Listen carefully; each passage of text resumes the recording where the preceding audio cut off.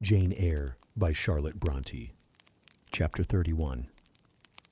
My home, then, when I at last find a home, is a cottage. A little room with whitewashed walls and a sanded floor, containing 4 painted chairs and a table, a clock, a cupboard, with 2 or 3 plates and dishes, and a set of tea things in delf.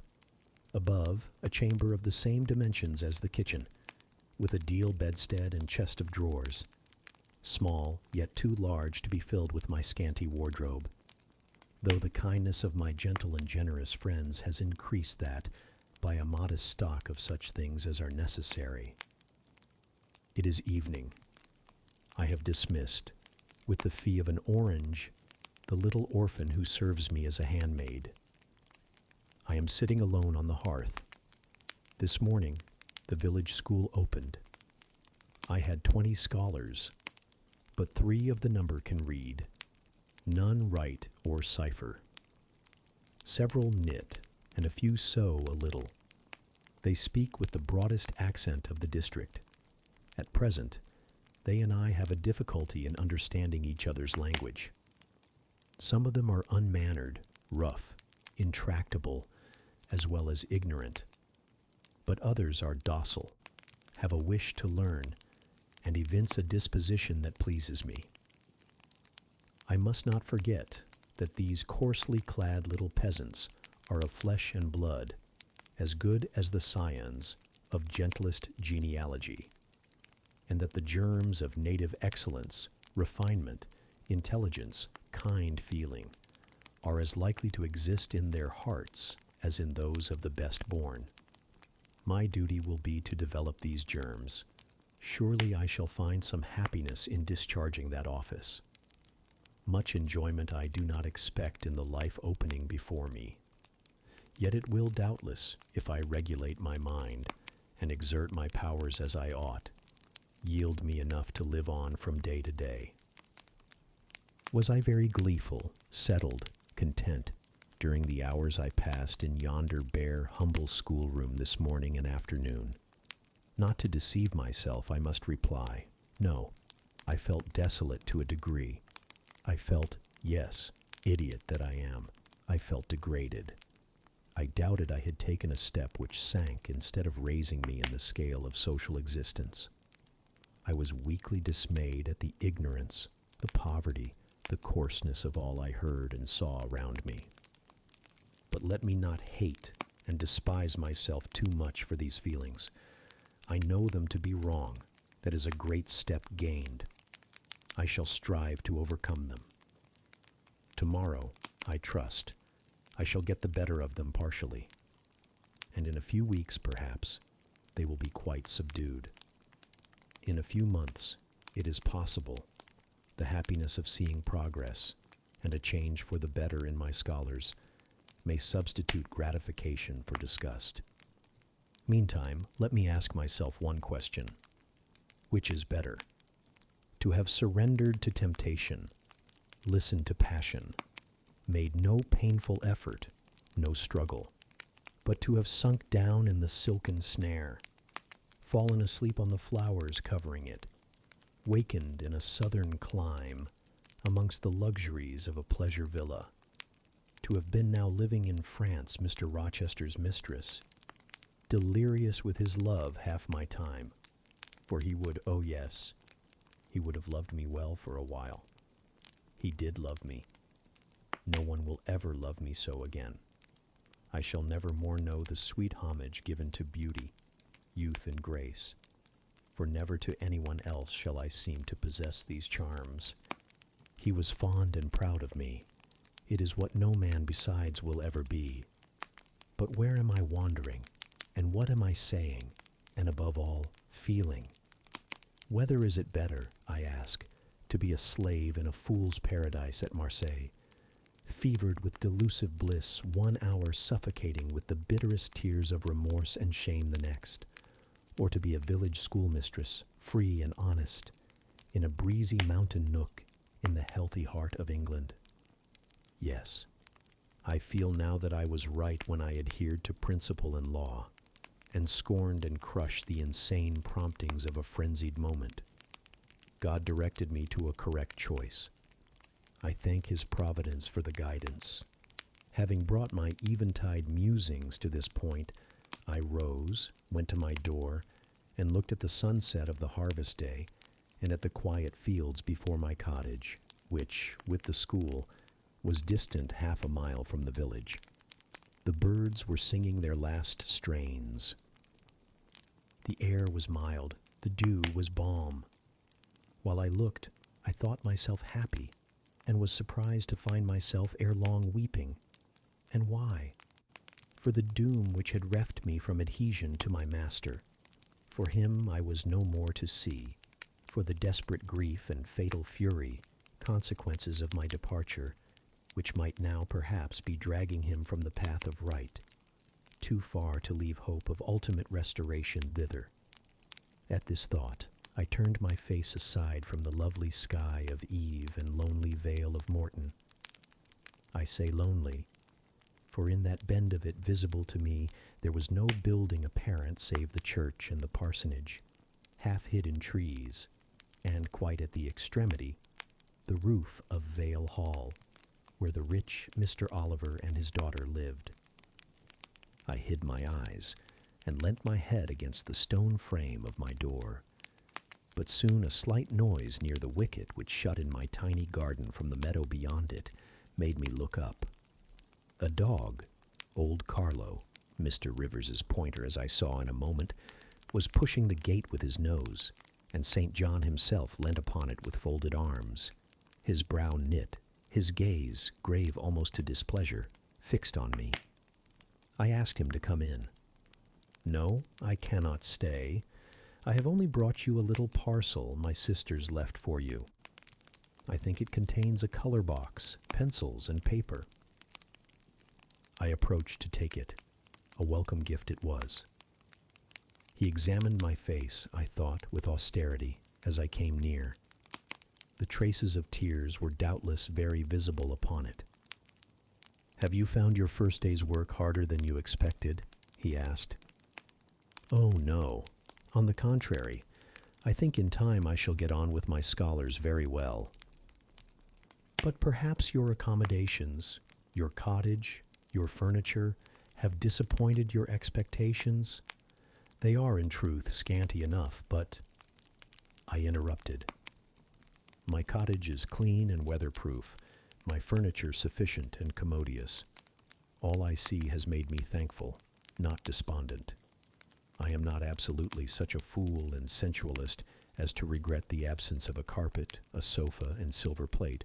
Besides, 5 weeks ago I had nothing. I was an outcast, a beggar, a vagrant. Now I have acquaintance, a home, a business. I wonder at the goodness of God, the generosity of my friends, the bounty of my lot. I do not repine. But you feel solitude and oppression. The little house there behind you is dark and empty.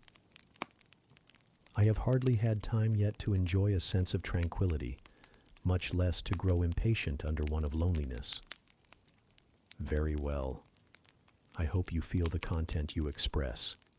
At any rate, your good sense will tell you that it is too soon yet to yield to the vacillating fears of Lot's wife.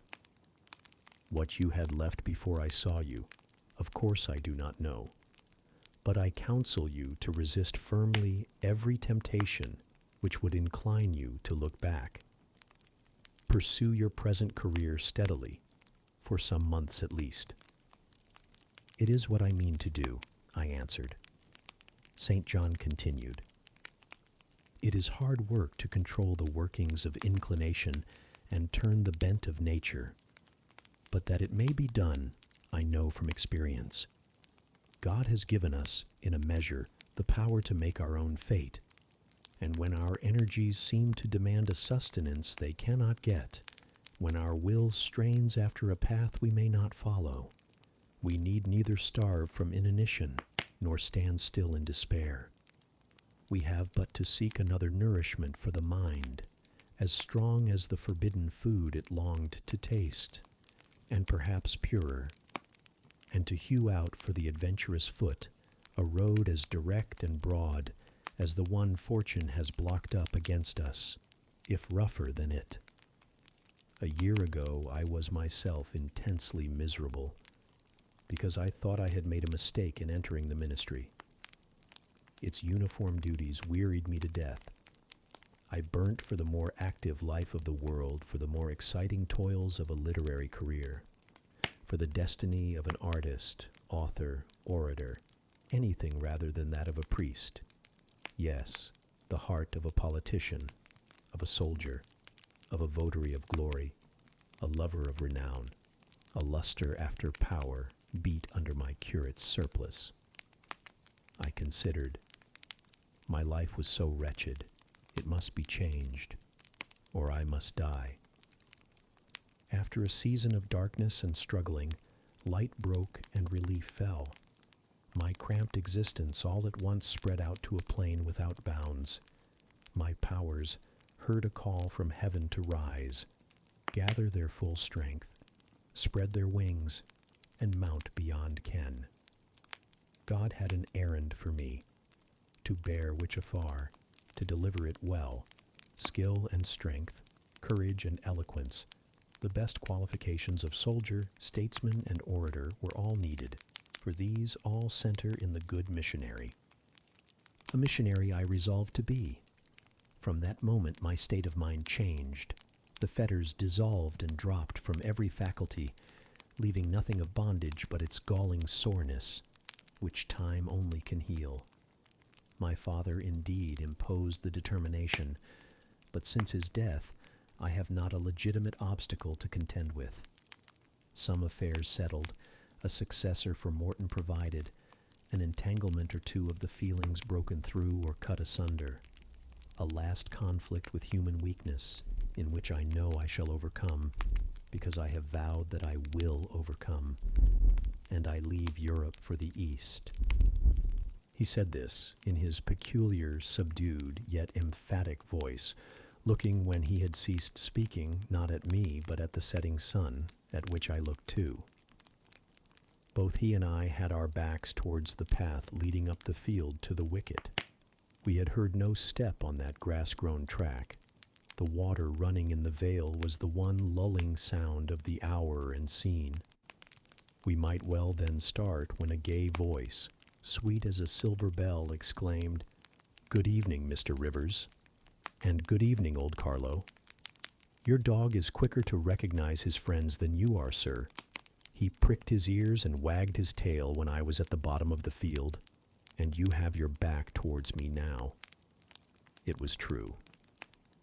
Though Mr. Rivers had started at the first of those musical accents, as if a thunderbolt had split a cloud over his head, he stood yet, at the close of the sentence, in the same attitude in which the speaker had surprised him, his arm resting on the gate, his face directed towards the west. He turned at last, with measured deliberation. A vision, as it seemed to me, had risen at his side. There appeared, within 3 feet of him, a form clad in pure white, a youthful, graceful form, full, yet fine in contour, and when, after bending to caress Carlo, it lifted up its head and threw back a long veil, there bloomed under his glance a face of perfect beauty. Perfect beauty is a strong expression, but I do not retrace or qualify it, as sweet features as ever the temperate clime of Albion molded, as pure hues of rose and lily as ever her humid gales and vapory skies generated and screened, justified in this instance the term. No charm was wanting, no defect was perceptible. The young girl had regular and delicate lineaments, eyes shaped and colored as we see them in lovely pictures, large and dark and full, the long and shadowy eyelash which encircles a fine eye with so soft a fascination, the penciled brow which gives such clearness, the white, smooth forehead which adds such repose to the livelier beauties of tint and ray, the cheek oval, fresh and smooth, the lips fresh too, ruddy, healthy, sweetly formed, the even and gleaming teeth without flaw, the small dimpled chin, the ornament of rich, plenteous tresses, all advantages, in short, which, combined, realize the ideal of beauty, were fully hers. I wondered, as I looked at this fair creature. I admired her with my whole heart. Nature had surely formed her in a partial mood, and forgetting her usual stinted stepmother dole of gifts, had endowed this, her darling, with a grand dame's bounty. What did St. John Rivers think of this earthly angel? I naturally asked myself that question as I saw him turn to her and look at her. And, as naturally, I sought the answer to the inquiry in his countenance. He had already withdrawn his eye from the Peri, and was looking at a humble tuft of daisies which grew by the wicket. "A lovely evening, but late for you to be out alone," he said, as he crushed the snowy heads of the closed flowers with his foot. "Oh, I only came home from S." She mentioned the name of a large town some 20 miles distant. "This afternoon. Papa told me you had opened your school and that the new mistress was come, and so I put on my bonnet after tea and ran up the valley to see her. This is she?" Pointing to me. "It is," said St. John. "Do you think you shall like Morton?" she asked of me with a direct and naive simplicity of tone and manner, pleasing if childlike. "I hope I shall. I have many inducements to do so." "Did you find your scholars as attentive as you expected?" "Quite." "Do you like your house?" "Very much." "Have I furnished it nicely?" "Very nicely indeed." "And made a good choice of an attendant for you in Alice Wood?" "You have indeed. She is teachable and handy." This, then, I thought, is Miss Oliver, the heiress, favored, it seems, in the gifts of fortune, as well as in those of nature. What happy combination of the planets presided over her birth, I wonder. "I shall come up and help you to teach sometimes," she added. "It will be a change for me to visit you now and then, and I like a change. Mr. Rivers, I have been so gay during my stay at S. Last night, or rather this morning, I was dancing till 2 o'clock. Theth Regiment are stationed there since the riots, and the officers are the most agreeable men in the world. They put all our young knife grinders and scissor merchants to shame. It seemed to me that Mr. St. John's under lip protruded, and his upper lip curled a moment. His mouth certainly looked a good deal compressed, and the lower part of his face unusually stern and square, as the laughing girl gave him this information. He lifted his gaze, too, from the daisies, and turned it on her. An unsmiling, a searching, a meaning gaze it was. She answered it with a second laugh, and laughter well became her youth, her roses, her dimples, her bright eyes. As he stood, mute and grave, she again fell to caressing Carlo. "Poor Carlo loves me," said she. "He is not stern and distant to his friends, and if he could speak, he would not be silent." As she patted the dog's head, bending with native grace before his young and austere master, I saw a glow rise to that master's face. I saw his solemn eye melt with sudden fire and flicker with resistless emotion. Flushed and kindled thus, he looked nearly as beautiful for a man as she for a woman. His chest heaved once, as if his large heart, weary of despotic constriction, had expanded, despite the will, and made a vigorous bound for the attainment of liberty. But he curbed it, I think, as a resolute rider would curb a rearing steed. He responded neither by word nor movement to the gentle advances made him. "Papa says you never come to see us now," continued Miss Oliver, looking up. "You are quite a stranger at Vale Hall. He is alone this evening and not very well. Will you return with me and visit him?" "It is not a seasonable hour to intrude on Mr. Oliver," answered St. John. "Not a seasonable hour, but I declare it is. It is just the hour when Papa most wants company. When the works are closed, and he has no business to occupy him. Now, Mr. Rivers, do come. Why are you so very shy and so very somber?" She filled up the hiatus his silence left by a reply of her own. "I forgot," she exclaimed, shaking her beautiful curled head, as if shocked at herself. "I am so giddy and thoughtless. Do excuse me. It had slipped my memory that you have good reasons to be indisposed for joining in my chatter. Diana and Mary have left you, and Moor House is shut up, and you are so lonely. I am sure I pity you. Do come and see Papa." "Not tonight, Miss Rosamond. Not tonight." Mr. St. John spoke almost like an automaton. Himself only knew the effort it cost him thus to refuse. "Well, if you are so obstinate, I will leave you, for I dare not stay any longer. The dew begins to fall. Good evening." She held out her hand. He just touched it. "Good evening," he repeated, in a voice low and hollow as an echo. She turned, but in a moment returned. "Are you well?" she asked. Well might she put the question. His face was blanched as her gown. "Quite well," he enunciated, and with a bow he left the gate. She went one way, he another. She turned twice to gaze after him as she tripped fairy-like down the field. He, as he strode firmly across, never turned at all. This spectacle of another's suffering and sacrifice wrapped my thoughts from exclusive meditation on my own. Diana Rivers had designated her brother inexorable as death. She had not exaggerated. Chapter 32. I continued the labors of the village school as actively and faithfully as I could. It was truly hard work at first. Some time elapsed before, with all my efforts, I could comprehend my scholars and their nature. Wholly untaught, with faculties quite torpid, they seemed to me hopelessly dull, and at first sight, all dull alike. But I soon found I was mistaken.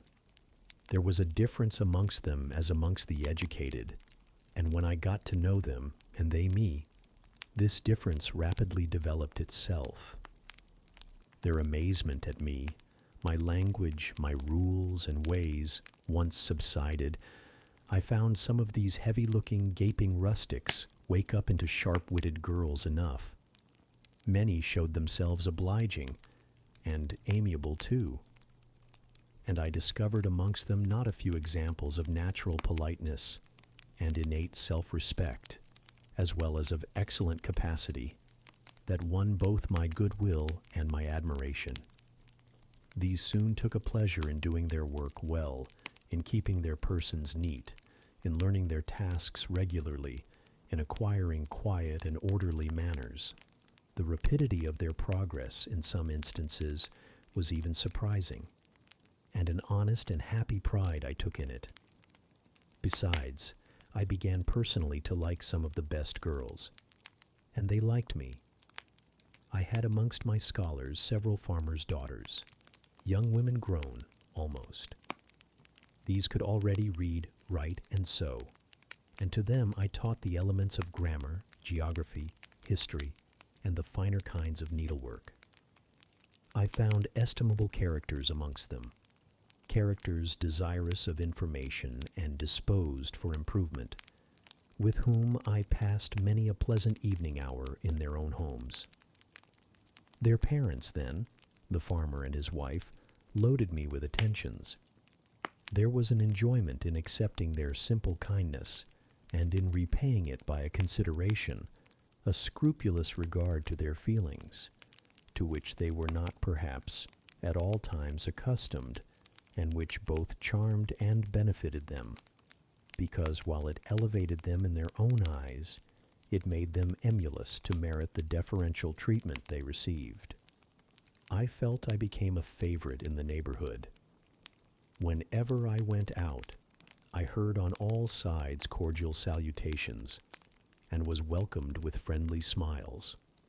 To live amidst general regard, though it be but the regard of working people, is like sitting in sunshine, calm and sweet.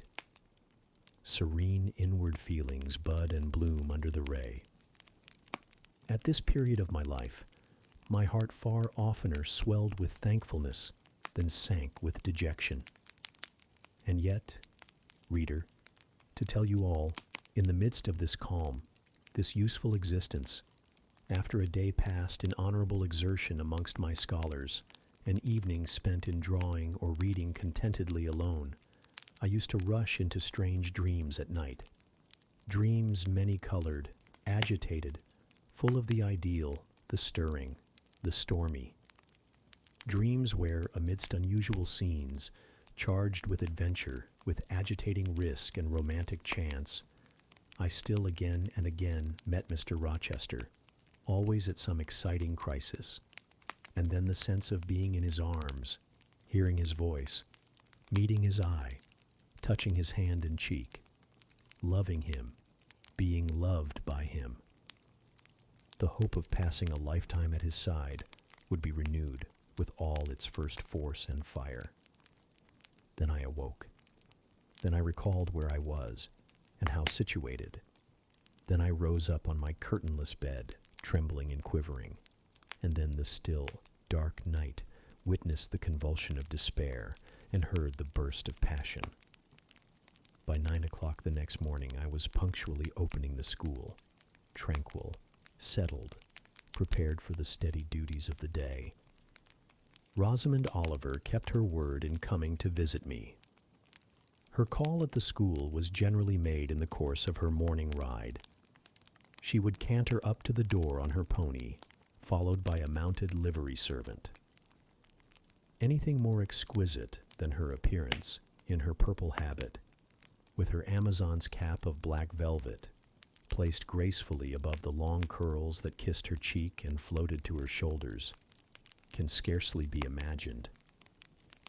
And it was thus she would enter the rustic building and glide through the dazzled ranks of the village children. She generally came at the hour when Mr. Rivers was engaged in giving his daily catechizing lesson.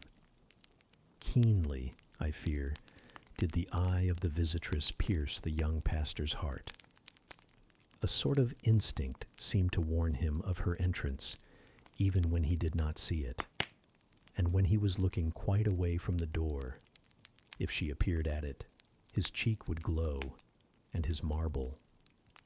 Seeming features, though they refused to relax, changed indescribably, and in their very quiescence became expressive of a repressed fervor, stronger than working muscle or darting glance could indicate.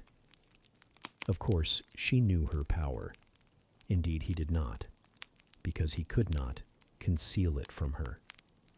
In spite of his Christian stoicism, when she went up and addressed him, and smiled gaily, encouragingly, even fondly in his face, his hand would tremble, and his eye burn. He seemed to say with his sad and resolute look, if he did not say it with his lips, I love you, and I know you prefer me. It is not despair of success that keeps me dumb. If I offered my heart, I believe you would accept it. But that heart is already laid on a sacred altar. The fire is arranged round it. It will soon be no more than a sacrifice consumed. And then she would pout like a disappointed child. A pensive cloud would soften her radiant vivacity. She would withdraw her hand hastily from his, and turn in transient petulance from his aspect, at once so heroic and so martyr-like. St. John, no doubt, would have given the world to follow, recall, retain her when she thus left him. But he would not give one chance of heaven, nor relinquish, for the Elysium of her love, one hope of the true, eternal paradise. Besides, he could not bind all that he had in his nature, the rover, the aspirant, the poet, the priest, in the limits of a single passion. He could not, he would not, renounce his wild field of mission warfare for the parlors and the peace of Vale Hall. I learnt so much from himself in an inroad I once, despite his reserve, had the daring to make on his confidence. Miss Oliver already honored me with frequent visits to my cottage. I had learnt her whole character, which was without mystery or disguise. She was coquettish, but not heartless, exacting, but not worthlessly selfish.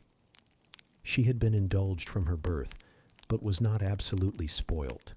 She was hasty, but good-humored, vain. She could not help it when every glance in the glass showed her such a flush of loveliness, but not affected, liberal-handed, innocent of the pride of wealth, ingenuous, sufficiently intelligent, gay, lively, and unthinking. She was very charming, in short, even to a cool observer of her own sex like me, but she was not profoundly interesting or thoroughly impressive. A very different sort of mind was hers from that, for instance, of the Sisters of St. John. Still, I liked her almost as I liked my pupil Adele, except that, for a child whom we have watched over and taught, a closer affection is engendered than we can give an equally attractive adult acquaintance. She had taken an amiable caprice to me. She said I was like Mr. Rivers, only, certainly, she allowed, not 1/10 so handsome, though I was a nice, neat little soul enough, but he was an angel. I was, however, good, clever, composed, and firm, like him. I was a lusus naturae, she affirmed, as a village schoolmistress. She was sure my previous history, if known, would make a delightful romance. One evening, while with her usual childlike activity and thoughtless, yet not offensive inquisitiveness, she was rummaging the cupboard and the table drawer of my little kitchen, she discovered first 2 French books, a volume of Schiller, a German grammar and dictionary, and then my drawing materials and some sketches, including a pencil head of a pretty little cherub-like girl, one of my scholars, and sundry views from nature taken in the Vale of Morton and on the surrounding moors. She was first transfixed with surprise, and then electrified with delight. Had I done these pictures? Did I know French and German? What a love! What a miracle I was! I drew better than her master in the first school in S. Would I sketch a portrait of her to show to Papa? With pleasure, I replied, and I felt a thrill of artist, delight at the idea of copying from so perfect and radiant a model. She had then on a dark blue silk dress. Her arms and her neck were bare. Her only ornament was her chestnut tresses, which waved over her shoulders with all the wild grace of natural curls. I took a sheet of fine cardboard and drew a careful outline. I promised myself the pleasure of coloring it, and, as it was getting late then, I told her she must come and sit another day. She made such a report of me to her father that Mr. Oliver himself accompanied her next evening. A tall, massive-featured, middle-aged, and gray-headed man, at whose side his lovely daughter looked like a bright flower near a hoary turret. He appeared a taciturn, and perhaps a proud personage, but he was very kind to me. The sketch of Rosamond's portrait pleased him highly. He said I must make a finished picture of it. He insisted, too, on my coming the next day to spend the evening at Vale Hall. I went. I found it a large, handsome residence, showing abundant evidences of wealth in the proprietor. Rosamond was full of glee and pleasure all the time I stayed. Her father was affable, and when he entered into conversation with me after tea, he expressed in strong terms his approbation of what I had done in Morton School, and said he only feared, from what he saw and heard, I was too good for the place, and would soon quit it for one more suitable. "Indeed," cried Rosamond, "she is clever enough to be a governess in a high family, Papa."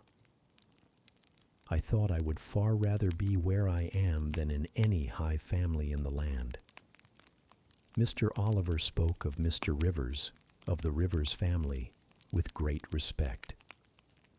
He said it was a very old name in that neighborhood, that the ancestors of the house were wealthy, that all Morton had once belonged to them, that even now he considered the representative of that house might, if he liked, make an alliance with the best.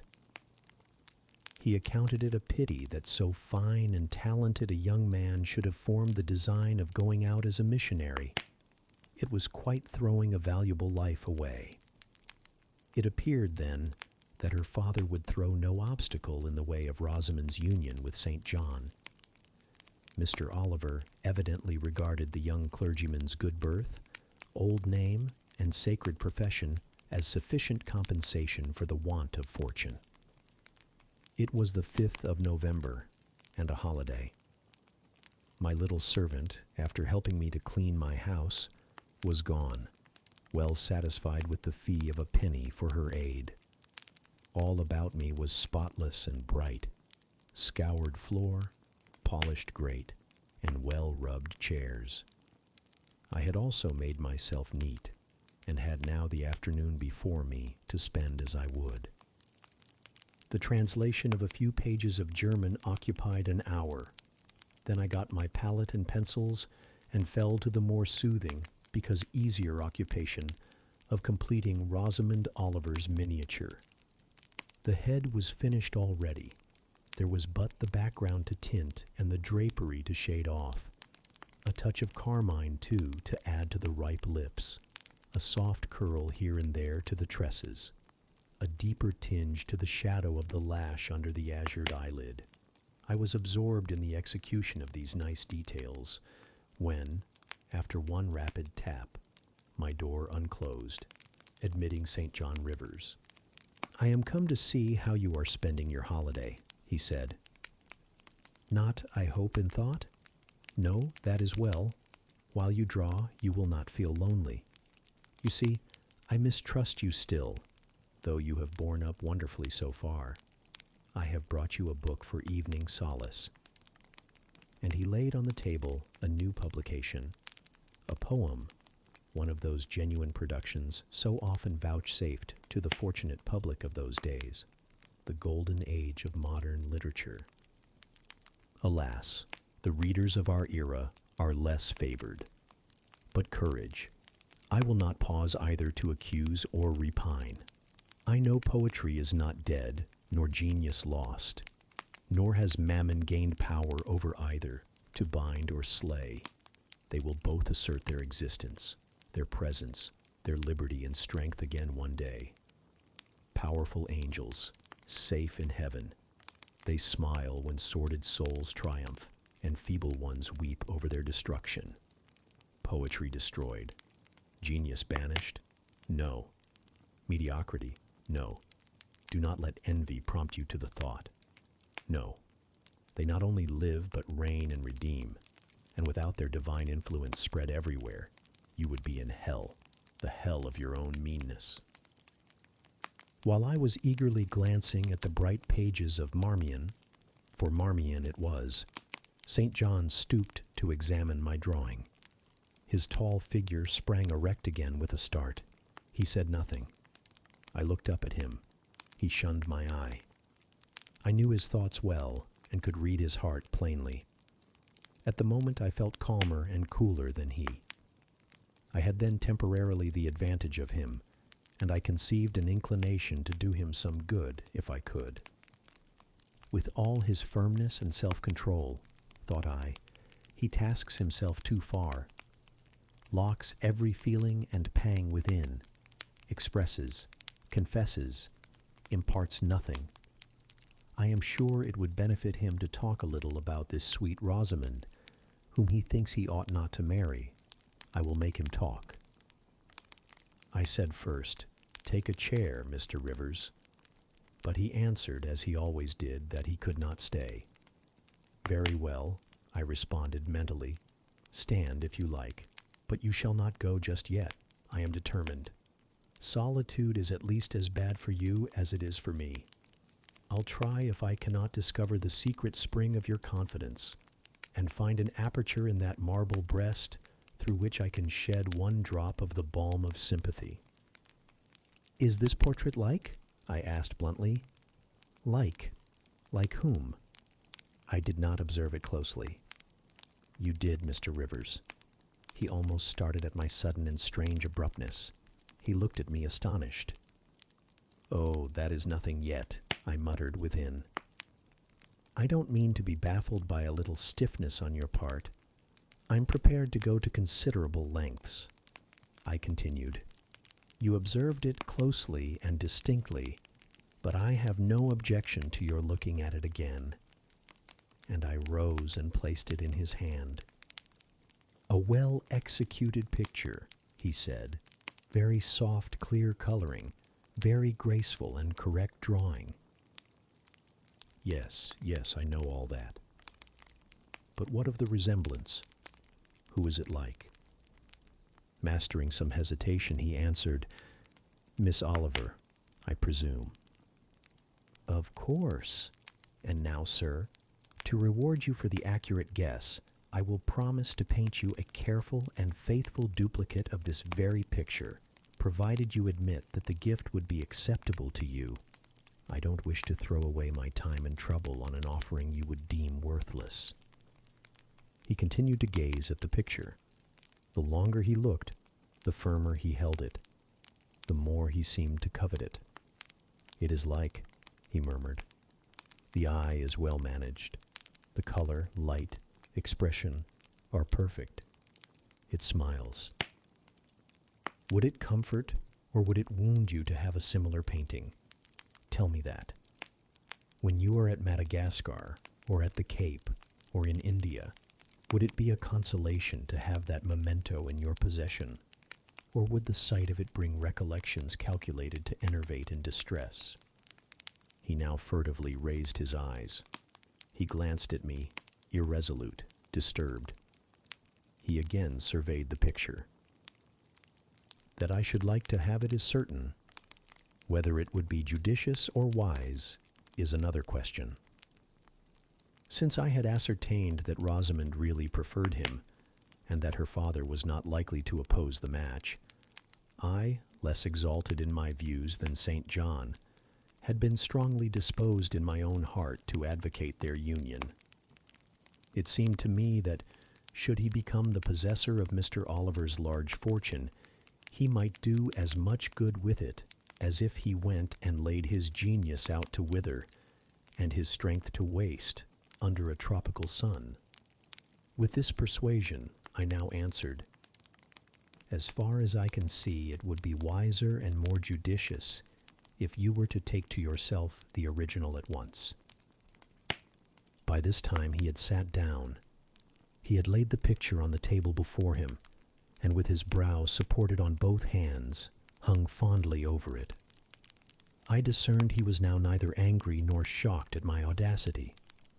I saw even that to be thus frankly addressed on a subject he had deemed unapproachable, to hear it thus freely handled, was beginning to be felt by him as a new pleasure, an unhoped-for relief. Reserved people often really need the frank discussion of their sentiments and griefs more than the expansive.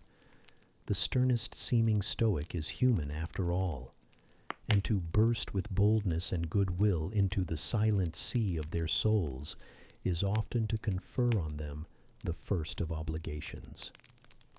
"She likes you, I am sure," said I, as I stood behind his chair, "and her father respects you. Moreover, she is a sweet girl, rather thoughtless, but you would have sufficient thought for both yourself and her. You ought to marry her." "Does she like me?" he asked. "Certainly, better than she likes anyone else. She talks of you continually. There is no subject she enjoys so much or touches upon so often." "It is very pleasant to hear this," he said. "Very. Go on for another quarter of an hour." And he actually took out his watch and laid it upon the table to measure the time. "But where is the use of going on?" I asked. "When you are probably preparing some iron blow of contradiction, or forging a fresh chain to fetter your heart. Don't imagine such hard things. Fancy me yielding and melting as I am doing, human love rising like a freshly opened fountain in my mind, and overflowing with sweet inundation, all the field I have so carefully and with such labor prepared, so assiduously sown with the seeds of good intentions, of self-denying plans. And now it is deluged with a nectarous flood, the young germs swamped, delicious poison cankering them. Now I see myself stretched on an ottoman in the drawing room at Vale Hall at my bride Rosamond Oliver's feet. She is talking to me with her sweet voice, gazing down on me with those eyes your skillful hand has copied so well, smiling at me with these coral lips. She is mine, I am hers. This present life and passing world suffice to me. Hush, say nothing, my heart is full of delight, my senses are entranced. Let the time I marked pass in peace. I humored him. The watch ticked on. He breathed fast and low. I stood silent. Amidst this hush the quartet sped. He replaced the watch, laid the picture down, rose, and stood on the hearth. Now, said he, that little space was given to delirium and delusion. I rested my temples on the breast of temptation and put my neck voluntarily under her yoke of flowers. I tasted her cup. The pillow was burning. There is an asp in the garland. The wine has a bitter taste. Her promises are hollow, her offers false. I see and know all this. I gazed at him in wonder. It is strange, pursued he, that while I love Rosamond Oliver so wildly, with all the intensity indeed of a first passion, the object of which is exquisitely beautiful, graceful, fascinating, I experience at the same time a calm, unwarped consciousness that she would not make me a good wife, that she is not the partner suited to me, that I should discover this within a year after marriage, and that to 12 months' rapture would succeed a lifetime of regret. This I know. Strange indeed. I could not help ejaculating. While something in me, he went on, is acutely sensible to her charms, something else is as deeply impressed with her defects. They are such that she could sympathize in nothing I aspired to, cooperate in nothing I undertook. Rosamond a sufferer, a laborer, a female apostle. Rosamond a missionary's wife? No. But you need not be a missionary. You might relinquish that scheme. Relinquish. What? My vocation, my great work, my foundation laid on earth for a mansion in heaven, my hopes of being numbered in the band who have merged all ambitions in the glorious one of bettering their race, of carrying knowledge into the realms of ignorance, of substituting peace for war, freedom for bondage, religion for superstition, the hope of heaven for the fear of hell? Must I relinquish that? It is dearer than the blood in my veins. It is what I have to look forward to and to live for. After a considerable pause, I said, "And Miss Oliver, are her disappointment and sorrow of no interest to you?" Miss Oliver is ever surrounded by suitors and flatterers. In less than a month, my image will be effaced from her heart. She will forget me, and will marry, probably, someone who will make her far happier than I should do. You speak coolly enough, but you suffer in the conflict. You are wasting away. Number if I get a little thin, it is with anxiety about my prospects, yet unsettled, my departure, continually procrastinated. Only this morning I received intelligence that the successor, whose arrival I have been so long expecting, cannot be ready to replace me for 3 months to come yet, and perhaps the 3 months may extend to 6. You tremble and become flushed whenever Miss Oliver enters the schoolroom. Again, the surprised expression crossed his face. He had not imagined that a woman would dare to speak so to a man. For me, I felt at home in this sort of discourse. I could never rest in communication with strong, discreet, and refined minds, whether male or female, till I had passed the outworks of conventional reserve and crossed the threshold of confidence and won a place by their heart's very hearthstone. "You are original," said he, "and not timid. There is something brave in your spirit, as well as penetrating in your eye. But allow me to assure you that you partially misinterpret my emotions. You think them more profound and potent than they are. You give me a larger allowance of sympathy than I have a just claim to. When I color, and when I shade before Miss Oliver, I do not pity myself. I scorn the weakness. I know it is ignoble, a mere fever of the flesh, not, I declare, the convulsion of the soul. That is just as fixed as a rock, firm set in the depths of a restless sea. Know me to be what I am, a cold, hard man." I smiled incredulously. "You have taken my confidence by storm," he continued, "and now it is much at your service. I am simply, in my original state, stripped of that blood-bleached robe with which Christianity covers human deformity, a cold, hard, ambitious man. Natural affection only, of all the sentiments, has permanent power over me. Reason, and not feeling, is my guide. My ambition is unlimited. My desire to rise higher, to do more than others, insatiable. I honor endurance, perseverance, industry, talent, because these are the means by which men achieve great ends and mount to lofty eminence. I watch your career with interest, because I consider you a specimen of a diligent, orderly, energetic woman, not because I deeply compassionate what you have gone through or what you still suffer. You would describe yourself as a mere pagan philosopher," I said. "Number, there is this difference between me and deistic philosophers. I believe, and I believe the gospel. You missed your epithet. I am not a pagan, but a Christian philosopher, a follower of the sect of Jesus. As his disciple, I adopt his pure, his merciful, his benignant doctrines. I advocate them. I am sworn to spread them. Won in youth to religion, she has cultivated my original qualities thus.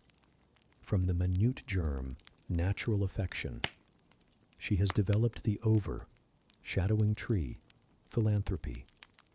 From the wild, stringy root of human uprightness, she has reared a due sense of the divine justice, of the ambition to win power and renown for my wretched self. She has formed the ambition to spread my Master's kingdom, to achieve victories for the standard of the cross. So much has religion done for me, turning the original materials to the best account, pruning and training nature. But she could not eradicate nature, nor will it be eradicated till this mortal shall put on immortality." Having said this, he took his hat, which lay on the table beside my pallet. Once more he looked at the portrait. "She is lovely," he murmured. "She is well named the Rose of the World, indeed. And may I not paint one like it for you? Cui bono? No?" He drew over the picture the sheet of thin paper on which I was accustomed to rest my hand in painting, to prevent the cardboard from being sullied. What he suddenly saw on this blank paper, it was impossible for me to tell. But something had caught his eye. He took it up with a snatch. He looked at the edge, then shot a glance at me, inexpressibly peculiar and quite incomprehensible. A glance that seemed to take and make note of every point in my shape, face, and dress, for it traversed all, quick, keen as lightning. His lips parted as if to speak, but he checked the coming sentence, whatever it was. "What is the matter?" I asked. "Nothing in the world," was the reply. and replacing the paper, I saw him dexterously tear a narrow slip from the margin. It disappeared in his glove, and with one hasty nod and good afternoon, he vanished. "Well," I exclaimed, using an expression of the district, "that caps the globe, however."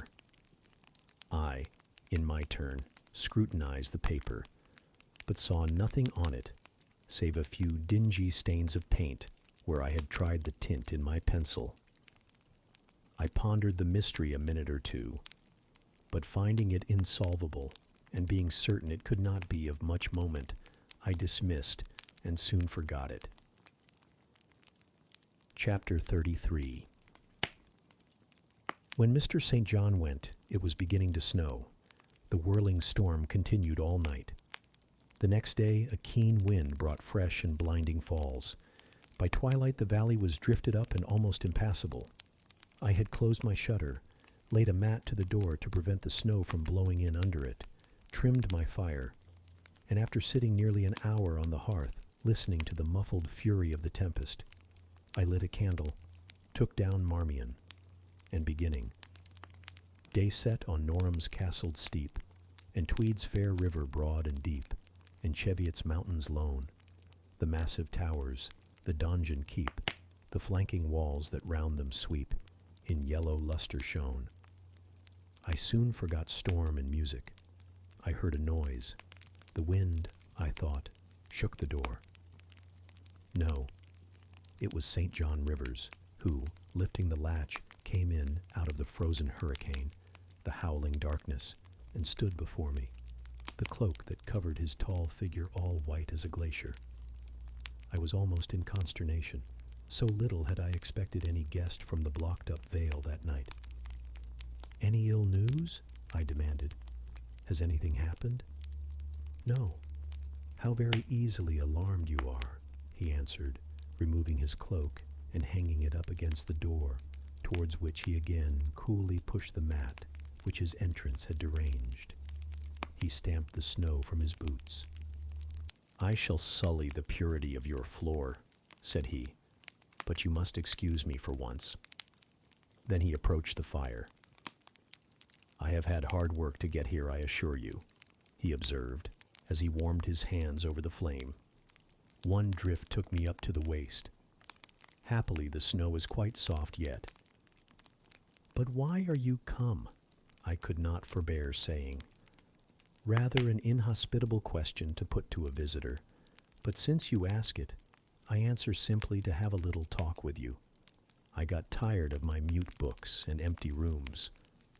Besides, since yesterday I have experienced the excitement of a son to whom a tale has been half told, and who is impatient to hear the sequel. He sat down.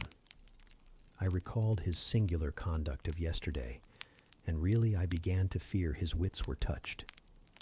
If he were insane, however, his was a very cool and collected insanity. I had never seen that handsome-featured face of his look more like chiseled marble than it did just now, as he put aside his snow-wet hair from his forehead and let the firelight shine free on his pale brow and cheek as pale, where it grieved me to discover the hollow trace of care or sorrow now so plainly graved. I waited, expecting he would say something I could at least comprehend, but his hand was now at his chin, his finger on his lip. He was thinking. It struck me that his hand looked wasted like his face. A perhaps uncalled-for gush of pity came over my heart. I was moved to say, "I wish Diana or Mary would come and live with you. It is too bad that you should be quite alone, and you are recklessly rash about your own health." "Not at all," said he. "I care for myself when necessary. I am well now. What do you see amiss in me?" This was said with a careless, abstracted indifference, which showed that my solicitude was, at least in his opinion, wholly superfluous. I was silenced. He still slowly moved his finger over his upper lip, and still his eye dwelt dreamily on the glowing grate. Thinking it urgent to say something, I asked him presently if he felt any cold draft from the door which was behind him. No, no, he responded shortly and somewhat testily. Well, I reflected, if you won't talk, you may be still. I'll let you alone now and return to my book. So I snuffed the candle and resumed the perusal of Marmion. He soon stirred. My eye was instantly drawn to his movements. He only took out a morocco pocketbook, thence produced a letter, which he read in silence, folded it, put it back, relapsed into meditation. It was vain to try to read with such an inscrutable fixture before me, nor could I, in impatience, consent to be dumb. He might rebuff me if he liked, but talk I would. Have you heard from Diana and Mary lately? Not since the letter I showed you a week ago. There has not been any change made about your own arrangements? You will not be summoned to leave England sooner than you expected? I fear not, indeed. Such chance is too good to befall me. Baffled so far, I changed my ground. I bethought myself to talk about the school and my scholars. Mary Garrett's mother is better, and Mary came back to the school this morning, and I shall have 4 new girls next week from the Foundry Close. They would have come today but for the snow. Indeed. Mr. Oliver pays for 2. Does he? He means to give the whole school a treat at Christmas. I know. Was it your suggestion? No. Whose then? His daughter's, I think. It is like her. She is so good-natured. Yes. Again came the blank of a pause. The clock struck 8 strokes. It aroused him. He uncrossed his legs, sat erect, turned to me. Leave your book a moment and come a little nearer the fire, he said. Wondering, and of my wonder finding no end, I complied. Half an hour ago, he pursued, I spoke of my impatience to hear the sequel of a tale. On reflection, I find the matter will be better managed by my assuming the narrator's part and converting you into a listener. Before commencing, it is but fair to warn you that the story will sound somewhat hackneyed in your ears. But stale details often regain a degree of freshness when they pass through new lips. For the rest, whether trite or novel, it is short. 20 years ago, a poor curate, never mind his name at this moment, fell in love with a rich man's daughter. She fell in love with him and married him against the advice of all her friends, who consequently disowned her immediately after the wedding. Before 2 years passed, the rash pair were both dead and laid quietly side by side under one slab. I have seen their grave. It formed part of the pavement of a huge churchyard surrounding the grim, soot-black old cathedral of an overgrown manufacturing town in Shire. They left a daughter, which, at its very birth, Charity received in her lap, cold as that of the snowdrift I almost stuck fast in tonight. Charity carried the friendless thing to the house of its rich maternal relations. It was reared by an aunt-in-law, called, I come to names now, Mrs. Reed of Gateshead.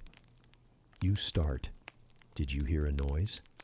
I dare say it is only a rat scrambling along the rafters of the adjoining schoolroom.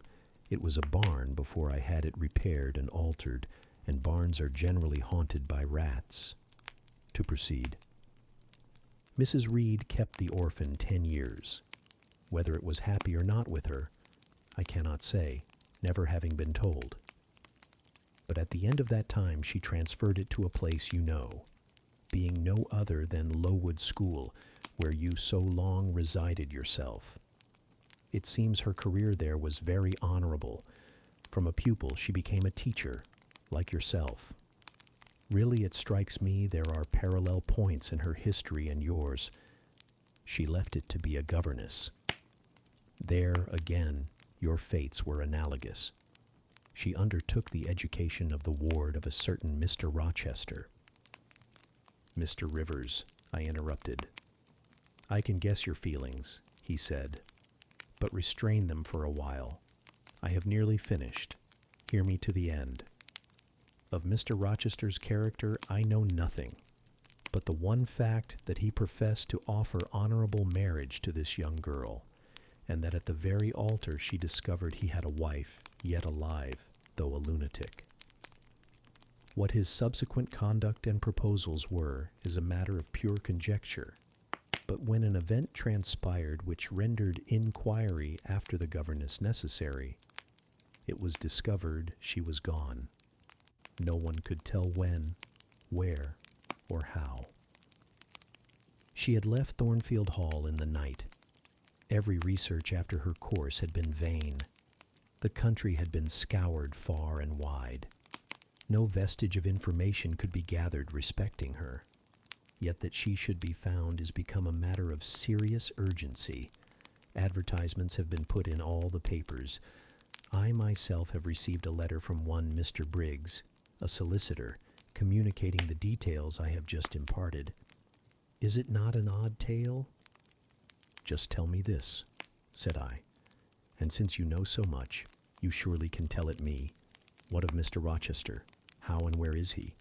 What is he doing? Is he well? I am ignorant of all concerning Mr. Rochester.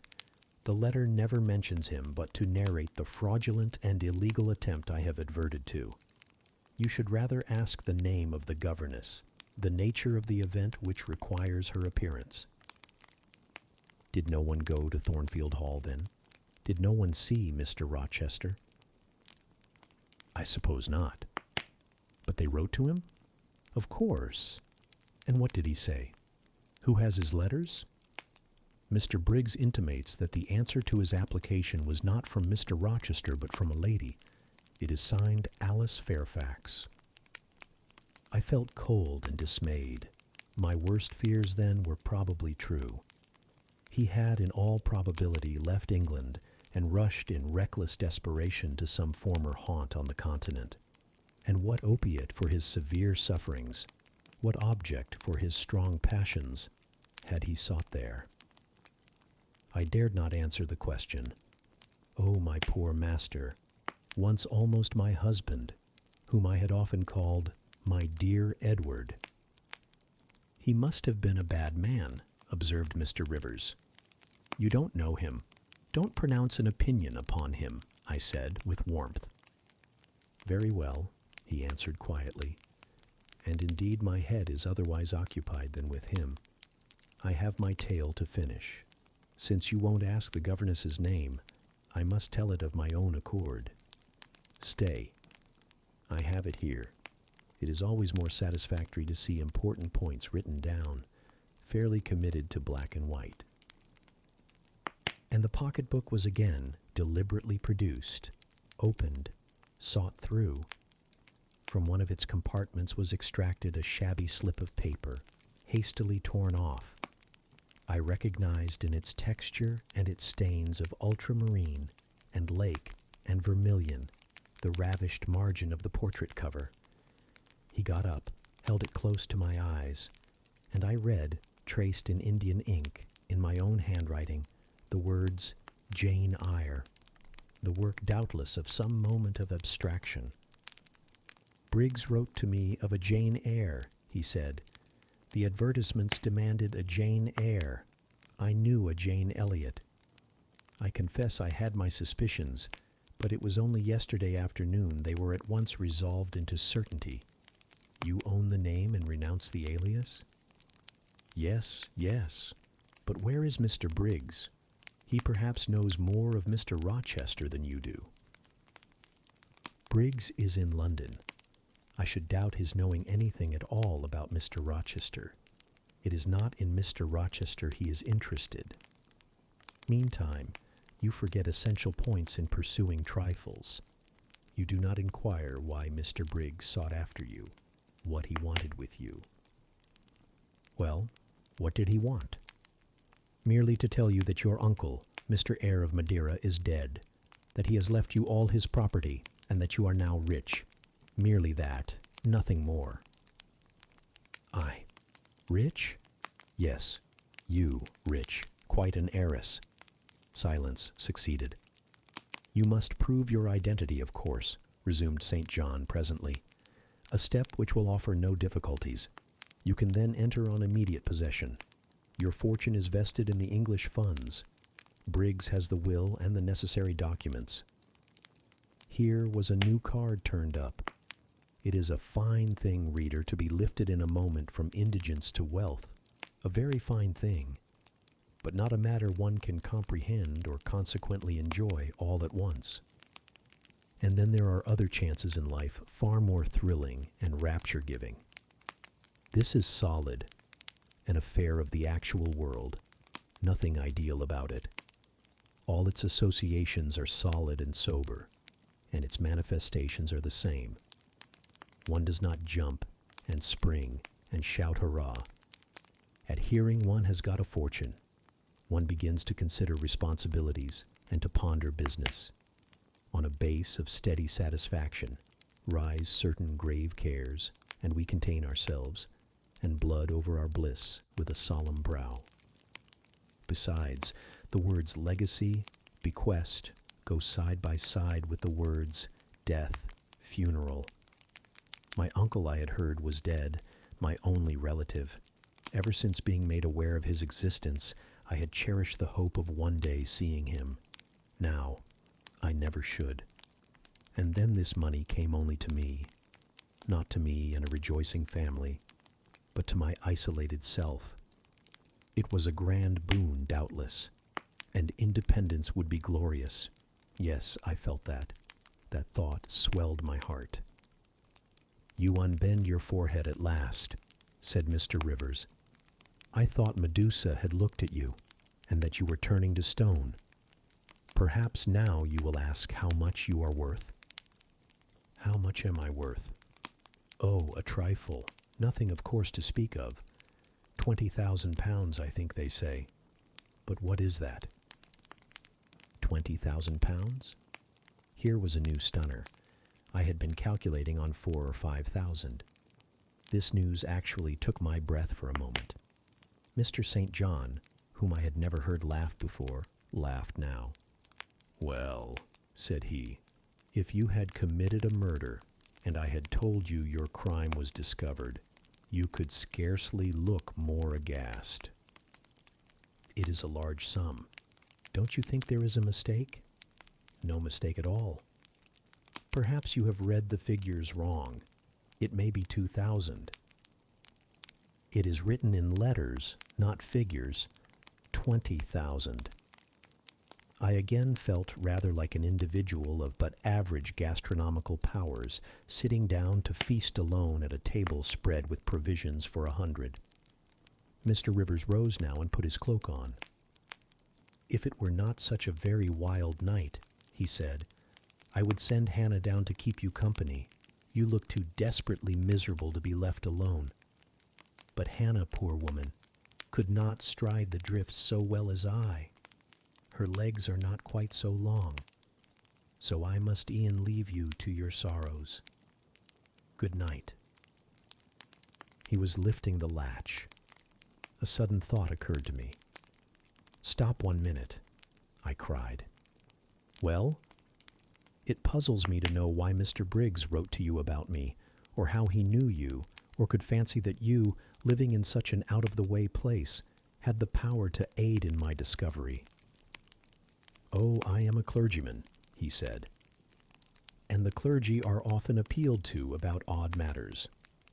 Again the latch rattled. No, that does not satisfy me, I exclaimed. And indeed there was something in the hasty and unexplanatory reply which, instead of allaying, piqued my curiosity more than ever. It is a very strange piece of business, I added. I must know more about it. Another time. No, tonight, tonight. And as he turned from the door, I placed myself between it and him. He looked rather embarrassed. You certainly shall not go till you have told me all, I said. I would rather not just now. You shall. You must. I would rather Diana or Mary informed you. Of course, these objections wrought my eagerness to a climax. Gratified it must be, and that without delay, and I told him so. But I apprised you that I was a hard man, said he, difficult to persuade. And I am a hard woman, impossible to put off. And then, he pursued, I am cold, no fervor infects me. Whereas I am hot, and fire dissolves ice. The blaze there has thawed all the snow from your cloak. By the same token, it has streamed onto my floor and made it like a trampled street. As you hope ever to be forgiven, Mr. Rivers, the high crime and misdemeanor of spoiling a sanded kitchen, tell me what I wish to know. Well then, he said, I yield, if not to your earnestness, to your perseverance, as stone is worn by continual dropping. Besides, you must know some day, as well now as later, your name is Jane Eyre. Of course, that was all settled before. You are not perhaps aware that I am your namesake, that I was christened Saint John Eyre Rivers? No, indeed. I remember now seeing the letter E comprised in your initials written in books you have at different times lent me, but I never asked for what name it stood. But what then? Surely. I stopped. I could not trust myself to entertain, much less to express, the thought that rushed upon me, that embodied itself, that in a second stood out a strong, solid probability. Circumstances knit themselves, fitted themselves, shot into order. The chain that had been lying hitherto a formless lump of links was drawn out straight. Every ring was perfect, the connection complete. I knew by instinct how the matter stood, before St. John had said another word. But I cannot expect the reader to have the same intuitive perception, so I must repeat his explanation. My mother's name was Eyre. She had 2 brothers, one a clergyman who married Miss Jane Reed of Gateshead, the other John Eyre, Esquernes merchant, late of Funchal, Madeira. Mr. Briggs, being Mr. Eyre's solicitor, wrote to us last August to inform us of our uncle's death, and to say that he had left his property to his brother the clergyman's orphan daughter, overlooking us, in consequence of a quarrel never forgiven between him and my father. He wrote again a few weeks since to intimate that the heiress was lost, and asking if we knew anything of her. A name casually written on a slip of paper has enabled me to find her out. You know the rest. Again he was going, but I set my back against the door. Do let me speak, I said. Let me have one moment to draw breath and reflect. I paused. He stood before me, hat in hand, looking composed enough. I resumed. Your mother was my father's sister? Yes. My aunt, consequently? He bowed. My Uncle John was your Uncle John. You, Diana, and Mary are his sister's children, as I am his brother's child? Undeniably. You 3, then, are my cousins. Half our blood on each side flows from the same source? We are cousins, yes. I surveyed him. It seemed I had found a brother, one I could be proud of, one I could love, and 2 sisters whose qualities were such that, when I knew them but as mere strangers, they had inspired me with genuine affection and admiration. The 2 girls, on whom, kneeling down on the wet ground and looking through the low latticed window of Morehouse kitchen, I had gazed with so bitter a mixture of interest and despair, were my near kinswomen, and the young and stately gentleman who had found me almost dying at his threshold was my blood relation. Glorious discovery to a lonely wretch. This was wealth indeed, wealth to the heart, a mine of pure genial affections. This was a blessing, bright, vivid and exhilarating, not like the ponderous gift of gold, rich and welcome enough in its way, but sobering from its weight. I now clapped my hands in sudden joy. My pulse bounded, my veins thrilled. "Oh, I am glad, I am glad," I exclaimed. St. John smiled. "Did I not say you neglected essential points to pursue trifles?" he asked. "You were serious when I told you you had got a fortune, and now, for a matter of no moment, you are excited." "What can you mean? It may be of no moment to you. You have sisters and don't care for a cousin, but I had nobody. And now 3 relations, or 2 if you don't choose to be counted, are born into my world full grown. I say again, I am glad." I walked fast through the room. I stopped, half suffocated with the thoughts that rose faster than I could receive, comprehend, settle them. Thoughts of what might, could, would, and should be, and that ere long. I looked at the blank wall. It seemed a sky thick with ascending stars. Everyone lit me to a purpose or delight. Those who had saved my life, whom till this hour I had loved barrenly, I could now benefit. They were under a yoke. I could free them. They were scattered. I could reunite them. The independence, the affluence which was mine, might be theirs too. Were we not 4? £20,000 shared equally would be 5,000 each. Justice. Enough and to spare. Justice would be done. Mutual happiness secured. Now the wealth did not weigh on me. Now it was not a mere bequest of coin. It was a legacy of life, hope, enjoyment. How I looked while these ideas were taking my spirit by storm, I cannot tell. But I perceived soon that Mr. Rivers had placed a chair behind me and was gently attempting to make me sit down on it. He also advised me to be composed. I scorned the insinuation of helplessness and distraction, shook off his hand, and began to walk about again. "Write to Diana and Mary tomorrow," I said, "and tell them to come home directly." Diana said they would both consider themselves rich with £1,000, so with 5,000 they will do very well. "Tell me where I can get you a glass of water," said St. John.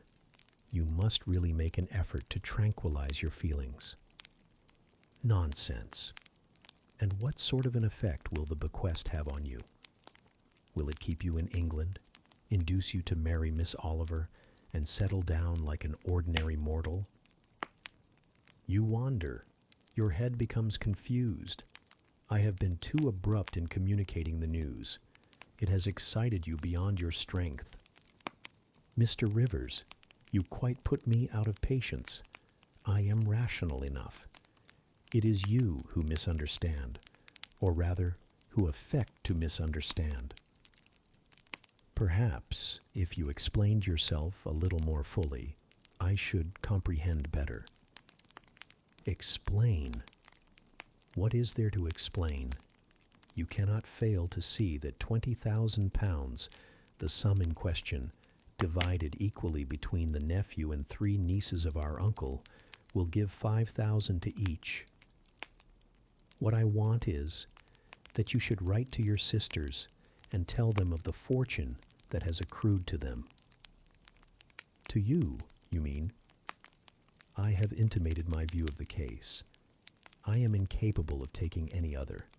I am not brutally selfish, blindly unjust, or fiendishly ungrateful. Besides, I am resolved I will have a home and connections. I like Moor House, and I will live at Moor House. I like Diana and Mary, and I will attach myself for life to Diana and Mary. It would please and benefit me to have £5,000. It would torment and oppress me to have 20,000, which moreover could never be mine in justice, though it might in law. I abandon to you, then, what is absolutely superfluous to me. Let there be no opposition and no discussion about it. Let us agree amongst each other and decide the point at once. This is acting on first impulses. You must take days to consider such a matter, ere your word can be regarded as valid. Oh, if all you doubt is my sincerity, I am easy. You see the justice of the case? I do see a certain justice, but it is contrary to all custom. Besides, the entire fortune is your right. My uncle gained it by his own efforts. He was free to leave it to whom he would. He left it to you. After all, justice permits you to keep it. You may, with a clear conscience, consider it absolutely your own. With me, said I, it is fully as much a matter of feeling as of conscience. I must indulge my feelings. I so seldom have had an opportunity of doing so. Were you to argue, object, and annoy me for a year, I could not forego the delicious pleasure of which I have caught a glimpse, that of repaying, in part, a mighty obligation, and winning to myself lifelong friends. You think so now, rejoined St. John, because you do not know what it is to possess, nor consequently to enjoy wealth. You cannot form a notion of the importance 20,000 pounds would give you, of the place it would enable you to take in society, of the prospects it would open to you. You cannot. And you, I interrupted, cannot at all imagine the craving I have for fraternal and sisterly love. I never had a home. I never had brothers or sisters. I must and will have them now. You are not reluctant to admit me and own me, are you? Jane, I will be your brother. My sisters will be your sisters, without stipulating for this sacrifice of your just rights. Brother? Yes, at the distance of 1,000 leagues. Sisters? Yes, slaving amongst strangers. I, wealthy, gorged with gold I never earned and do not merit. You, penniless. Famous equality and fraternization, close union, intimate attachment. But Jane, your aspirations after family ties and domestic happiness may be realized otherwise than by the means you contemplate. You may marry. Nonsense again. Marry.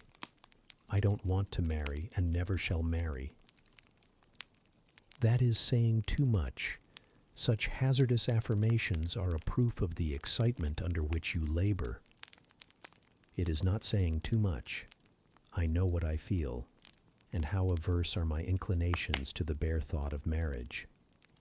No one would take me for love, and I will not be regarded in the light of a mere money speculation. And I do not want a stranger, unsympathizing, alien, different from me. I want my kindred, those with whom I have full fellow feeling. Say again you will be my brother. When you uttered the words, I was satisfied, happy. Repeat them if you can. Repeat them sincerely. I think I can. I know I have always loved my own sisters, and I know on what my affection for them is grounded, respect for their worth and admiration of their talents. You too have principle in mind. Your tastes and habits resemble Diana's and Mary's. Your presence is always agreeable to me. In your conversation I have already for some time found a salutary solace. I feel I can easily and naturally make room in my heart for you, as my third and youngest sister. Thank you. That contents me for tonight. Now you had better go, for if you stay longer, you will perhaps irritate me afresh by some mistrustful scruple. And the school, Miss Eyre. It must now be shut up, I suppose. Number, I will retain my post of mistress till you get a substitute. He smiled approbation.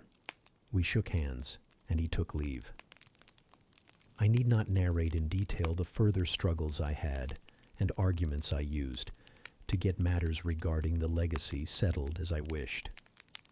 My task was a very hard one, but as I was absolutely resolved, as my cousins saw at length that my mind was really and immutably fixed on making a just division of the property, as they must in their own hearts have felt the equity of the intention, and must, besides, have been innately conscious that in my place they would have done precisely what I wished to do. They yielded at length so far as to consent to put the affair to arbitration. The judges chosen were Mr. Oliver and an able lawyer. Both coincided in my opinion. I carried my point. The instruments of transfer were drawn out. St. John, Diana, Mary, and I each became possessed of a competency. Chapter 34. It was near Christmas by the time all was settled. The season of general holiday approached. I now closed Morton School, taking care that the parting should not be barren on my side. Good fortune opens the hand as well as the heart wonderfully. And to give somewhat when we have largely received is but to afford a vent to the unusual ebullition of the sensations. I had long felt with pleasure that many of my rustic scholars liked me, and when we parted, that consciousness was confirmed. They manifested their affection plainly and strongly. Deep was my gratification to find I had really a place in their unsophisticated hearts. I promised them that never a week should pass in future that I did not visit them and give them an hour's teaching in their school. Mr. Rivers came up as, having seen the classes, now numbering 60 girls, file out before me, and locked the door. I stood with the key in my hand, exchanging a few words of special farewell with some half-dozen of my best scholars, as decent, respectable, modest, and well-informed young women as could be found in the ranks of the British peasantry. And that is saying a great deal, for after all, the British peasantry are the best taught, best mannered, most self-respecting of any in Europe. Since those days I have seen paysans and bouwerinnen, and the best of them seem to me ignorant, coarse, and besotted, compared with my Morton girls. "Do you consider you have got your reward for a season of exertion?" asked Mr. Rivers when they were gone. "Does not the consciousness of having done some real good in your day and generation give pleasure?" "Doubtless." "And you have only toiled a few months. Would not a life devoted to the task of regenerating your race be well spent?" "Yes," I said. "But I could not go on forever so. I want to enjoy my own faculties as well as to cultivate those of other people. I must enjoy them now. Don't recall either my mind or body to the school. I am out of it and disposed for full holiday." He looked grave. "What now? What sudden eagerness is this you evince? What are you going to do?" "To be active as I can. And first I must beg you to set Hannah at liberty and get somebody else to wait on you." "Do you want her?" "Yes, to go with me to Moor House. Diana and Mary will be at home in a week, and I want to have everything in order against their arrival." "I understand. I thought you were for flying off on some excursion. It is better so. Hannah shall go with you." "Tell her to be ready by tomorrow then, and here is the schoolroom key. I will give you the key of my cottage in the morning." He took it. "You give it up very gleefully," said he. "I don't quite understand your light-heartedness, because I cannot tell what employment you propose to yourself as a substitute for the one you are relinquishing. What aim, what purpose, what ambition in life have you now?" "My first aim will be to clean down. Do you comprehend the full force of the expression? To clean down Moor House from chamber to cellar. My next to rub it up with beeswax, oil, and an indefinite number of cloths, till it glitters again. My third, to arrange every chair, table, bed, carpet, with mathematical precision. Afterwards, I shall go near to ruin you in coals and peat to keep up good fires in every room. And lastly, the 2 days preceding that on which your sisters are expected will be devoted by Hannah and me to such a beating of eggs sorting of currants, grating of spices, compounding of Christmas cakes, chopping up of materials for mince pies, and solemnizing of other culinary rites, as words can convey but an inadequate notion of to the uninitiated like you. My purpose, in short, is to have all things in an absolutely perfect state of readiness for Diana and Mary before next Thursday, and my ambition is to give them a beau ideal of a welcome when they come. St. John smiled slightly. Still, he was dissatisfied. "It is all very well for the present," said he, "but seriously, I trust that when the first flush of vivacity is over, you will look a little higher than domestic endearments and household joys." "The best things the world has," I interrupted. "No, Jane, no. This world is not the scene of fruition. Do not attempt to make it so, nor of rest. Do not turn slothful. I mean, on the contrary, to be busy. Jane, I excuse you for the present. 2 months' grace I allow you for the full enjoyment of your new position and for pleasing yourself with this late-found charm of relationship. But then, I hope you will begin to look beyond Moor House and Morton, and sisterly society, and the selfish calm and sensual comfort of civilized affluence. I hope your energies will then once more trouble you with their strength." I looked at him with surprise. "St. John," I said, "I think you are almost wicked to talk so. I am disposed to be as content as a queen, and you try to stir me up to restlessness. To what end?" "To the end of turning to profit the talents which God has committed to your keeping, and of which he will surely one day demand a strict account. Jane, I shall watch you closely and anxiously, I warn you of that, and try to restrain the disproportionate fervor with which you throw yourself into commonplace home pleasures. Don't cling so tenaciously to ties of the flesh. Save your constancy and ardor for an adequate cause. Forbear to waste them on trite, transient objects. Do you hear, Jane?" "Yes, just as if you were speaking Greek. I feel I have adequate cause to be happy, and I will be happy. Goodbye." Happy at Moor House I was, and hard I worked, and so did Hannah.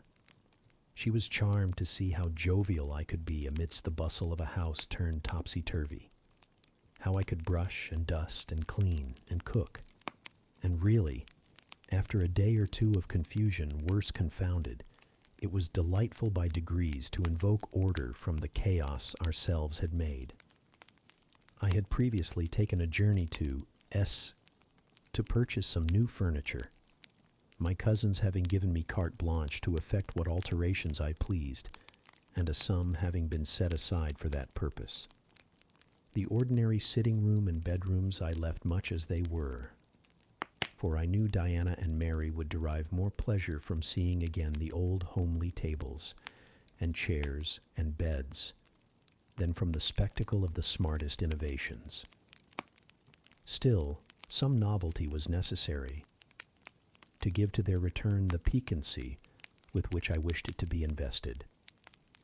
Dark, handsome new carpets and curtains, an arrangement of some carefully selected antique ornaments in porcelain and bronze, new coverings and mirrors and dressing cases for the toilet tables, answered the end. They looked fresh, without being glaring. A spare parlor and bedroom I refurnished entirely, with old mahogany and crimson upholstery. I laid canvas on the passage and carpets on the stairs.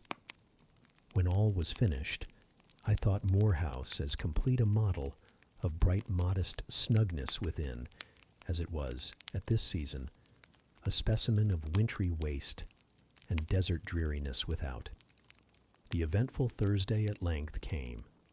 They were expected about dark, and ere dusk fires were lit upstairs and below. The kitchen was in perfect trim. Hannah and I were dressed, and all was in readiness. St. John arrived first. I had entreated him to keep quite clear of the house till everything was arranged, and indeed, the bare idea of the commotion, at once sordid and trivial, going on within its walls sufficed to scare him to estrangement. He found me in the kitchen, watching the progress of certain cakes for tea, then baking. Approaching the hearth, he asked if I was at last satisfied with housemaid's work. I answered by inviting him to accompany me on a general inspection of the result of my labors. With some difficulty, I got him to make the tour of the house. He just looked in at the doors I opened, and when he had wandered upstairs and downstairs, he said, I must have gone through a great deal of fatigue and trouble to have effected such considerable changes in so short a time. But not a syllable did he utter, indicating pleasure in the improved aspect of his abode. This silence damped me. I thought perhaps the alterations had disturbed some old associations he valued. I inquired whether this was the case, no doubt in a somewhat crestfallen tone. Not at all. He had, on the contrary, remarked that I had scrupulously respected every association. He feared, indeed, I must have bestowed more thought on the matter than it was worth. How many minutes, for instance, had I devoted to studying the arrangement of this very room? By the by, could I tell him where such a book was? I showed him the volume on the shelf.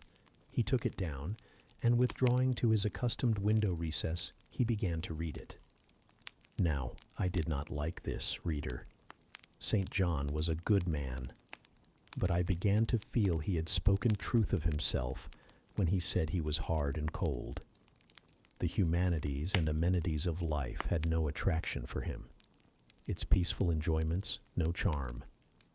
Literally, he lived only to aspire, after what was good and great, certainly, but still he would never rest, nor approve of others resting round him. As I looked at his lofty forehead, still and pale as a white stone, at his fine lineaments fixed in study, I comprehended all at once that he would hardly make a good husband, that it would be a trying thing to be his wife. I understood, as by inspiration, the nature of his love for Miss Oliver. I agreed with him that it was but a love of the senses. I comprehended how he should despise himself for the feverish influence it exercised over him, how he should wish to stifle and destroy it, how he should mistrust its ever conducting permanently to his happiness or hers.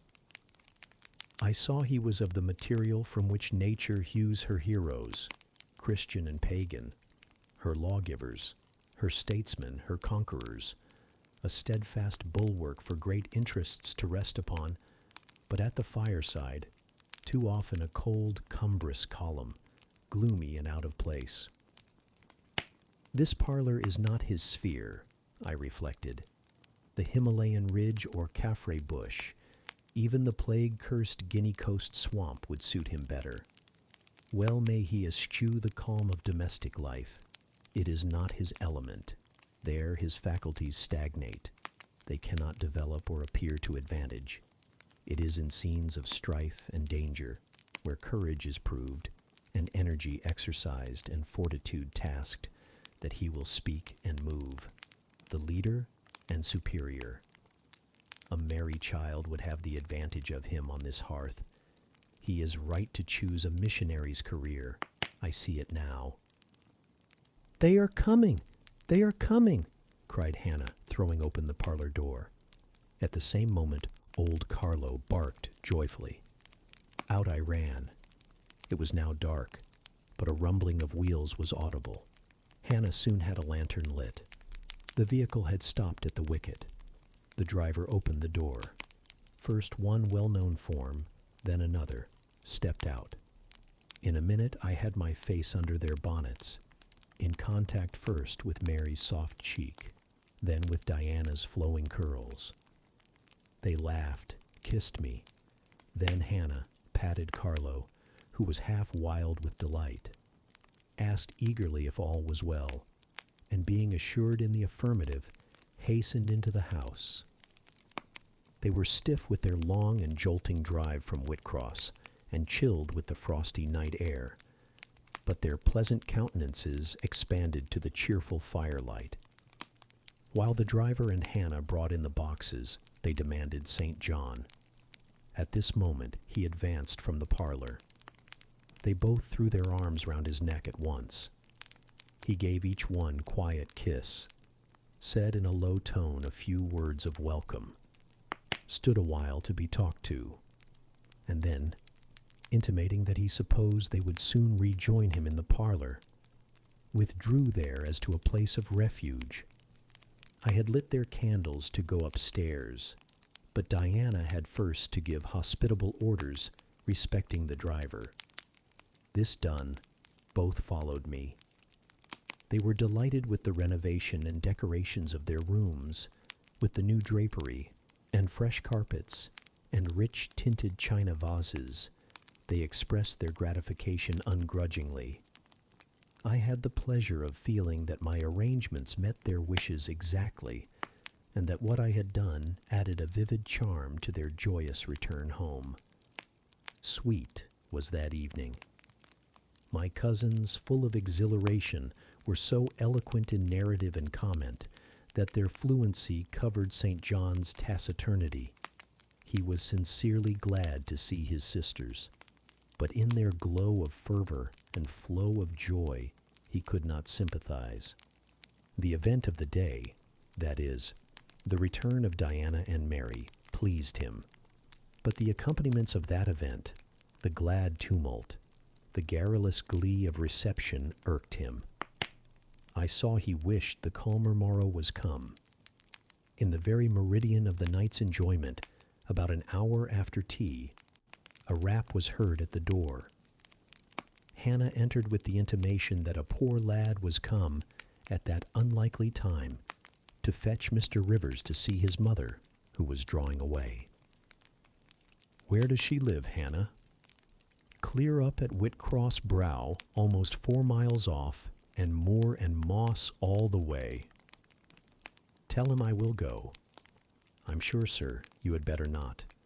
It's the worst road to travel after dark that can be. There's no track at all over the bog. And then it is such a bitter night, the keenest wind you ever felt.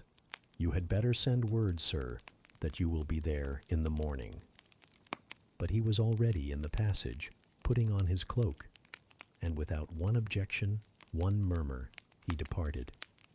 It was then 9 o'clock. He did not return till midnight. Starved and tired enough he was, but he looked happier than when he set out.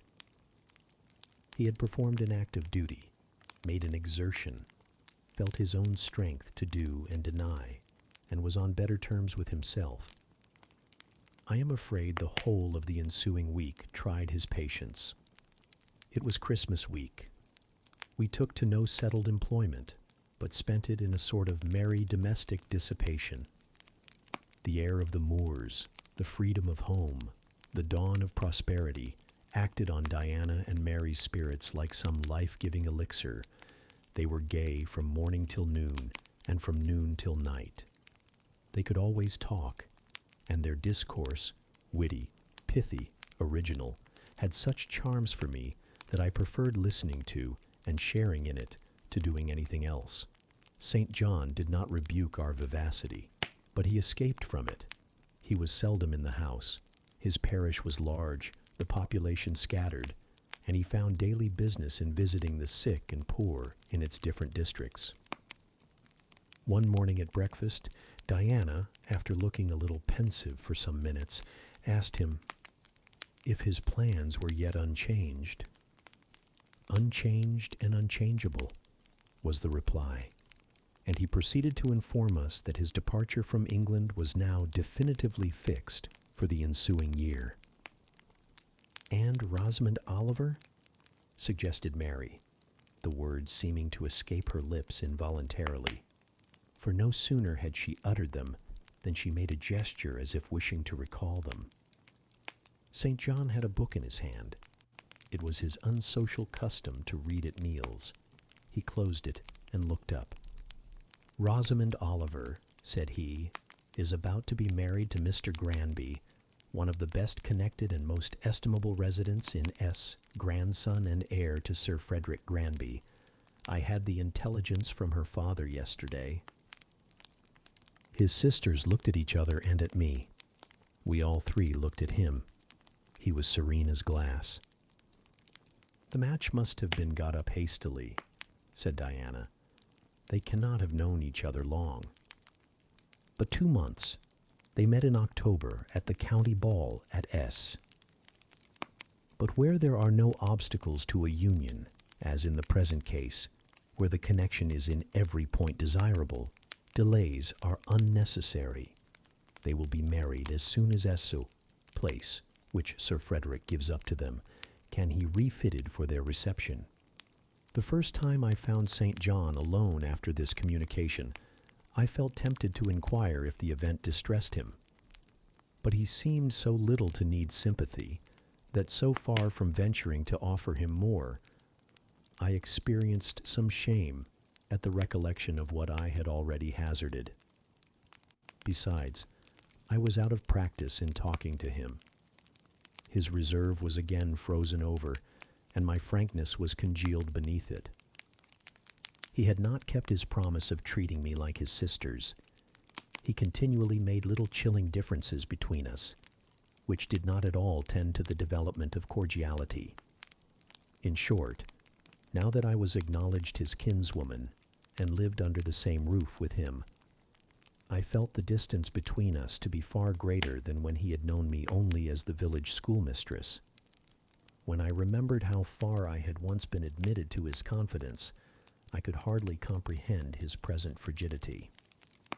Such being the case, I felt not a little surprised when he raised his head suddenly from the desk over which he was stooping, and said, "You see, Jane, the battle is fought, and the victory won." Startled at being thus addressed, I did not immediately reply. After a moment's hesitation, I answered, "But are you sure you are not in the position of those conquerors whose triumphs have cost them too dear? Would not such another ruin you?" "I think not, and if I were, it does not much signify. I shall never be called upon to contend for such another. The event of the conflict is decisive. My way is now clear. I thank God for it." So saying, he returned to his papers and his silence. As our mutual happiness, i.e. Diana's, Mary's, and mine, settled into a quieter character, and we resumed our usual habits and regular studies, St. John stayed more at home. He sat with us in the same room, sometimes for hours together. While Mary drew, Diana pursued a course of encyclopedic reading she had, to my awe and amazement, undertaken, and I fagged away at German. He pondered a mystic lore of his own, that of some Eastern tongue, the acquisition of which he thought necessary to his plans. Thus engaged he appeared, sitting in his own recess, quiet and absorbed enough. But that blue eye of his had a habit of leaving the outlandish-looking grammar and wandering over, and sometimes fixing upon us, his fellow students, with a curious intensity of observation. If caught, it would be instantly withdrawn, yet ever and anon it returned searchingly to our table. I wondered what it meant. I wondered, too, at the punctual satisfaction he never failed to exhibit on an occasion that seemed to me of small moment, namely, my weekly visit to Morton School. And still more was I puzzled when, if the day was unfavorable, if there was snow or rain or high wind, and his sisters urged me not to go, he would invariably make light of their solicitude and encourage me to accomplish the task without regard to the elements. "Jane is not such a weakling as you would make her," he would say.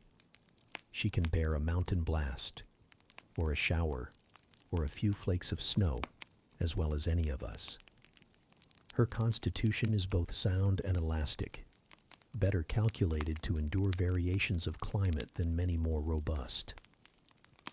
And when I returned, sometimes a good deal tired and not a little weather-beaten, I never dared complain, because I saw that to murmur would be to vex him. On all occasions, fortitude pleased him. The reverse was a special annoyance. One afternoon, however, I got leave to stay at home, because I really had a cold. His sisters were gone to Morton in my stead. I sat reading Schiller, he, deciphering his crabbed oriental scrolls. As I exchanged a translation for an exercise, I happened to look his way. There I found myself under the influence of the ever-watchful blue eye. How long it had been searching me through and over, I cannot tell. So keen was it, and yet so cold, I felt for the moment superstitious, as if I were sitting in the room with something uncanny. "Jane, what are you doing?" "Learning German." "I want you to give up German and learn Hindustani." "You are not in earnest?" "In such earnest that I must have it so, and I will tell you why." He then went on to explain that Hindustani was the language he was himself at present studying, that as he advanced, he was apt to forget the commencement, that it would assist him greatly to have a pupil with whom he might again and again go over the elements, and so fix them thoroughly in his mind, that his choice had hovered for some time between me and his sisters, but that he had fixed on me because he saw I could sit at a task the longest of the three. Would I do him this favor? I should not perhaps have to make the sacrifice long, as it wanted now barely 3 months to his departure. St. John was not a man to be lightly refused. You felt that every impression made on him, either for pain or pleasure, was deep-graved and permanent. I consented. When Diana and Mary returned, the former found her scholar transferred from her to her brother. She laughed, and both she and Mary agreed that St. John should never have persuaded them to such a step. He answered quietly, "I know it." I found him a very patient, very forbearing, and yet an exacting master. He expected me to do a great deal, and when I fulfilled his expectations, he, in his own way, fully testified his approbation. By degrees, he acquired a certain influence over me that took away my liberty of mind. His praise and notice were more restraining than his indifference. I could no longer talk or laugh freely when he was by, because a tiresomely importunate instinct reminded me that vivacity, at least in me, was distasteful to him.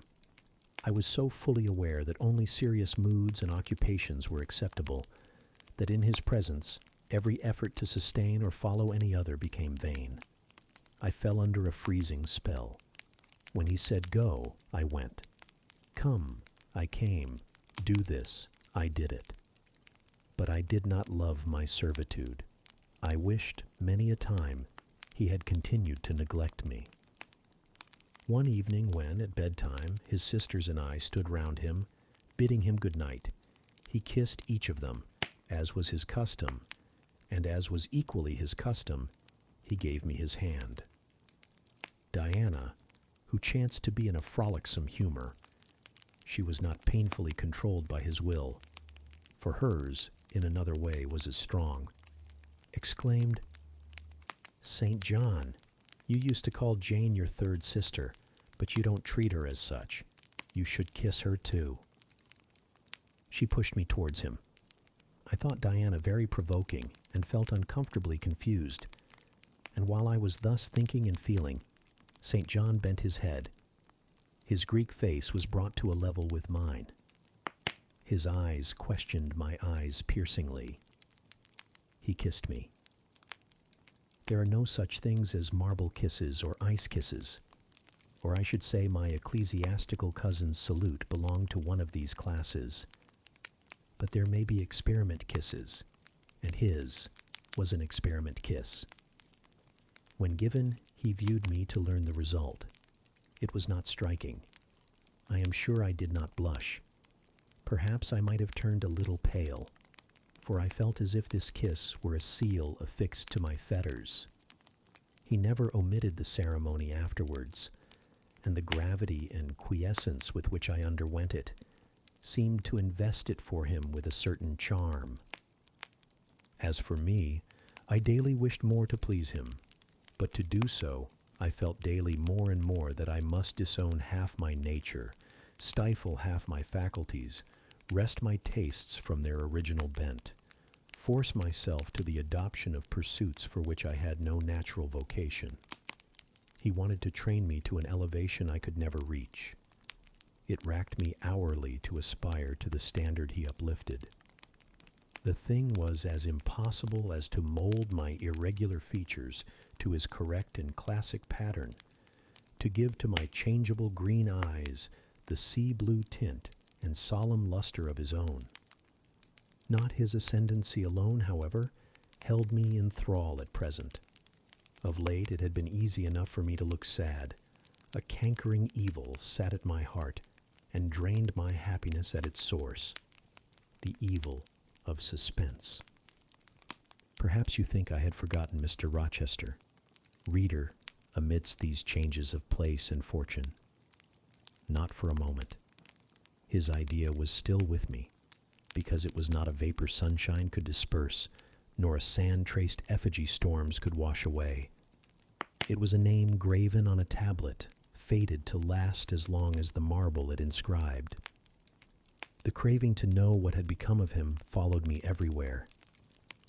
When I was at Morton, I re-entered my cottage every evening to think of that, and now at Moor House, I sought my bedroom each night to brood over it. In the course of my necessary correspondence with Mr. Briggs about the will, I had inquired if he knew anything of Mr. Rochester's present residence and state of health. But, as St. John had conjectured, he was quite ignorant of all concerning him. I then wrote to Mrs. Fairfax, entreating information on the subject. I had calculated with certainty on this step, answering my end. I felt sure it would elicit an early answer. I was astonished when a fortnight passed without reply. But when 2 months wore away, and day after day the post arrived and brought nothing for me, I fell a prey to the keenest anxiety. I wrote again. There was a chance of my first letter having missed. Renewed hope followed renewed effort. It shone like the former for some weeks. Then, like it faded, flickered. Not a line, not a word reached me.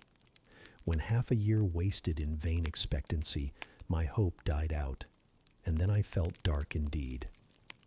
A fine spring shone round me, which I could not enjoy. Summer approached. Diana tried to cheer me. She said I looked ill and wished to accompany me to the seaside. This St. John opposed. He said I did not want dissipation. I wanted employment. My present life was too purposeless.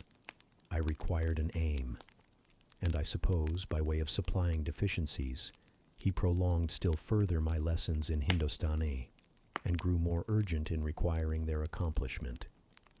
And I, like a fool, never thought of resisting him. I could not resist him. One day I had come to my studies in lower spirits than usual. The ebb was occasioned by a poignantly felt disappointment. Hannah had told me in the morning there was a letter for me, and when I went down to take it, almost certain that the long-looked-for tidings were vouchsafed me at last, I found only an unimportant note from Mr. Briggs on business. The bitter check had wrung from me some tears, and now, as I sat poring over the crabbed characters and flourishing tropes of an Indian scribe, my eyes filled again. St. John called me to his side to read. In attempting to do this, my voice failed me. Words were lost in sobs. He and I were the only occupants of the parlor. Diana was practicing her music in the drawing room. Mary was gardening. It was a very fine May day, clear, sunny, and breezy. My companion expressed no surprise at this emotion, nor did he question me as to its cause. He only said, "We will wait a few minutes, Jane, till you are more composed."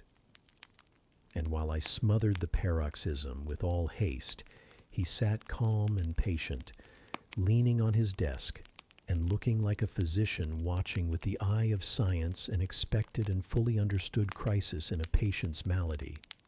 Having stifled my sobs, wiped my eyes, and muttered something about not being very well that morning, I resumed my task and succeeded in completing it.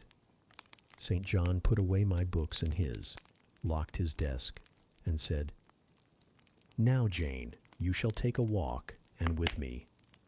I will call Diana and Mary." "No, I want only one companion this morning, and that must be you. Put on your things, go out by the kitchen door, take the road towards the head of Marsh Glen. I will join you in a moment." I know no medium. I never in my life have known any medium in my dealings with positive, hard characters, antagonistic to my own, between absolute submission and determined revolt. I have always faithfully observed the one up to the very moment of bursting, sometimes with volcanic vehemence, into the other. And as neither present circumstances warranted, nor my present mood inclined me to mutiny, I observed careful obedience to St. John's directions, and in 10 minutes I was treading the wild track of the glen side by side with him. The breeze was from the west. It came over the hills, sweet with scents of heath and rush. The sky was of stainless blue. The stream descending the ravine swelled with past spring rains, poured along plentiful and clear, catching golden gleams from the sun and sapphire tints from the firmament. As we advanced and left the track, we trod a soft turf, mossy fine and emerald green, minutely enameled with a tiny white flower and spangled with a star-like yellow blossom. The hills, meantime, shut us quite in, for the glen, towards its head, wound to their very core.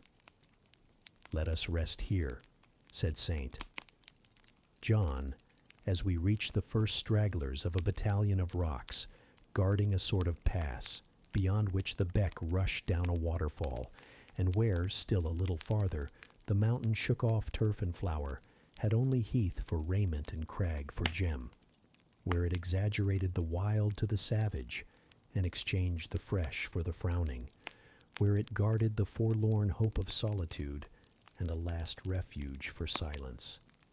I took a seat. St. John stood near me. He looked up the pass and down the hollow. His glance wandered away with the stream, and returned to traverse the unclouded heaven which colored it.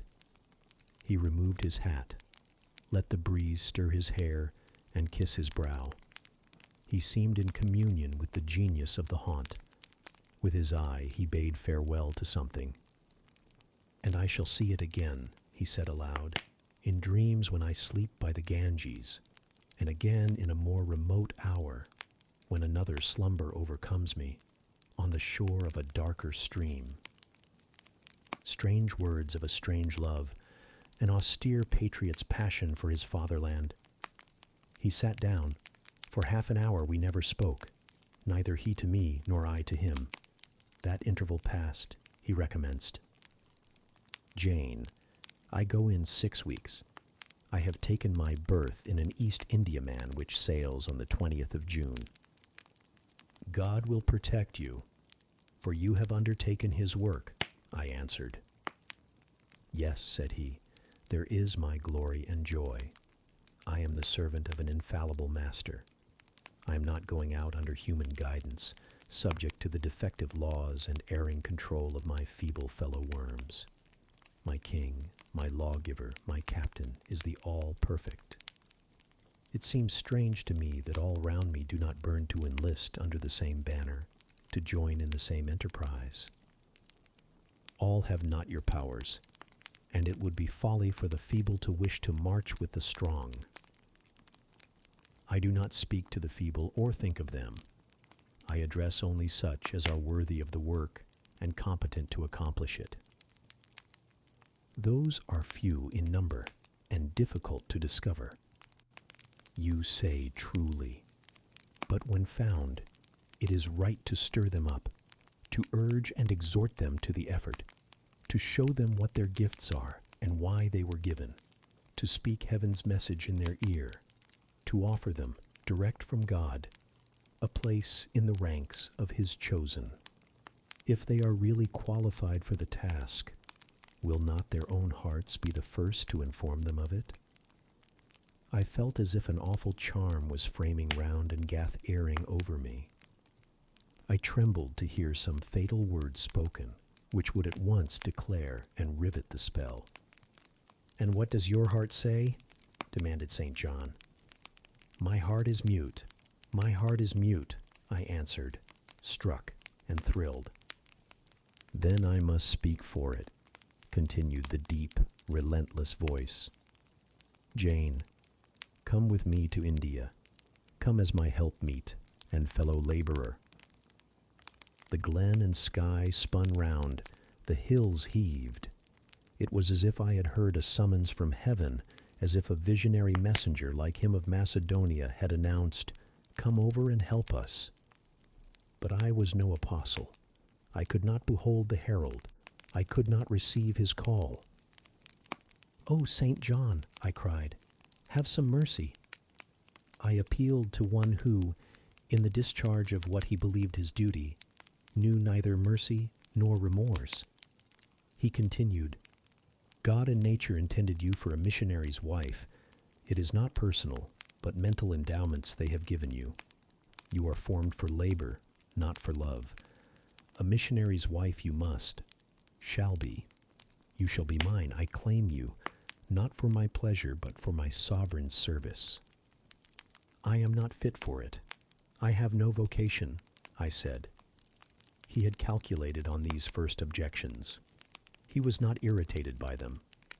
Indeed, as he leaned back against the crag behind him, folded his arms on his chest, and fixed his countenance, I saw he was prepared for a long and trying opposition, and had taken in a stock of patience to last him to its close, resolved, however, that that close should be conquest for him.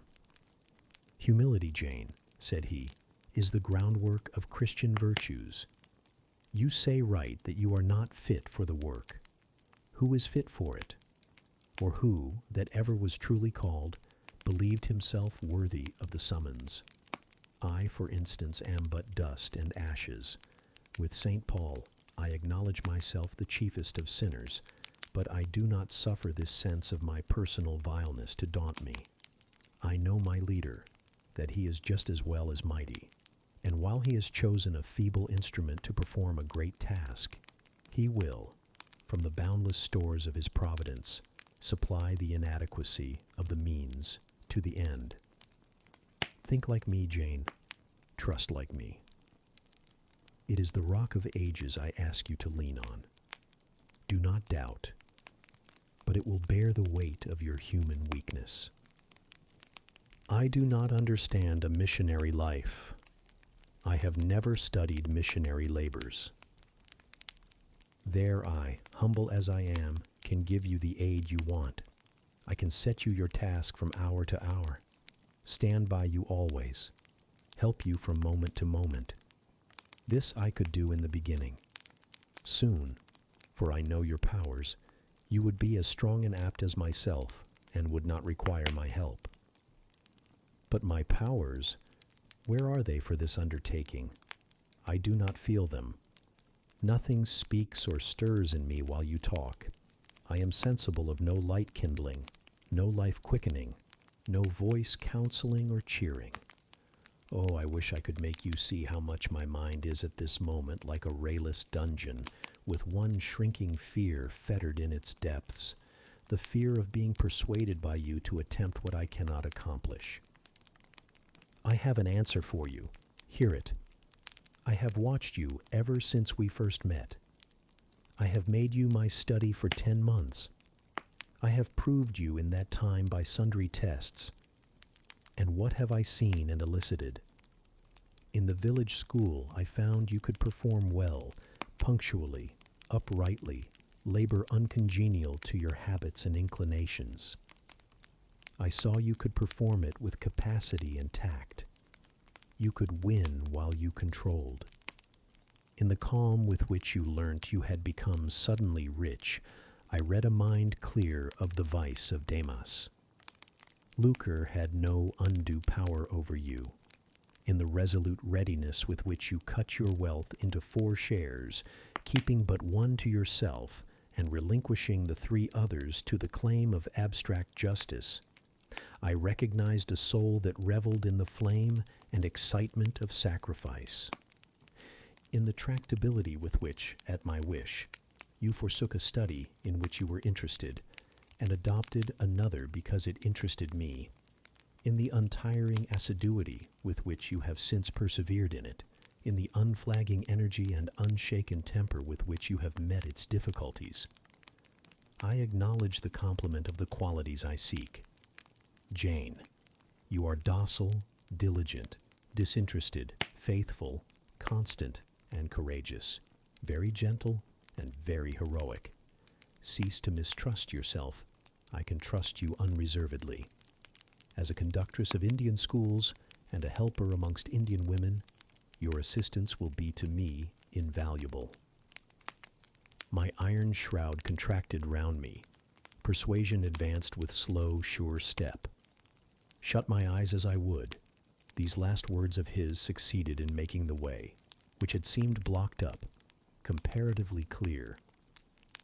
My work, which had appeared so vague, so hopelessly diffuse, condensed itself as he proceeded, and assumed a definite form under his shaping hand. He waited for an answer. I demanded a quarter of an hour to think, before I again hazarded a reply. Very willingly, he rejoined, and rising, he strode a little distance up the pass, threw himself down on a swell of heath, and there lay still. I can do what he wants me to do. I am forced to see and acknowledge that I meditated. That is, if life be spared me. But I feel mine is not the existence to be long protracted under an Indian sun. What then? He does not care for that. When my time came to die, he would resign me, in all serenity and sanctity, to the God who gave me. The case is very plain before me. In leaving England, I should leave a loved but empty land. Mr. Rochester is not there. And if he were, what is? What can that ever be to me? My business is to live without him now. Nothing so absurd, so weak as to drag on from day to day, as if I were waiting some impossible change in circumstances which might reunite me to him. Of course, as St. John once said, I must seek another interest in life to replace the one lost. Is not the occupation he now offers me truly the most glorious man can adopt or God assign? Is it not, by its noble cares and sublime results, the one best calculated to fill the void left by uptorn affections and demolished hopes? I believe I must say, yes, and yet I shudder. Alas, if I join St. John, I abandon half myself. If I go to India, I go to premature death.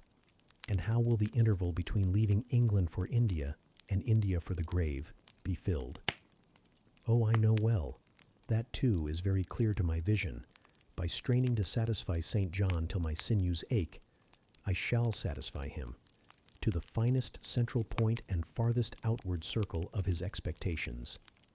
If I do go with him, if I do make the sacrifice he urges, I will make it absolutely. I will throw all on the altar, heart, vitals, the entire victim. He will never love me, but he shall approve me. I will show him energies he has not yet seen, resources he has never suspected. Yes, I can work as hard as he can, and with as little grudging. Consent, then, to his demand is possible, but for one item, one dreadful item. It is that he asks me to be his wife. and has no more of a husband's heart for me than that frowning giant of a rock down which the stream is foaming in yonder gorge. He prizes me as a soldier would a good weapon, and that is all. Unmarried to him, this would never grieve me. But can I let him complete his calculations, coolly put into practice his plans, go through the wedding ceremony?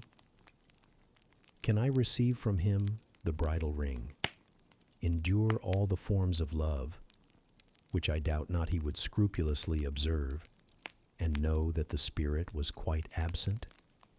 Can I bear the consciousness that every endearment he bestows is a sacrifice made on principle? Number, such a martyrdom would be monstrous. I will never undergo it. As his sister, I might accompany him. Not as his wife. I will tell him so. I looked towards the knoll. There he lay, still as a prostrate column. His face turned to me, his eye beaming, watchful and keen. He started to his feet and approached me. I am ready to go to India if I may go free. Your answer requires a commentary, he said. It is not clear. You have hitherto been my adopted brother, I, your adopted sister. Let us continue as such. You and I had better not marry. He shook his head. Adopted fraternity will not do in this case. If you were my real sister, it would be different. I should take you and seek no wife. But as it is, either our union must be consecrated and sealed by marriage, or it cannot exist. Practical obstacles oppose themselves to any other plan. Do you not see it, Jane? Consider a moment. Your strong sense will guide you. I did consider, and still my sense, such as it was, directed me only to the fact that we did not love each other as man and wife should, and therefore it inferred we ought not to marry. I said so. St. John, I returned, I regard you as a brother, you, me, as a sister, so let us continue. We cannot,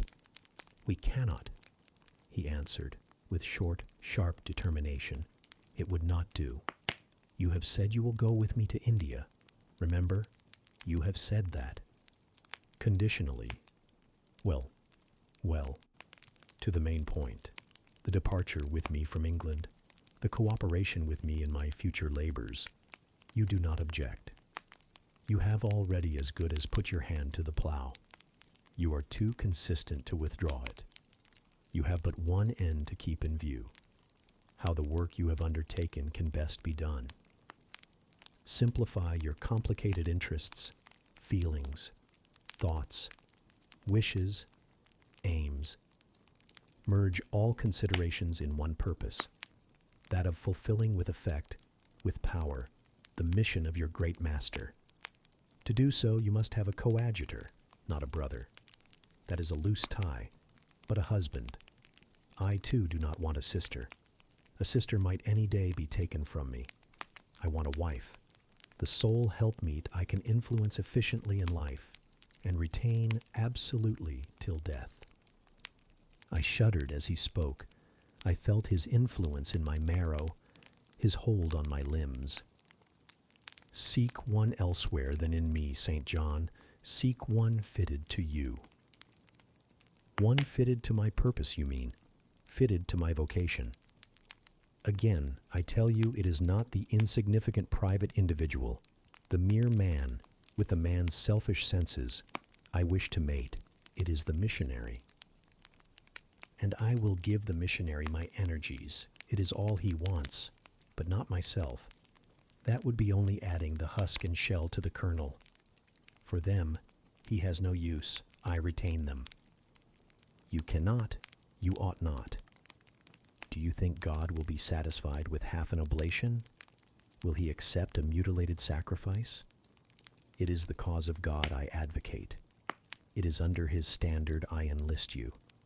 I cannot accept on his behalf a divided allegiance. It must be entire. Oh, I will give my heart to God, I said. You do not want it. I will not swear, reader, that there was not something of repressed sarcasm both in the tone in which I uttered this sentence and in the feeling that accompanied it. I had silently feared Saint John till now, because I had not understood him. He had held me in awe, because he had held me in doubt. How much of him was saint, how much mortal, I could not heretofore tell. But revelations were being made in this conference. The analysis of his nature was proceeding before my eyes. I saw his fallibilities. I comprehended them. I understood that, sitting there where I did, on the bank of heath, and with that handsome form before me, I sat at the feet of a man, caring as I. The veil fell from his hardness and despotism. Having felt in him the presence of these qualities, I felt his imperfection and took courage. I was with an equal, one with whom I might argue, one whom, if I saw good, I might resist. He was silent after I had uttered the last sentence, and I presently risked an upward glance at his countenance. His eye, bent on me, expressed at once stern surprise and keen inquiry. Is she sarcastic, and sarcastic to me? It seemed to say. What does this signify? Do not let us forget that this is a solemn matter, he said ere long, one of which we may neither think nor talk lightly without sin. I trust, Jane, you are in earnest when you say you will serve your heart to God. It is all I want. Once wrench your heart from man and fix it on your Maker. The advancement of that Maker's spiritual kingdom on earth will be your chief delight and endeavor. You will be ready to do at once whatever furthers that end. You will see what impetus would be given to your efforts and mine by our physical and mental union in marriage, the only union that gives a character of permanent conformity to the destinies and designs of human beings, and passing over all minor caprices, all trivial difficulties and delicacies of feeling, all scruple about the degree, kind, strength, or tenderness of mere personal inclination, you will hasten to enter into that union at once. Shall I said briefly, and I looked at his features, beautiful in their harmony, but strangely formidable in their still severity, at his brow, commanding but not open, at his eyes, bright and deep and searching, but never soft, at his tall, imposing figure, and fancied myself, in idea, his wife. Oh, it would never do. As his curate, his comrade, all would be right. I would cross oceans with him in that capacity, toil under eastern suns, in Asian deserts with him in that office, admire and emulate his courage and devotion and vigor, accommodate quietly to his masterhood, smile undisturbed at his ineradicable ambition, discriminate the Christian from the man, profoundly esteem the one, and freely forgive the other. I should suffer often, no doubt, attached to him only in this capacity. My body would be under rather a stringent yoke, but my heart and mind would be free. I should still have my unblighted self to turn to, my natural, unenslaved feelings with which to communicate in moments of loneliness. There would be recesses in my mind which would be only mine, to which he never came, and sentiments growing there fresh and sheltered, which his austerity could never blight, nor his measured warrior march trample down, but as his wife, at his side always, and always restrained and always checked, forced to keep the fire of my nature continually low, to compel it to burn inwardly and never utter a cry, though the imprisoned flame consumed vital after vital. This would be unendurable. St. John, I exclaimed, when I had got so far in my meditation. Well, he answered icily, I repeat, I freely consent to go with you as your fellow missionary, but not as your wife. I cannot marry you and become part of you. A part of me you must become, he answered steadily. Otherwise the whole bargain is void. How can I, a man not yet 30, take out with me to India a girl of 19, unless she be married to me? How can we be forever together, sometimes in solitudes, sometimes amidst savage tribes, and unwed? Very well, I said shortly. Under the circumstances, quite as well as if I were either your real sister or a man and a clergyman like yourself. It is known that you are not my sister. I cannot introduce you as such. To attempt it would be to fasten injurious suspicions on us both. And for the rest, though you have a man's vigorous brain, you have a woman's heart, and it would not do. It would do, I affirmed with some disdain. Perfectly well. I have a woman's heart, but not where you are concerned. For you, I have only a comrade's constancy, a fellow soldier's frankness, fidelity, fraternity, if you like, a neophyte's respect and submission to his hierophant. Nothing more. Don't fear. It is what I want, he said, speaking to himself. It is just what I want. And there are obstacles in the way. They must be hewn down. Jane, you would not repent marrying me. Be certain of that. We must be married.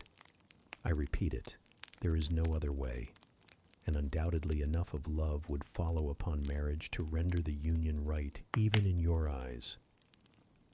I scorn your idea of love, I could not help saying, as I rose up and stood before him, leaning my back against the rock. I scorn the counterfeit sentiment you offer. Yes, St. John, and I scorn you when you offer it. He looked at me fixedly, compressing his well-cut lips while he did so. Whether he was incensed or surprised or what, it was not easy to tell. He could command his countenance thoroughly. I scarcely expected to hear that expression from you, he said. I think I have done and uttered nothing to deserve scorn. I was touched by his gentle tone, and overawed by his high, calm mien. Forgive me the words, St. John, but it is your own fault that I have been roused to speak so unguardedly. You have introduced a topic on which our natures are at variance, a topic we should never discuss. The very name of love is an apple of discord between us. If the reality were required, what should we do? How should we feel? My dear cousin, abandon your scheme of marriage. Forget it. No, said he, it is a long-cherished scheme, and the only one which can secure my great end.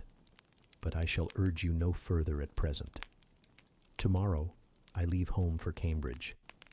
I have many friends there to whom I should wish to say farewell. I shall be absent a fortnight. Take that space of time to consider my offer, and do not forget that if you reject it, it is not me you deny, but God.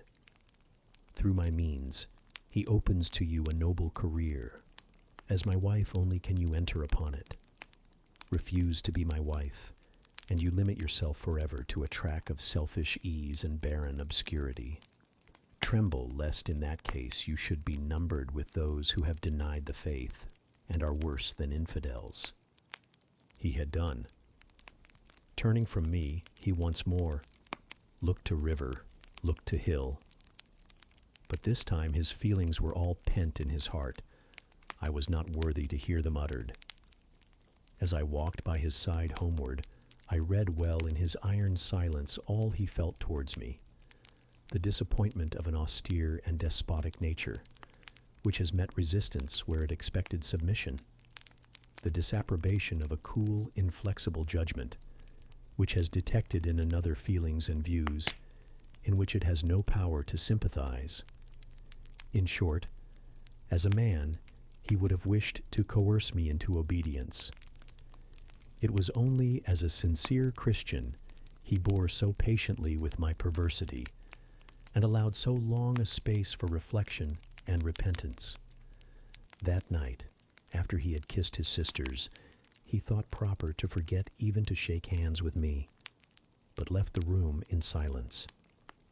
I, who, though I had no love, had much friendship for him, was hurt by the marked omission, so much hurt that tears started to my eyes. "I see you and St. John have been quarreling, Jane," said Diana, "during your walk on the moor. But go after him. He is now lingering in the passage expecting you. He will make it up." I have not much pride under such circumstances.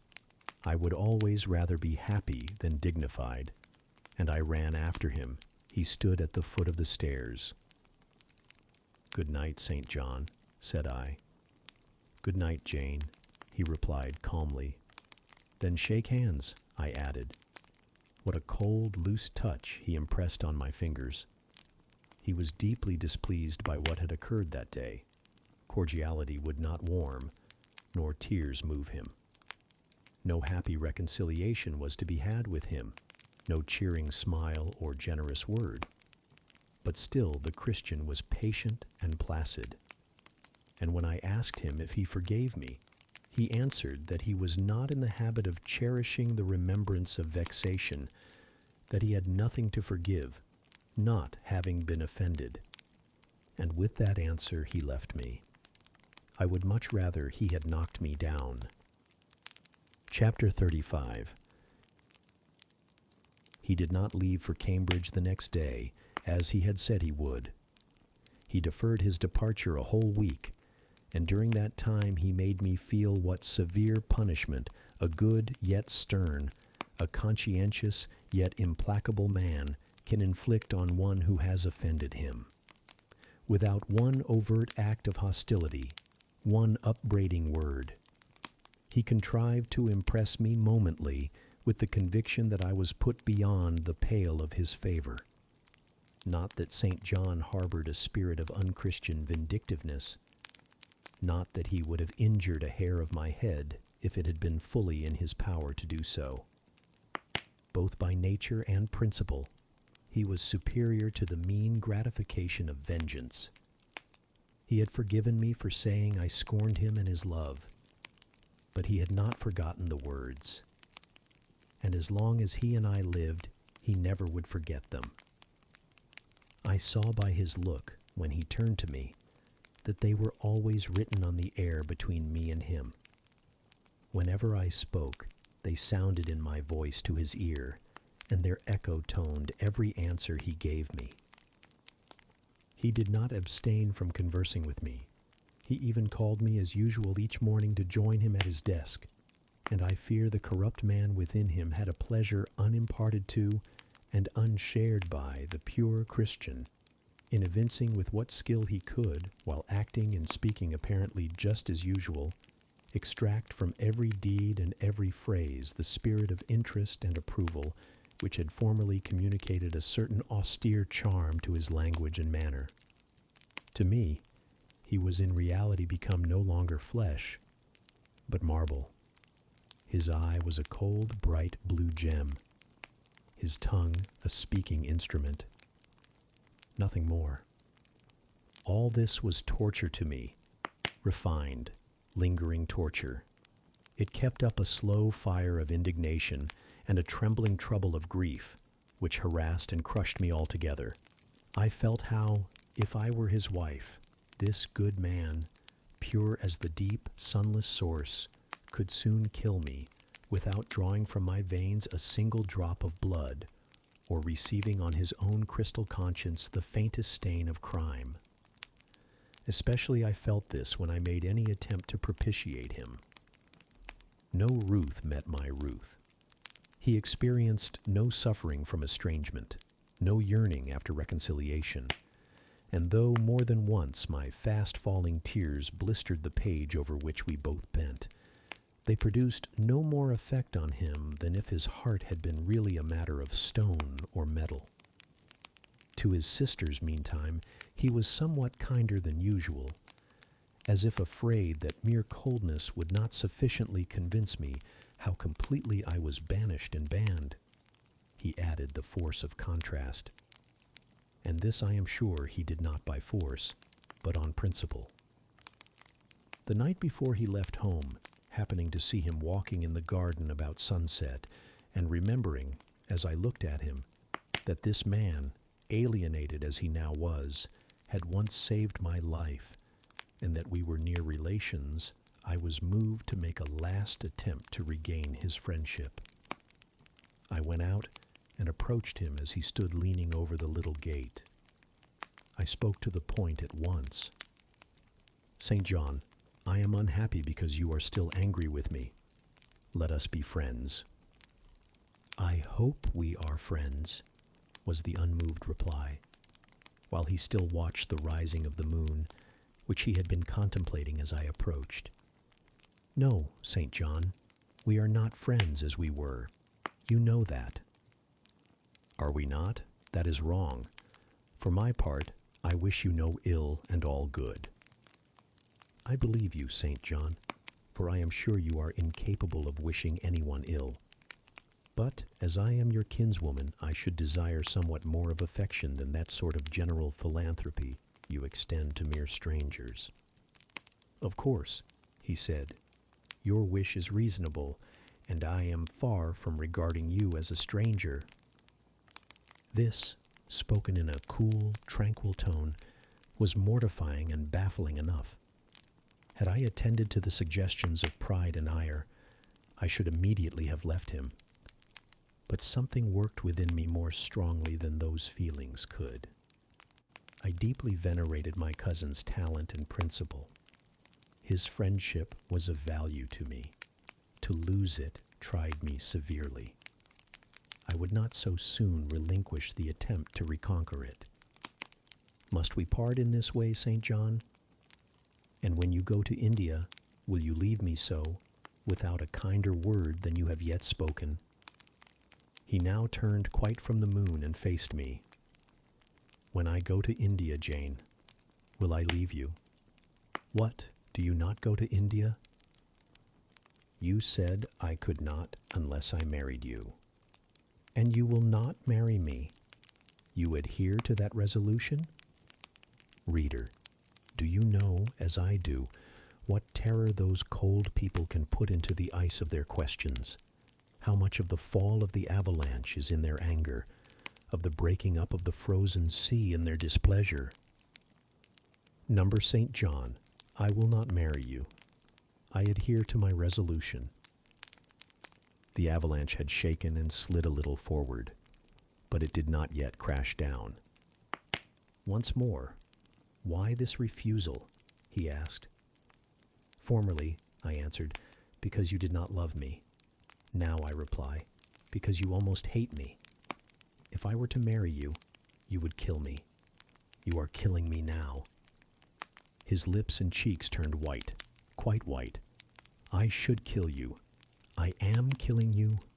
Your words are such as ought not to be used, violent, unfeminine, and untrue. They betray an unfortunate state of mind. They merit severe reproof. They would seem inexcusable, but that it is the duty of man to forgive his fellow, even until 77 times. I had finished the business now. While earnestly wishing to erase from his mind the trace of my former offense, I had stamped on that tenacious surface another and far deeper impression. I had burnt it in. "Now you will indeed hate me," I said. "It is useless to attempt to conciliate you. I see I have made an eternal enemy of you." A fresh wrong did these words inflict, the worse, because they touched on the truth. That bloodless lip quivered to a temporary spasm. I knew the steely ire I had whetted. I was heart-wrung. "You utterly misinterpret my words," I said, at once seizing his hand. "I have no intention to grieve or pain you. Indeed, I have not." Most bitterly he smiled. Most decidedly he withdrew his hand from mine. "And now you recall your promise, and will not go to India at all, I presume," said he, after a considerable pause. "Yes, I will, as your assistant," I answered. A very long silence succeeded. What struggle there was in him between nature and grace in this interval, I cannot tell. Only singular gleams scintillated in his eyes, and strange shadows passed over his face. He spoke at last. I before proved to you the absurdity of a single woman of your age proposing to accompany abroad a single man of mine. I proved it to you in such terms as, I should have thought, would have prevented your ever again alluding to the plan. That you have done so, I regret, for your sake. I interrupted him. Anything like a tangible reproach gave me courage at once. Keep to common sense, St. John. You are verging on nonsense. You pretend to be shocked by what I have said. You are not really shocked, for, with your superior mind, you cannot be either so dull or so conceited as to misunderstand my meaning. I say again, I will be your curate, if you like, but never your wife. Again, he turned lividly pale, but, as before, controlled his passion perfectly. He answered emphatically but calmly. A female curate, who is not my wife, would never suit me. With me, then, it seems you cannot go. But if you are sincere in your offer, I will, while in town, speak to a married missionary whose wife needs a coadjutor. Your own fortune will make you independent of the Society's aid, and thus you may still be spared the dishonor of breaking your promise and deserting the band you engaged to join. Now I never had, as the reader knows, either given any formal promise or entered into any engagement, and this language was all much too hard and much too despotic for the occasion. I replied, There is no dishonor, no breach of promise, no desertion in the case. I am not under the slightest obligation to go to India, especially with strangers. With you I would have ventured much, because I admire, confide in, and as a sister I love you. But I am convinced that go when and with whom I would, I should not live long in that climate. Ah, you are afraid of yourself, he said, curling his lip. I am.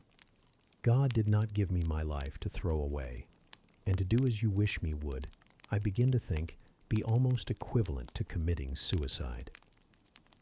Moreover, before I definitively resolve on quitting England, I will know for certain whether I cannot be of greater use by remaining in it than by leaving it.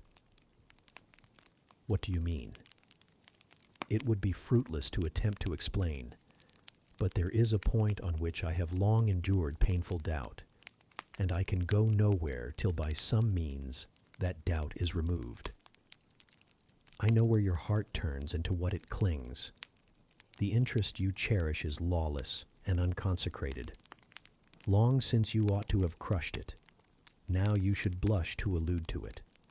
You think of Mr. Rochester? It was true. I confessed it by silence. Are you going to seek Mr. Rochester? I must find out what has become of him.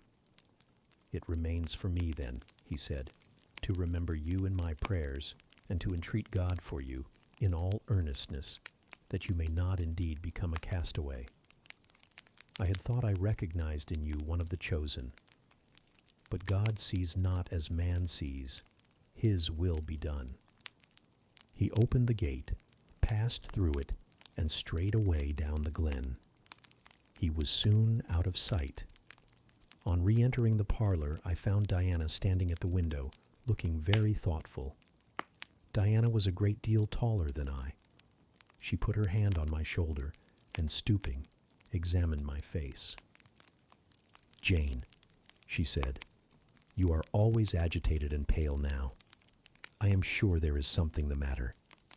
Tell me what business St. John and you have on hands. I have watched you this half hour from the window. You must forgive my being such a spy, but for a long time I have fancied I hardly know what. St. John is a strange being. She paused. I did not speak. Soon she resumed. That brother of mine cherishes peculiar views of some sort respecting you, I am sure. He has long distinguished you by a notice and interest he never showed to anyone else. To what end? I wish he loved you. Does he, Jane? I put her cool hand to my hot forehead. No, Di, not one whit. Then why does he follow you so with his eyes, and get you so frequently alone with him, and keep you so continually at his side? Mary and I had both concluded he wished you to marry him. He does. He has asked me to be his wife. Diana clapped her hands. That is just what we hoped and thought. And you will marry him, Jane, won't you? And then he will stay in England. Far from that, Diana. His sole idea in proposing to me is to procure a fitting fellow laborer in his Indian toils. What? He wishes you to go to India? Yes. Madness, she exclaimed.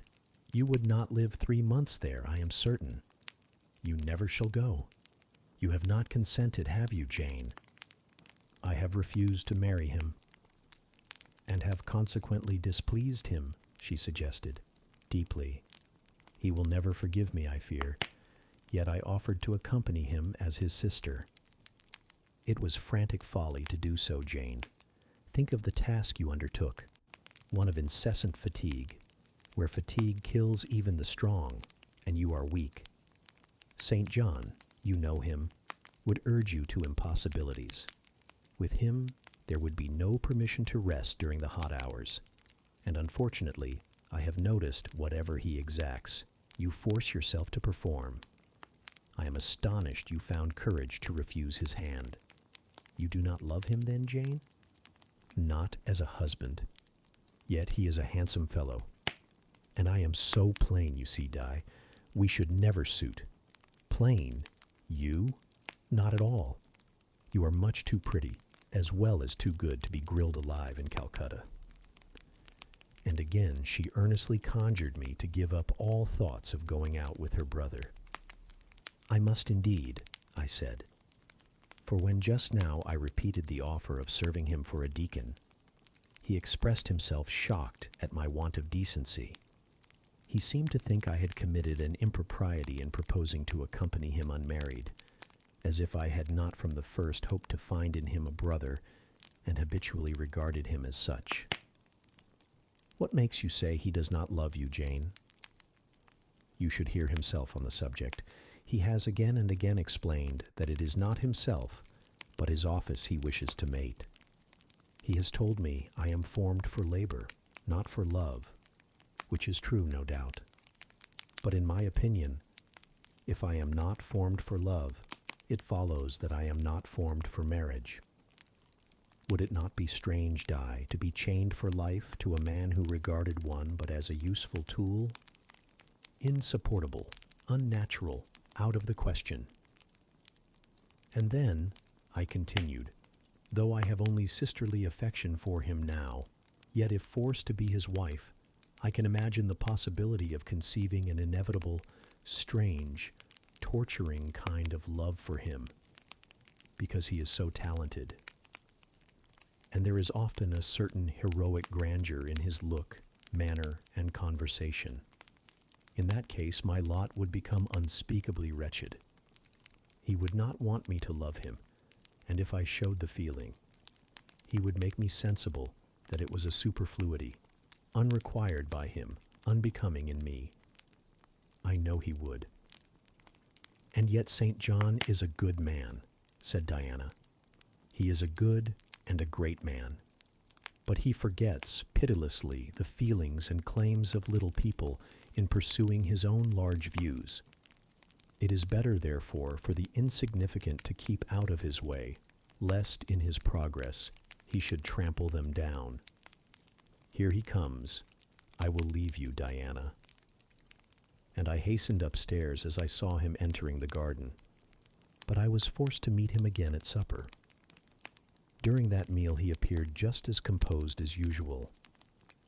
I had thought he would hardly speak to me, and I was certain he had given up the pursuit of his matrimonial scheme.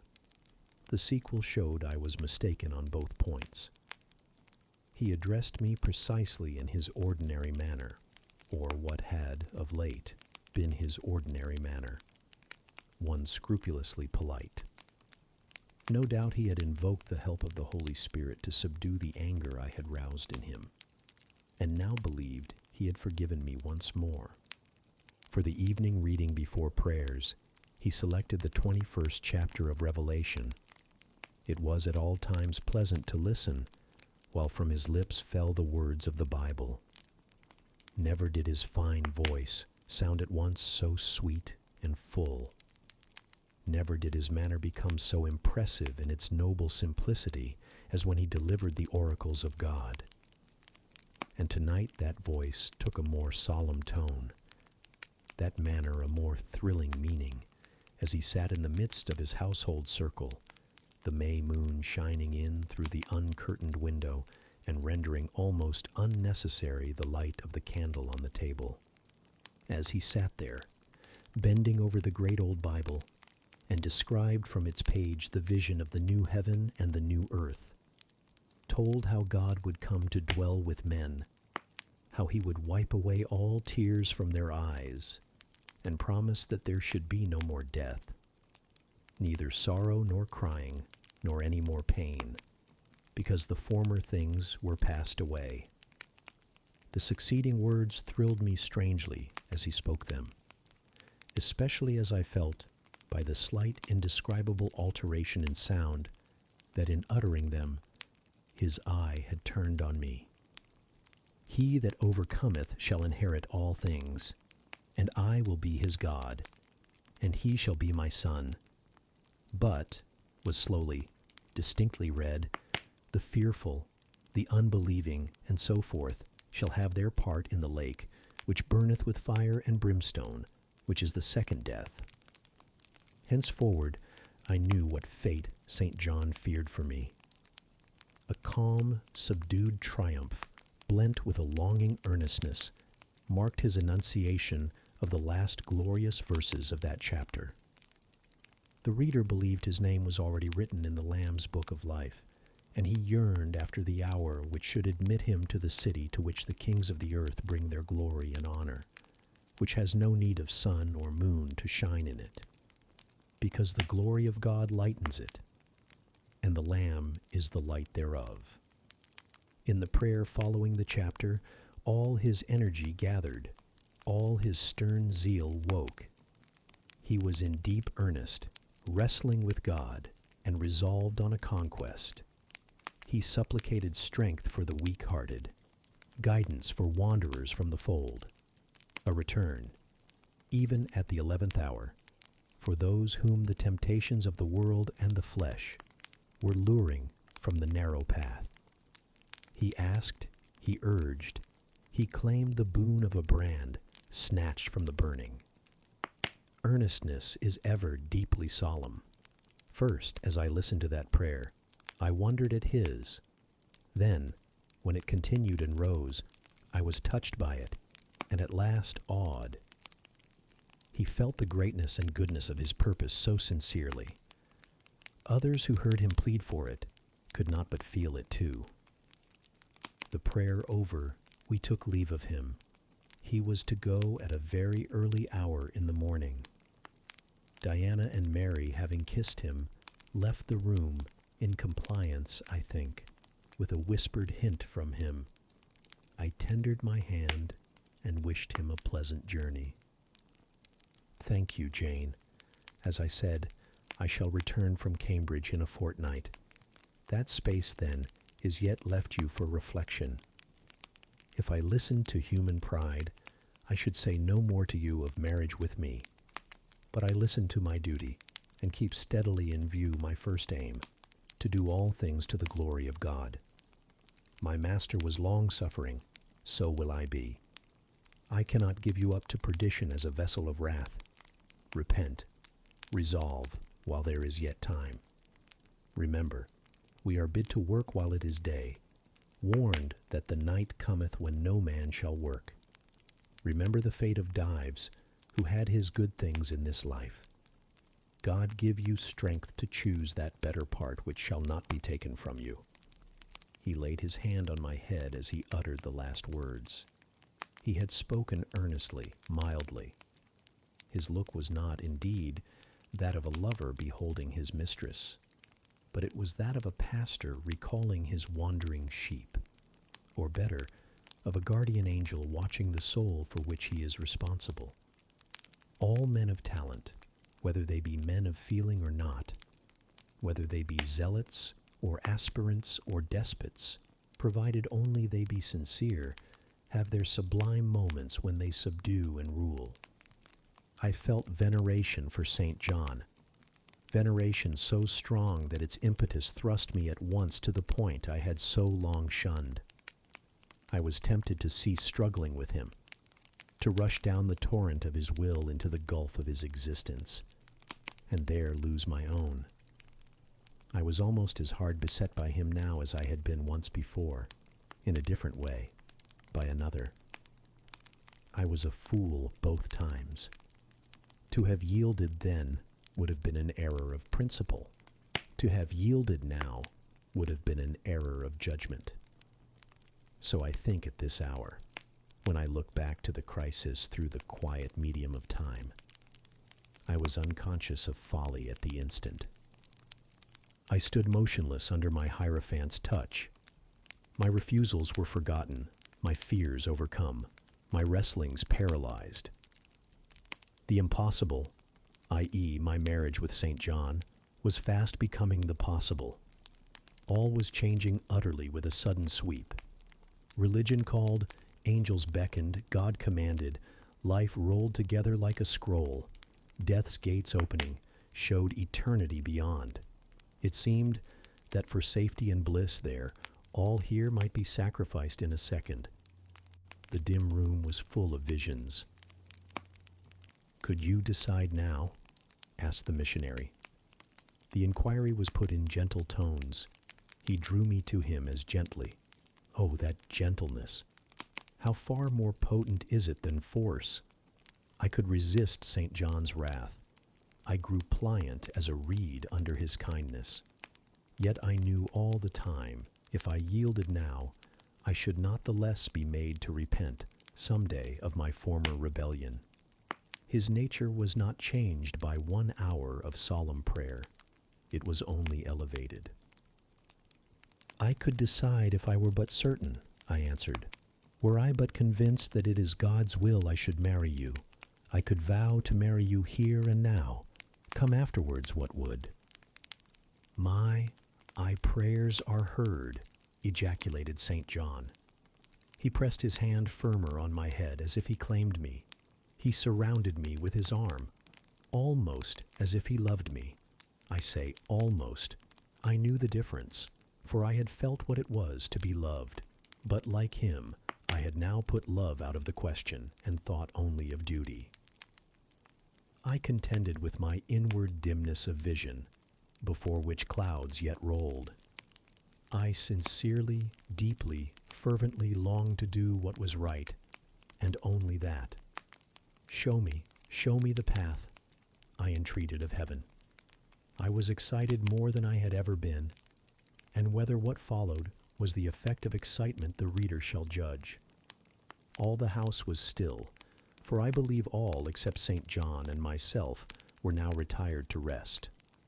The one candle was dying out. The room was full of moonlight. My heart beat fast and thick. I heard its throb. Suddenly it stood still to an inexpressible feeling that thrilled it through and passed at once to my head and extremities.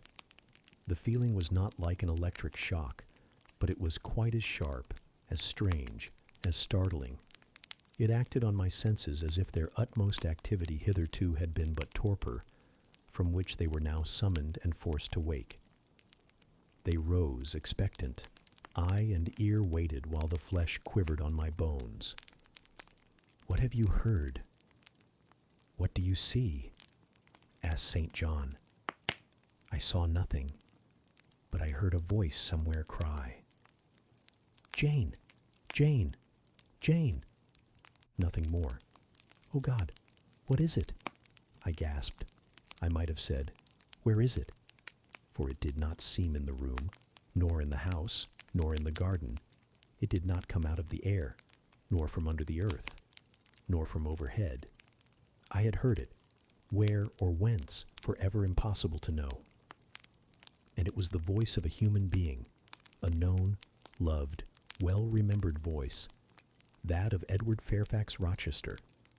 And it spoke in pain and woe, wildly, eerily, urgently. "I am coming," I cried. "Wait for me. Oh, I will come." I flew to the door and looked into the passage. It was dark. I ran out into the garden. It was void. "Where are you?" I exclaimed. The hills beyond Marsh Glen sent the answer faintly back. "Where are you?" I listened. The wind sighed low in the firs.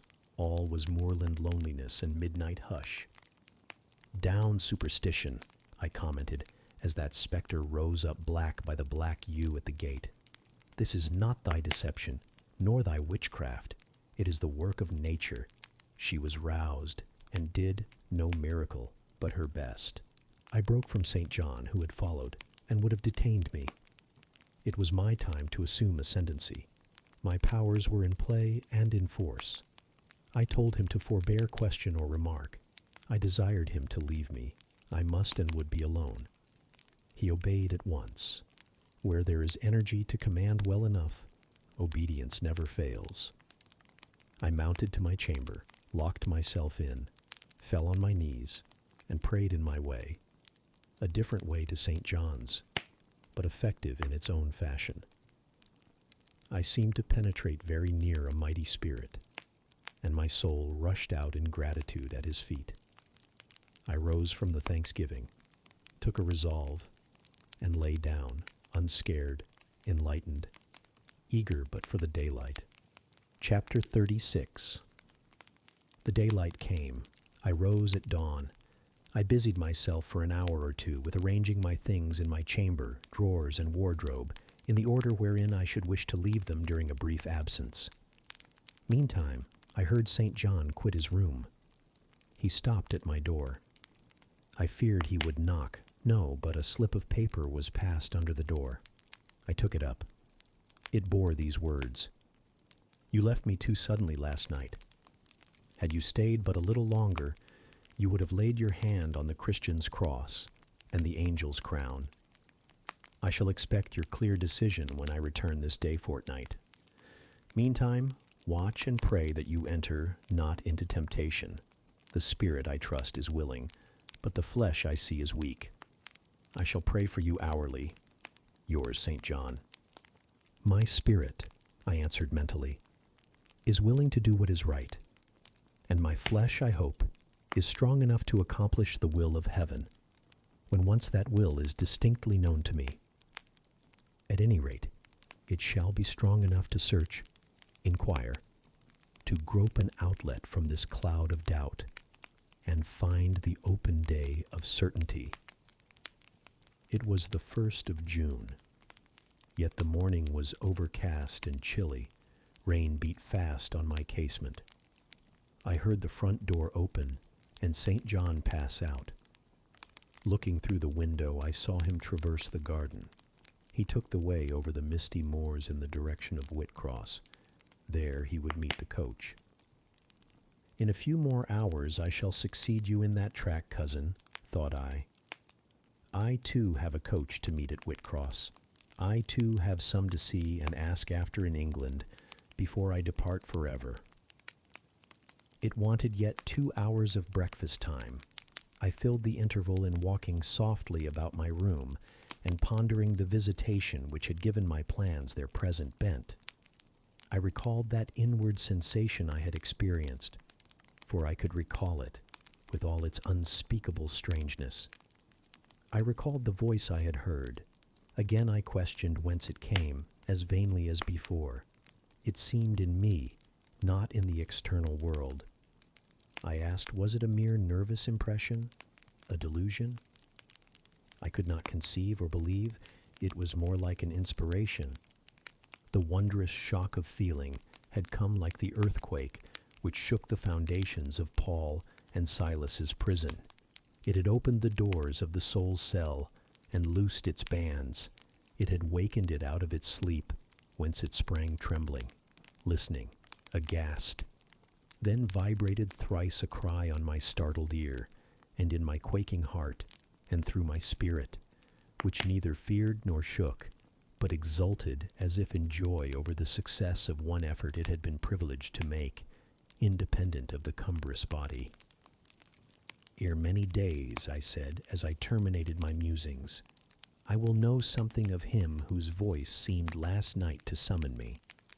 Letters have proved of no avail. Personal inquiry shall replace them." At breakfast, I announced to Diana and Mary that I was going a journey, and should be absent at least 4 days. "Alone, Jane?" they asked. Yes, it was to see or hear news of a friend about whom I had for some time been uneasy. They might have said, as I have no doubt they thought, that they had believed me to be without any friends save them, for indeed I had often said so, but, with their true natural delicacy, they abstained from comment, except that Diana asked me if I was sure I was well enough to travel. "I looked very pale," she observed. I replied that nothing ailed me save anxiety of mind, which I hoped soon to alleviate. It was easy to make my further arrangements, for I was troubled with no inquiries, no surmises. Having once explained to them that I could not now be explicit about my plans, they kindly and wisely acquiesced in the silence with which I pursued them. According to me, the privilege of free action I should, under similar circumstances, have accorded them. I left Moor House at 3:00 p.m., and soon after 4, I stood at the foot of the signpost of Whitcross, waiting the arrival of the coach, which was to take me to distant Thornfield. Amidst the silence of those solitary roads and desert hills, I heard it approach from a great distance. It was the same vehicle whence, a year ago, I had alighted one summer evening on this very spot. How desolate and hopeless and objectless. It stopped as I beckoned. I entered, not now obliged to part with my whole fortune as the price of its accommodation. Once more on the road to Thornfield, I felt like the messenger pigeon flying home. It was a journey of 36 hours.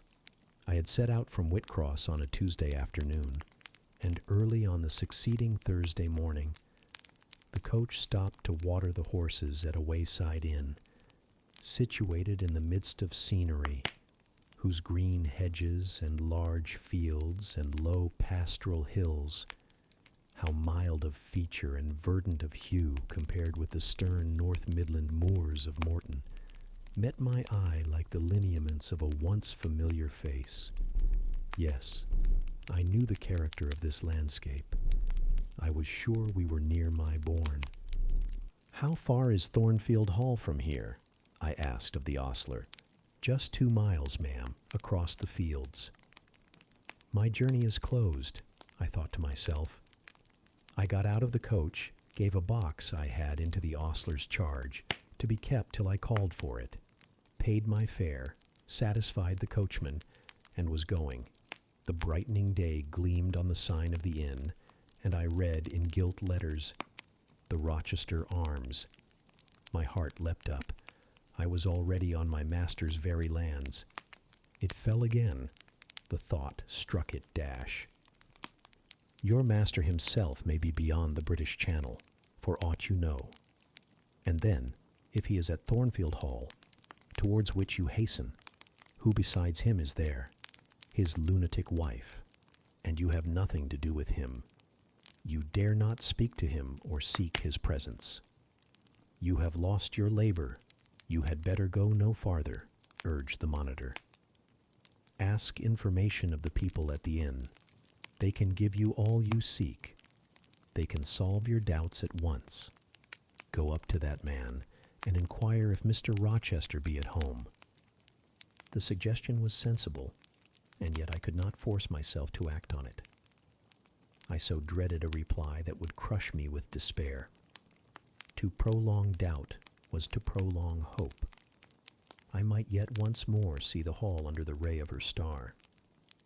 There was the stile before me, the very fields through which I had hurried, blind, deaf, distracted with a revengeful fury tracking and scourging me on the morning I fled from Thornfield. Ere I well knew what course I had resolved to take, I was in the midst of them. How fast I walked, how I ran sometimes, how I looked forward to catch the first view of the well-known woods, with what feelings I welcomed single trees I knew, and familiar glimpses of meadow and hill between them. At last the woods rose, the rookery clustered dark. A loud cawing broke the morning stillness. Strange delight inspired me. On I hastened. Another field crossed, a lane threaded, and there were the courtyard walls, the back offices, the house itself, the rookery still hid. My first view of it shall be in front, I determined, where its bold battlements will strike the eye nobly at once, and where I can single out my master's very window. Perhaps he will be standing at it. He rises early. Perhaps he is now walking in the orchard or on the pavement in front. Could I but see him, but a moment, surely in that case I should not be so mad as to run to him. I cannot tell. I am not certain. And if I did, what then? God bless him. What then? Who would be hurt by my once more tasting the life his glance can give me? I rave. Perhaps at this moment he is watching the sun rise over the Pyrenees or on the tideless sea of the south. I had coasted along the lower wall of the orchard, turned its angle. There was a gate just there, opening into the meadow, between two stone pillars crowned by stone balls. From behind one pillar, I could peep round quietly at the full front of the mansion. I advanced my head with precaution, desirous to ascertain if any bedroom window blinds were yet drawn up. Battlements, windows, long front. All from this sheltered station were at my command. The crows sailing overhead perhaps watched me while I took this survey. I wonder what they thought. They must have considered I was very careful and timid at first, and that gradually I grew very bold and reckless. A peep, and then a long stare, and then a departure from my niche, and a straying out into the meadow, and a sudden stop full in front of the great mansion, and a protracted hardy gaze towards it. What affectation of diffidence was this at first? They might have demanded. What stupid regardlessness now? Here an illustration, reader. A lover finds his mistress asleep on a mossy bank. He wishes to catch a glimpse of her fair face without waking her. He steals softly over the grass, careful to make no sound. He pauses, fancying she has stirred. He withdraws. Not for worlds would he be seen. All is still. He again advances. He bends above her. A light veil rests on her features. He lifts it, bends lower. Now his eyes anticipate the vision of beauty, warm and blooming and lovely in rest. How hurried was their first glance, but how they fix, how he starts, how he suddenly and vehemently clasps in both arms the form he dared not, a moment since, touch with his finger, how he calls aloud a name and drops his burden and gazes on it wildly. He thus grasps and cries and gazes because he no longer fears to waken by any sound he can utter, by any movement he can make. He thought his love slept sweetly. He finds she is stone dead. I looked with timorous joy towards a stately house. I saw a blackened ruin. No need to cower behind a gatepost, indeed, to peep up at chamber lattices, fearing life was astir behind them. No need to listen for doors opening, to fancy steps on the pavement or the gravel walk. The lawn, the grounds were trodden and waste. The portal yawned void. The front was, as I had once seen it in a dream, but a well-like wall, very high and very fragile looking. perforated with panelless windows. No roof, no battlements, no chimneys. All had crashed in, and there was the silence of death about it, the solitude of a lonesome wild. No wonder that letters addressed to people here had never received an answer, as well dispatch epistles to a vault in a church aisle. The grim blackness of the stones told by what fate the hall had fallen, by conflagration. But how kindled? What story belonged to this disaster? What loss, besides mortar and marble and woodwork, had followed upon it?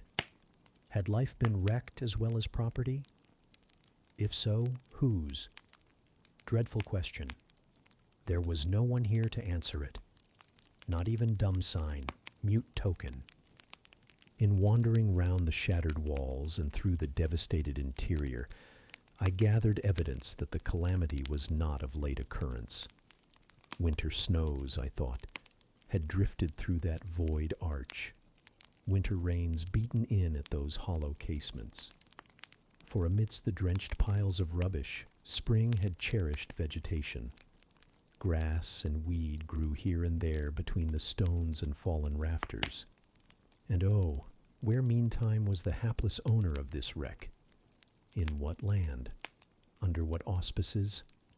My eye involuntarily wandered to the gray church tower near the gates, and I asked, "Is he with Damer de Rochester, sharing the shelter of his narrow marble house?" Some answer must be had to these questions. I could find it nowhere but at the inn, and thither, ere long, I returned. The host himself brought my breakfast into the parlor. I requested him to shut the door and sit down. I had some questions to ask him, but when he complied, I scarcely knew how to begin. Such horror had I of the possible answers, and yet the spectacle of desolation I had just left prepared me in a measure for a tale of misery. The host was a respectable-looking, middle-aged man. "You know Thornfield Hall, of course," I managed to say at last. "Yes, ma'am. I lived there once." "Did you?" "Not in my time," I thought. "You are a stranger to me." "I was the late Mr. Rochester's butler," he added. The late! I seemed to have received with full force the blow I had been trying to evade. "The late?" gasped. "Is he dead?" "I mean the present gentleman, Mr. Edward's father," he explained. I breathed again. My blood resumed its flow. Fully assured by these words that Mr. Edward, my Mr. Rochester, God bless him wherever he was at least alive. Was, in short, the present gentleman. Gladdening words. It seemed I could hear all that was to come, whatever the disclosures might be, with comparative tranquillity. Since he was not in the grave, I could bear, I thought, to learn that he was at the antipodes. "Is Mr. Rochester living at Thornfield Hall now?" I asked, knowing, of course, what the answer would be, but yet desirous of deferring the direct question as to where he really was. "No, ma'am. Oh, no. No one is living there." "I suppose you are a stranger in these parts, or you would have heard what happened last autumn. Thornfield Hall is quite a ruin. It was burnt down just about harvest time. A dreadful calamity. Such an immense quantity of valuable property destroyed. Hardly any of the furniture could be saved. The fire broke out at dead of night, and before the engines arrived from Millcote, the building was one mass of flame. It was a terrible spectacle. I witnessed it myself." "At dead of night," I muttered. Yes, that was ever the hour of fatality at Thornfield. "Was it known how it originated?" I demanded. "They guessed, ma'am, they guessed. Indeed, I should say it was ascertained beyond a doubt. You are not perhaps aware," he continued, edging his chair a little nearer the table and speaking low, "that there was a lady, a lunatic, kept in the house." "I have heard something of it," She was kept in very close confinement, ma'am. People, even for some years, was not absolutely certain of her existence. No one saw her. They only knew by rumor that such a person was at the hall. And who or what she was, it was difficult to conjecture. They said Mr. Edward had brought her from abroad, and some believed she had been his mistress. But a queer thing happened a year since. A very queer thing. I feared now to hear my own story. I endeavored to recall him to the main fact. And this lady? This lady, ma'am, he answered, turned out to be Mr. Rochester's wife. The discovery was brought about in the strangest way. There was a young lady, a governess at the hall, that Mr. Rochester fell in. But the fire, I suggested. I'm coming to that, ma'am, that Mr. Edward fell in love with. The servants say they never saw anybody so much in love as he was. He was after her continually. They used to watch him. Servants will, you know, ma'am. And he set store on her past everything. For all, nobody but him thought her so very handsome. She was a little small thing, they say, almost like a child. I never saw her myself, but I've heard Leah, the housemaid, tell of her. Leah liked her well enough. Mr. Rochester was about 40, and this governess not 20. And you see, when gentlemen of his age fall in love with girls, they are often like as if they were bewitched. Well, he would marry her. You shall tell me this part of the story another time, I said. But now I have a particular reason for wishing to hear all about the fire. Was it suspected that this lunatic, Mrs. Rochester, had any hand in it? You've hit it, ma'am. It's quite certain that it was her, and nobody but her, that set it going. She had a woman to take care of her called Mrs. Poole, an able woman in her line and very trustworthy, but for one fault, a fault common to a deal of them nurses and matrons, she kept a private bottle of gin by her, and now and then took a drop overmuch. It is excusable, for she had a hard life of it, but still it was dangerous. For when Mrs. Poole was fast asleep after the gin and water, the mad lady, who was as cunning as a witch, would take the keys out of her pocket, let herself out of her chamber, and go roaming about the house, doing any wild mischief that came into her head. They say she had nearly burnt her husband in his bed once, but I don't know about that. However, on this night, she set fire first to the hangings of the room next her own, and then she got down to a lower story and made her way to the chamber that had been the governess's. She was like as if she knew somehow how matters had gone on, and had a spite at her. And she kindled the bed there. But there was nobody sleeping in it, fortunately. The governess had run away 2 months before, and for all Mr. Rochester sought her as if she had been the most precious thing he had in the world, he never could hear a word of her. And he grew savage, quite savage on his disappointment. He never was a wild man, but he got dangerous after he lost her. He would be alone, too. He sent Mrs. Fairfax, the housekeeper, away to her friends at a distance, but he did it handsomely, for he settled an annuity on her for life, and she deserved it. She was a very good woman. Miss Adele, a ward he had, was put to school. He broke off acquaintance with all the gentry, and shut himself up like a hermit at the hall. What? Did he not leave England?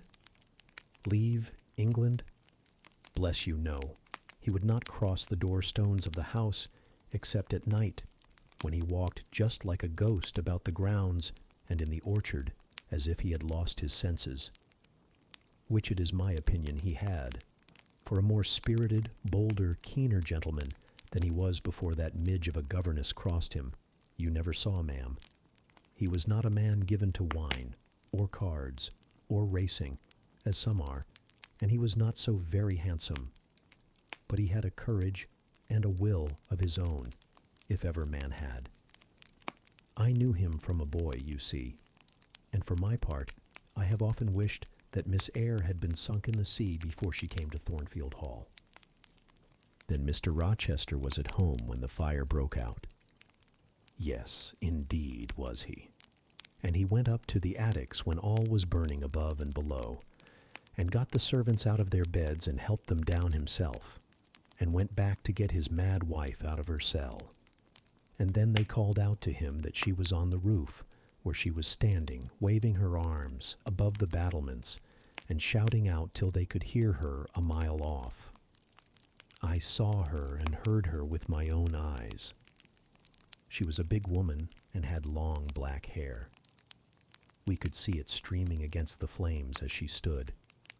I witnessed, and several more witnessed, Mr. Rochester ascend through the skylight onto the roof. We heard him call Bertha. We saw him approach her, and then, ma'am, she yelled and gave a spring, and the next minute she lay smashed on the pavement. Dead? Dead. Aye, dead as the stones on which her brains and blood were scattered. Good God! You may well say so, ma'am. It was frightful. He shuddered. And afterwards, I urged. Well, ma'am, afterwards the house was burnt to the ground. There are only some bits of walls standing now. Were any other lives lost? No. Perhaps it would have been better if there had. What do you mean? Poor Mr. Edward, he ejaculated. I little thought ever to have seen it. Some say it was a just judgment on him for keeping his first marriage secret and wanting to take another wife while he had one living. But I pity him, for my part. You said he was alive? I exclaimed.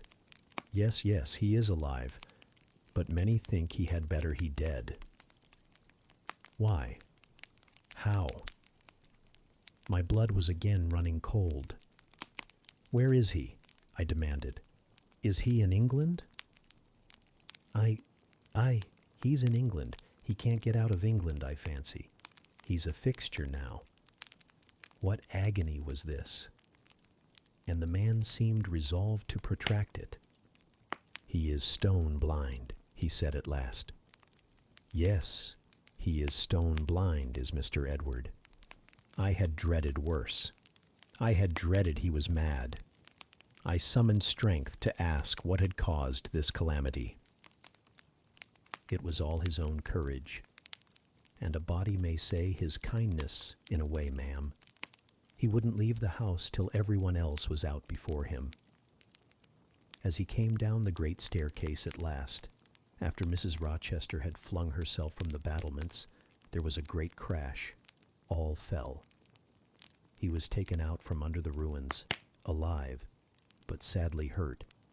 A beam had fallen in such a way as to protect him partly, but one eye was knocked out, and one hand so crushed that Mr. Carter, the surgeon, had to amputate it directly. The other eye inflamed. He lost the sight of that also. He is now helpless indeed, blind and a cripple. Where is he? Where does he now live? At Ferndean, a manor house on a farm he has, about 30 miles off. Quite a desolate spot. Who is with him? Old John and his wife. He would have none else. He is quite broken down, they say. Have you any sort of conveyance? We have a chaise, ma'am. A very handsome chaise. Let it be got ready instantly, and if your postboy can drive me to Ferndean before dark this day, I'll pay both you and him twice the hire you usually demand. Chapter 37. The manor house of Ferndean was a building of considerable antiquity, moderate size, and no architectural pretensions, deep buried in a wood. I had heard of it before. Mr. Rochester often spoke of it, and sometimes went there. His father had purchased the estate for the sake of the game covers. He would have let the house, but could find no tenant, in consequence of its ineligible and insalubrious site. Ferndean then remained uninhabited and unfurnished, with the exception of some 2 or 3 rooms fitted up for the accommodation of the squire when he went there in the season to shoot. To this house I came just ere dark on an evening marked by the characteristics of sad sky, cold gale, and continued small, penetrating rain. The last mile I performed on foot, having dismissed the chaise and driver with the double remuneration I had promised. Even when within a very short distance of the manor house, you could see nothing of it. So thick and dark grew the timber of the gloomy wood about it. Iron gates between granite pillars showed me where to enter, and passing through them, I found myself at once in the twilight of close-ranked trees. There was a grass-grown track descending the forest aisle between hoar and knotty shafts, and under branched arches. I followed it, expecting soon to reach the dwelling. But it stretched on and on, it would far and farther. No sign of habitation or grounds was visible. I thought I had taken a wrong direction and lost my way. The darkness of natural as well as of sylvan dusk gathered over me. I looked round in search of another road. There was none. All was interwoven stem, columnar trunk, dense summer foliage, no opening anywhere. I proceeded. At last my way opened. The trees thinned a little. Presently I beheld a railing, then the house, scarce by this dim light, distinguishable from the trees. So dank and green were its decaying walls. Entering a portal, fastened only by a latch, I stood amidst a space of enclosed ground, from which the wood swept away in a semicircle. There were no flowers, no garden beds, only a broad gravel walk girdling a grass plat, and this set in the heavy frame of the forest. The house presented two pointed gables in its front. The windows were latticed and narrow. The front door was narrow too. One step led up to it. The whole looked, as the host of the Rochester Arms had said, quite a desolate spot. It was as still as a church on a weekday. The pattering rain on the forest leaves was the only sound audible in its vicinage. "Can there be life here?" I asked. Yes, life of some kind there was, for I heard a movement. That narrow front door was unclosing, and some shape was about to issue from the grange. It opened slowly. A figure came out into the twilight and stood on the step, a man without a hat.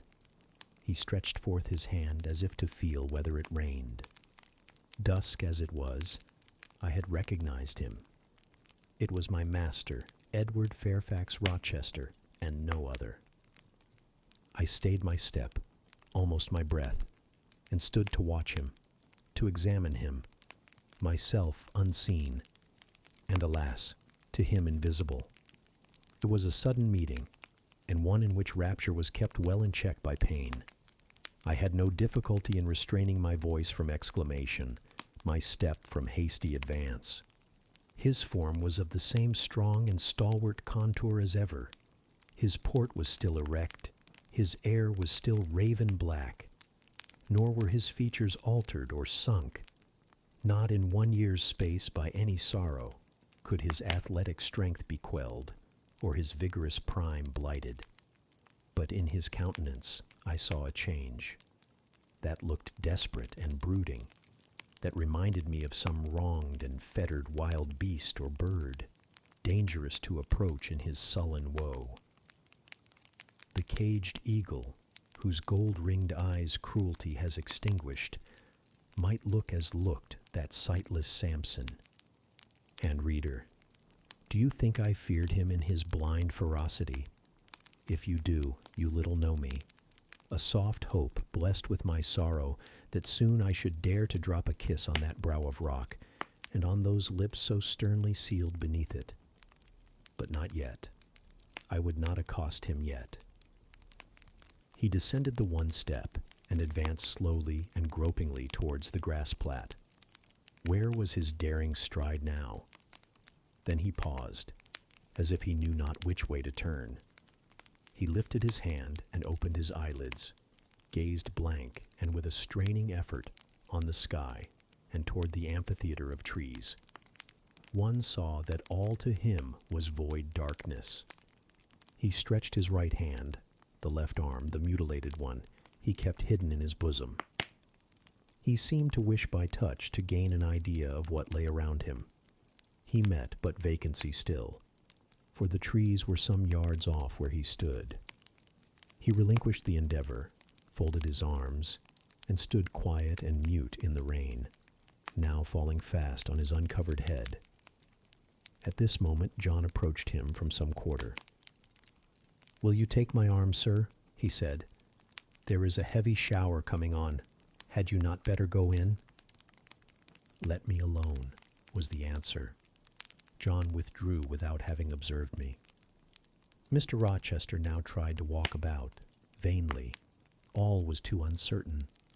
He groped his way back to the house and, re-entering it, closed the door. I now drew near and knocked. John's wife opened for me. "Mary," I said, "how are you?" She started as if she had seen a ghost. I calmed her. To her hurried, "Is it really you, miss? Come at this late hour to this lonely place?" I answered by taking her hand, and then I followed her into the kitchen, where John now sat by a good fire. I explained to them, in few words, that I had heard all which had happened since I left Thornfield, and that I was come to see Mr. Rochester. I asked John to go down to the turnpike house, where I had dismissed the chaise, and bring my trunk, which I had left there. And then, while I removed my bonnet and shawl, I questioned Mary as to whether I could be accommodated at the manor house for the night, and finding that arrangements to that effect, though difficult, would not be impossible, I informed her I should stay. Just at this moment, the parlor bell rang. "When you go in," said I, "tell your master that a person wishes to speak to him, but do not give my name." "I don't think he will see you," she answered. "He refuses everybody." When she returned, I inquired what he had said. "You are to send in your name and your business," she replied. She then proceeded to fill a glass with water and place it on a tray, together with candles. "Is that what he rang for?" I asked. "Yes. He always has candles brought in at dark, though he is blind." "Give the tray to me. I will carry it in." I took it from her hand. She pointed me out the parlor door. The tray shook as I held it. The water spilt from the glass. My heart struck my ribs loud and fast. Mary opened the door for me and shut it behind me. This parlor looked gloomy. A neglected handful of fire burnt low in the grate, and leaning over it, with his head supported against the high, old-fashioned mantelpiece, appeared the blind tenant of the room. His old dog, Pilot, lay on one side, removed out of the way, and coiled up as if afraid of being inadvertently trodden upon. Pilot pricked up his ears when I came in. Then he jumped up with a yelp and a whine, and bounded towards me. He almost knocked the tray from my hands. I set it on the table, then patted him, and said softly, "Lie down." Mr. Rochester turned mechanically to see what the commotion was, but as he saw nothing, he returned and sighed. "Give me the water, Mary," he said. I approached him with the now only half-filled glass. Pilot followed me, still excited. "What is the matter?" he inquired. "Down, Pilot," I again said. He checked the water on its way to his lips and seemed to listen. He drank, and put the glass down. "This is you, Mary, is it not?" "Mary is in the kitchen," I answered. He put out his hand with a quick gesture, but not seeing where I stood, he did not touch me. "Who is this? Who is this?" he demanded, trying, as it seemed, to see with those sightless eyes, unavailing and distressing attempt. "Answer me, speak again," he ordered, imperiously and aloud. "Will you have a little more water, sir? I spilt half of what was in the glass, I said. Who is it? What is it? Who speaks? Pilate knows me, and John and Mary know I am here. I came only this evening, I answered. Great God! What delusion has come over me? What sweet madness has seized me? No delusion, no madness. Your mind, sir, is too strong for delusion, your health too sound for frenzy. And where is the speaker? Is it only a voice? Oh, I cannot see, but I must feel, or my heart will stop and my brain burst. Whatever, whoever you are, be perceptible to the touch, or I cannot live. He groped. I arrested his wandering hand and prisoned it in both mine. Her very fingers, he cried. Her small, slight fingers. If so, there must be more of her. The muscular hand broke from my custody. My arm was seized, my shoulder, neck, waist. I was entwined and gathered to him. Is it Jane? What is it? This is her shape. This is her size. And this her voice? I added. She is all here. Her heart, too. God bless you, sir. I am glad to be so near you again. Jane Eyre. Jane Eyre, was all he said. My dear master, I answered. I am Jane Eyre. I have found you out. I am come back to you. In truth, in the flesh. My living Jane. You touch me, sir. You hold me, and fast enough. I am not cold like a corpse, nor vacant like air, am I? My living darling, these are certainly her limbs, and these her features. But I cannot be so blessed after all my misery. It is a dream, such dreams as I have had at night, when I have clasped her once more to my heart as I do now, and kissed her as thus, and felt that she loved me, and trusted that she would not leave me. Which I never will, sir, from this day. Never will, says the vision, but I always woke and found it an empty mockery, and I was desolate and abandoned, my life dark, lonely, hopeless, my soul athirst and forbidden to drink, my heart famished and never to be fed. Gentle, soft dream, nestling in my arms now, you will fly too, as your sisters have all fled before you. But kiss me before you go. Embrace me, Jane. There, sir, and there. I pressed my lips to his once brilliant and now rayless eyes. I swept his hair from his brow and kissed that too. He suddenly seemed to arouse himself. The conviction of the reality of all this seized him. It is you. Is it, Jane? You are come back to me, then? I am. And you do not lie dead in some ditch under some stream. And you are not a pining outcast amongst strangers? No, sir. I am an independent woman now. Independent. What do you mean, Jane? My uncle in Madeira is dead, and he left me 5,000 pounds. Ah, this is practical. This is real, he cried. I should never dream that. Besides, there is that peculiar voice of hers, so animating and piquant, as well as soft. It cheers my withered heart. It puts life into it. What, Janet? Are you an independent woman? A rich woman? If you won't let me live with you, I can build a house of my own close up to your door, and you may come and sit in my parlor when you want company of an evening. But as you are rich, Jane, you have now, no doubt, friends who will look after you, and not suffer you to devote yourself to a blind lamenter like me. I told you I am independent, sir, as well as rich. I am my own mistress. And you will stay with me? Certainly, unless you object. I will be your neighbor, your nurse, your housekeeper. I find you lonely. I will be your companion, to read to you, to walk with you, to sit with you, to wait on you, to be eyes and hands to you. Cease to look so melancholy, my dear master. You shall not be left desolate so long as I live." He replied not. He seemed serious, abstracted. He sighed. He half opened his lips as if to speak. He closed them again. I felt a little embarrassed. Perhaps I had too rashly overleaped conventionalities. And he, like St. John, saw impropriety in my inconsiderateness. I had indeed made my proposal from the idea that he wished and would ask me to be his wife. An expectation, not the less certain because unexpressed, had buoyed me up, that he would claim me at once as his own.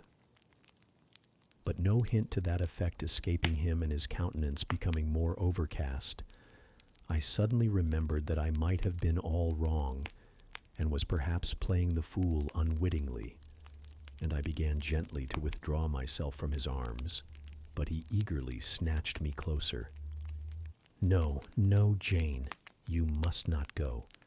No, I have touched you, heard you, felt the comfort of your presence, the sweetness of your consolation.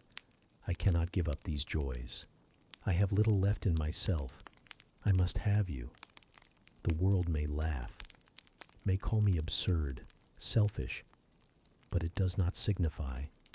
My very soul demands you. It will be satisfied, or it will take deadly vengeance on its frame. Well, sir, I will stay with you. I have said so. Yes, but you understand one thing by staying with me, and I understand another.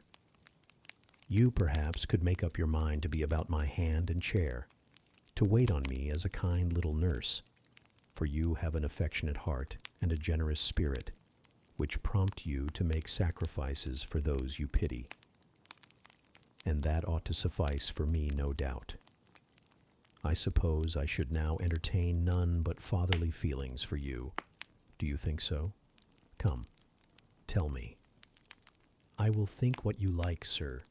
I am content to be only your nurse, if you think it better. But you cannot always be my nurse, Janet. You are young. You must marry one day. I don't care about being married. You should care, Janet. If I were what I once was, I would try to make you care. But a sightless block. He relapsed again into gloom. I, on the contrary, became more cheerful and took fresh courage. These last words gave me an insight as to where the difficulty lay, and as it was no difficulty with me, I felt quite relieved from my previous embarrassment. I resumed a livelier vein of conversation. "It is time someone undertook to rehumanize you," said I, parting his thick and long uncut locks. "For I see you are being metamorphosed into a lion, or something of that sort. You have a faux air of Nebuchadnezzar in the fields about you, that is certain. Your hair reminds me of eagle's feathers.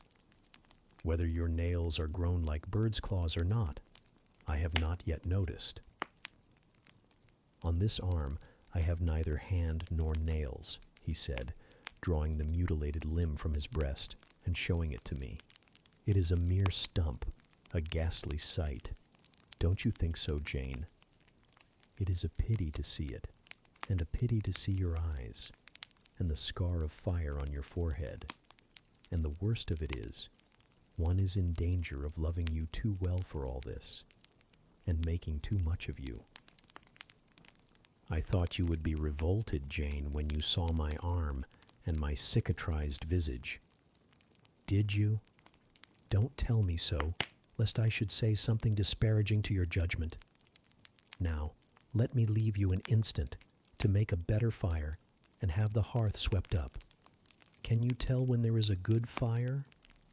Yes, with the right eye I see a glow, a ruddy haze.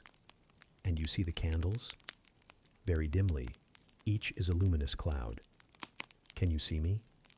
No, my fairy, but I am only too thankful to hear and feel you. When do you take supper? I never take supper. But you shall have some tonight. I am hungry. So are you, I dare say. Only you forget. Summoning Mary, I soon had the room in more cheerful order. I prepared him, likewise, a comfortable repast. My spirits were excited, and with pleasure and ease I talked to him during supper, and for a long time after. There was no harassing restraint, no repressing of glee and vivacity with him, for with him I was at perfect ease, because I knew I suited him. All I said or did seemed either to console or revive him. Delightful consciousness. It brought to life and light my whole nature. In his presence I thoroughly lived, and he lived in mine.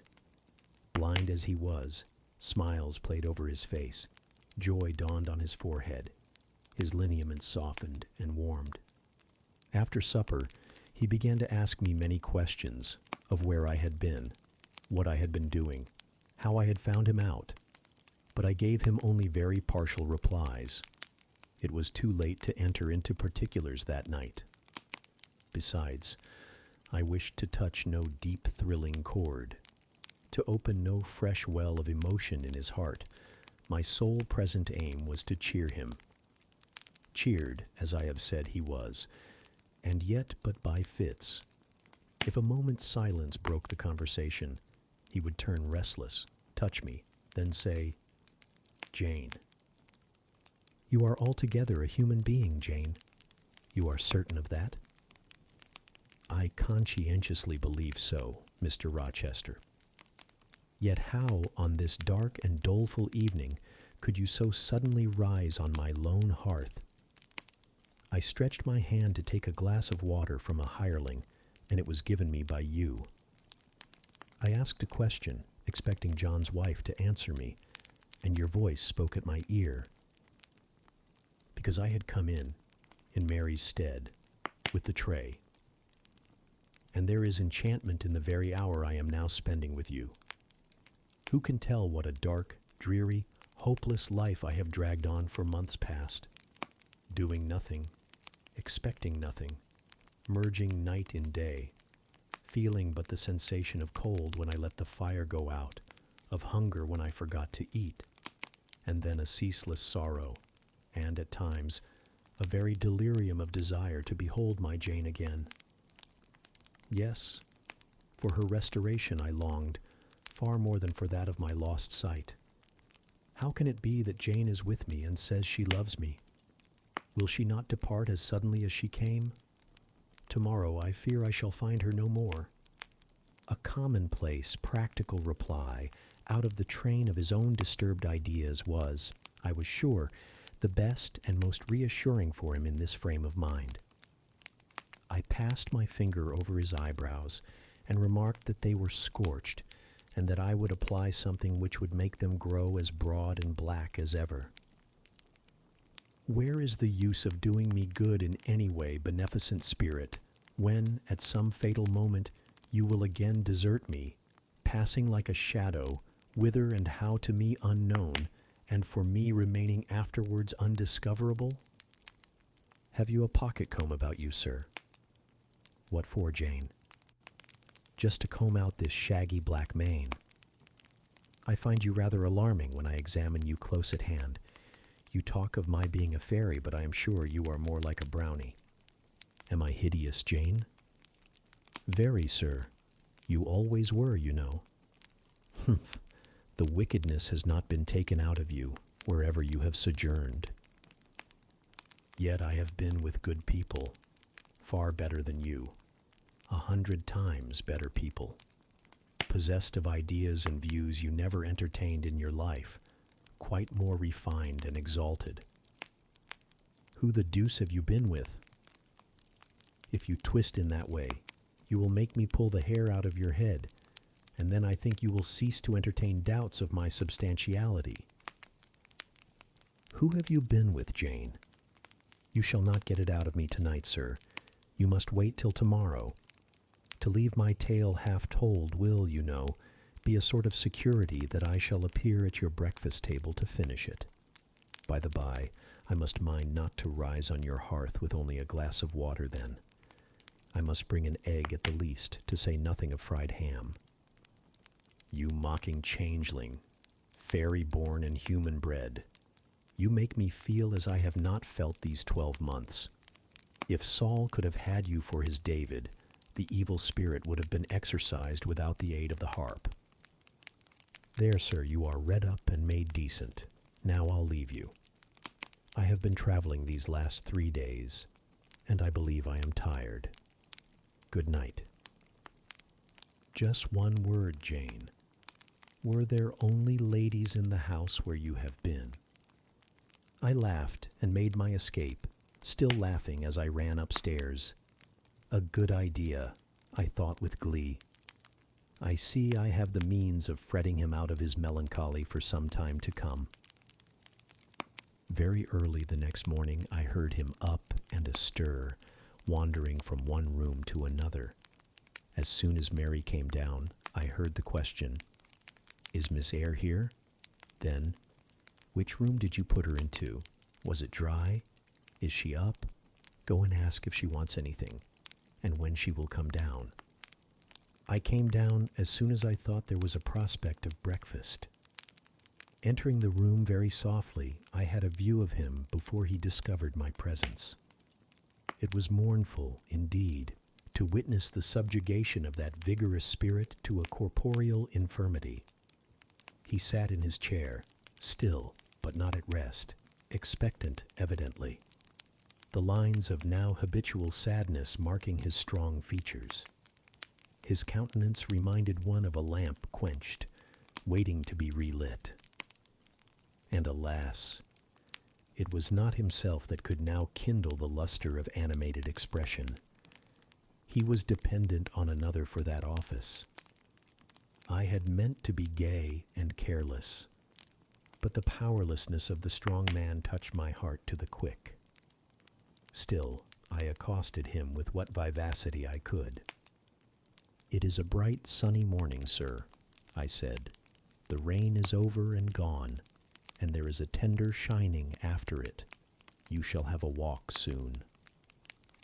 I had wakened the glow. His features beamed. "Oh, you are indeed there, my skylark. Come to me.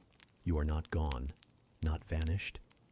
I heard one of your kind an hour ago singing high over the wood, but its song had no music for me, any more than the rising sun had rays.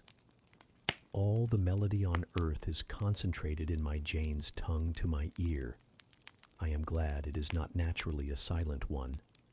All the sunshine I can feel is in her presence." The water stood in my eyes to hear this avowal of his dependence, just as if a royal eagle, chained to a perch, should be forced to entreat a sparrow to become its purveyor. But I would not be lachrymose. I dashed off the salt drops and busied myself with preparing breakfast. Most of the morning was spent in the open air. I led him out of the wet and wild wood into some cheerful fields. I described to him how brilliantly green they were, how the flowers and hedges looked refreshed, how sparklingly blue was the sky. I sought a seat for him in a hidden and lovely spot, a dry stump of a tree, nor did I refuse to let him, when seated, place me on his knee. Why should I, when both he and I were happier near than apart? Pilate lay beside us. All was quiet. He broke out suddenly while clasping me in his arms. "Cruel, cruel deserter! Oh, Jane, what did I feel when I discovered you had fled from Thornfield, and when I could nowhere find you, and after examining your apartment, ascertained that you had taken no money nor anything which could serve as an equivalent. A pearl necklace I had given you lay untouched in its little casket. Your trunks were left corded and locked as they had been prepared for the bridal tour. What could my darling do, I asked, left destitute and penniless? And what did she do? Let me hear now." Thus urged, I began the narrative of my experience for the last year. I softened considerably what related to the 3 days of wandering and starvation, because to have told him all would have been to inflict unnecessary pain. The little I did say lacerated his faithful heart deeper than I wished. I should not have left him thus, he said, without any means of making my way. I should have told him my intention. I should have confided in him. He would never have forced me to be his mistress. Violent as he had seemed in his despair, he, in truth, loved me far too well and too tenderly to constitute himself my tyrant. He would have given me half his fortune without demanding so much as a kiss in return, rather than I should have flung myself friendless on the wide world. I had endured, he was certain, more than I had confessed to him. Well, whatever my sufferings had been, they were very short, I answered. And then I proceeded to tell him how I had been received at Moor House, how I had obtained the office of schoolmistress, etc. The accession of fortune, the discovery of my relations, followed in due order. Of course, St. John River's name came in frequently in the progress of my tale. When I had done, that name was immediately taken up. This St. John, then, is your cousin? Yes. You have spoken of him often. Do you like him? He was a very good man, sir. I could not help liking him. A good man? Does that mean a respectable, well-conducted man of 50? Or what does it mean? St. John was only 29, sir. Jeune encore, as the French say. Is he a person of low stature, phlegmatic, and plain? A person whose goodness consists rather in his guiltlessness of vice than in his prowess in virtue? He is untiringly active. Great and exalted deeds are what he lives to perform. But his brain, that is probably rather soft. He means well, but you shrug your shoulders to hear him talk? He talks little, sir. What he does say is ever to the point. His brain is first-rate, I should think not impressible, but vigorous. Is he an able man, then? Truly able. A thoroughly educated man? St. John is an accomplished and profound scholar. His manners, I think you said, are not to your taste? Priggish and parsonic? I never mentioned his manners, but unless I had a very bad taste, they must suit it. They are polished, calm, and gentlemanlike. His appearance, I forget what description you gave of his appearance, a sort of raw curate, half strangled with his white neckcloth, and stilted up on his thick-soled high lows, eh? St. John dresses well. He is a handsome man, tall, fair, with blue eyes, and a Grecian profile. Aside. Damn him, to me. Did you like him, Jane? Yes, Mr. Rochester, I liked him, but you asked me that before. I perceived, of course, the drift of my interlocutor. Jealousy had got hold of him. She stung him, but the sting was salutary. It gave him respite from the gnawing fang of melancholy. I would not, therefore, immediately charm the snake. Perhaps you would rather not sit any longer on my knee, Miss Eyre, was the next somewhat unexpected observation. Why not, Mr. Rochester? The picture you have just drawn is suggestive of a rather too overwhelming contrast. Your words have delineated very prettily a graceful Apollo. He is present to your imagination, tall, fair, blue-eyed, and with a Grecian profile. Your eyes dwell on a Vulcan, a real blacksmith, brown, broad-shouldered, and blind and lame into the bargain. I never thought of it before, but you certainly are rather like Vulcan, sir. Well, you can leave me, ma'am, but before you go, and he retained me by a firmer grasp than ever, you will be pleased just to answer me a question or two. He paused. What questions, Mr. Rochester? Then followed this cross-examination. St. John made you schoolmistress of Morton before he knew you were his cousin. Yes. You would often see him? He would visit the school sometimes? Daily. He would approve of your plans, Jane. I know they would be clever, for you are a talented creature. He approved of them, yes. He would discover many things in you he could not have expected to find. Some of your accomplishments are not ordinary. I don't know about that. You had a little cottage near the school, you say. Did he ever come there to see you? Now and then? Of an evening? Once or twice? A pause. How long did you reside with him and his sisters after the cousinship was discovered? 5 months. Did Rivers spend much time with the ladies of his family? Yes. The back parlor was both his study and ours. He sat near the window, and we by the table. Did he study much? A good deal. What? Hindustani? And what did you do meantime? I learnt German at first. Did he teach you? He did not understand German.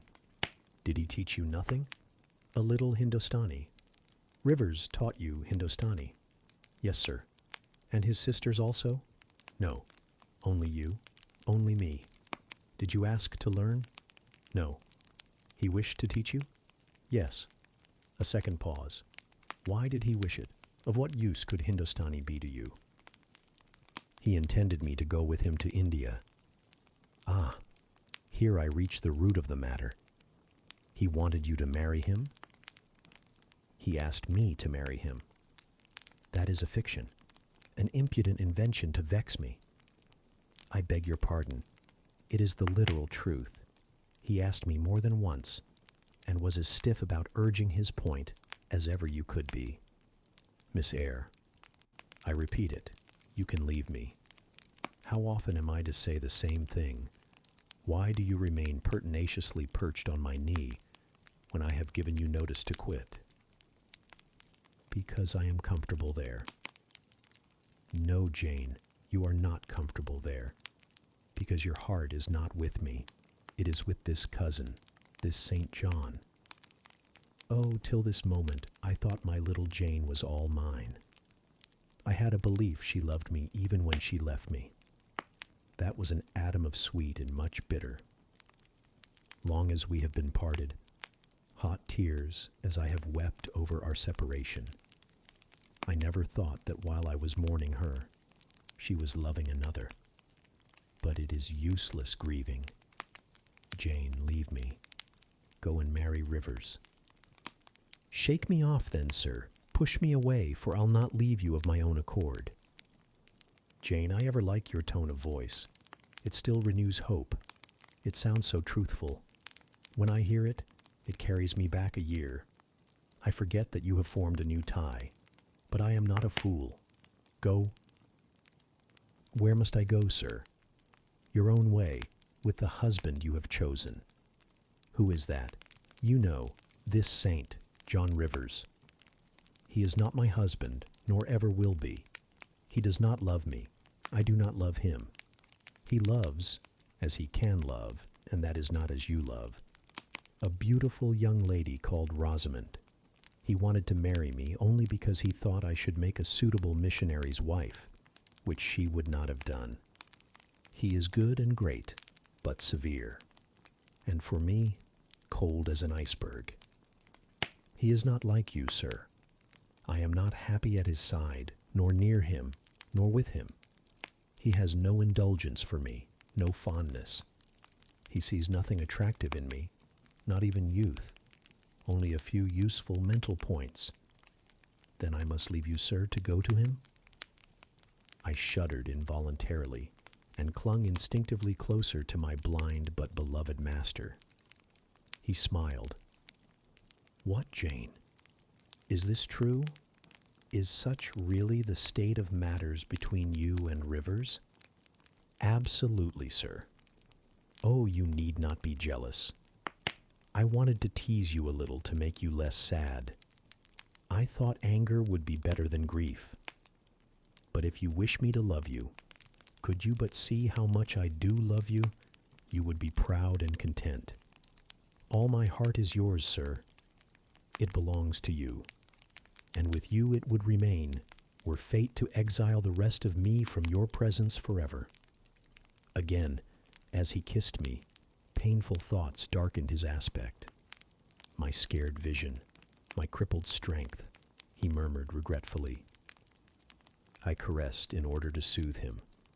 I knew of what he was thinking and wanted to speak for him, but dared not. As he turned aside his face a minute, I saw a tear slide from under the sealed eyelid and trickle down the manly cheek. My heart swelled.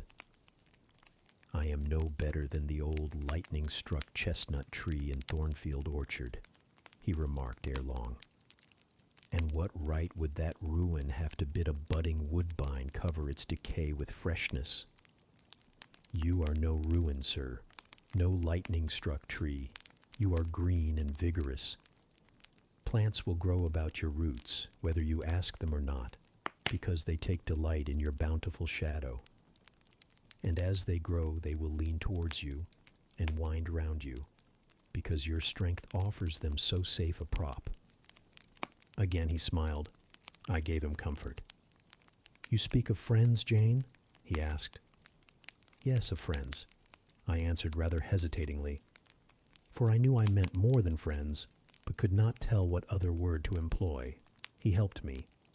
Ah, Jane, but I want a wife. Do you, sir? Yes. Is it news to you? Of course, you said nothing about it before. Is it unwelcome news? That depends on circumstances, sir, on your choice, which you shall make for me, Jane. I will abide by your decision. Choose then, sir, her who loves you best. I will at least choose her I love best. Jane, will you marry me? Yes, sir. A poor blind man, whom you will have to lead about by the hand. Yes, sir. A crippled man, 20 years older than you, whom you will have to wait on. Yes, sir. Truly, Jane. Most truly, sir. Oh, my darling, God bless you and reward you.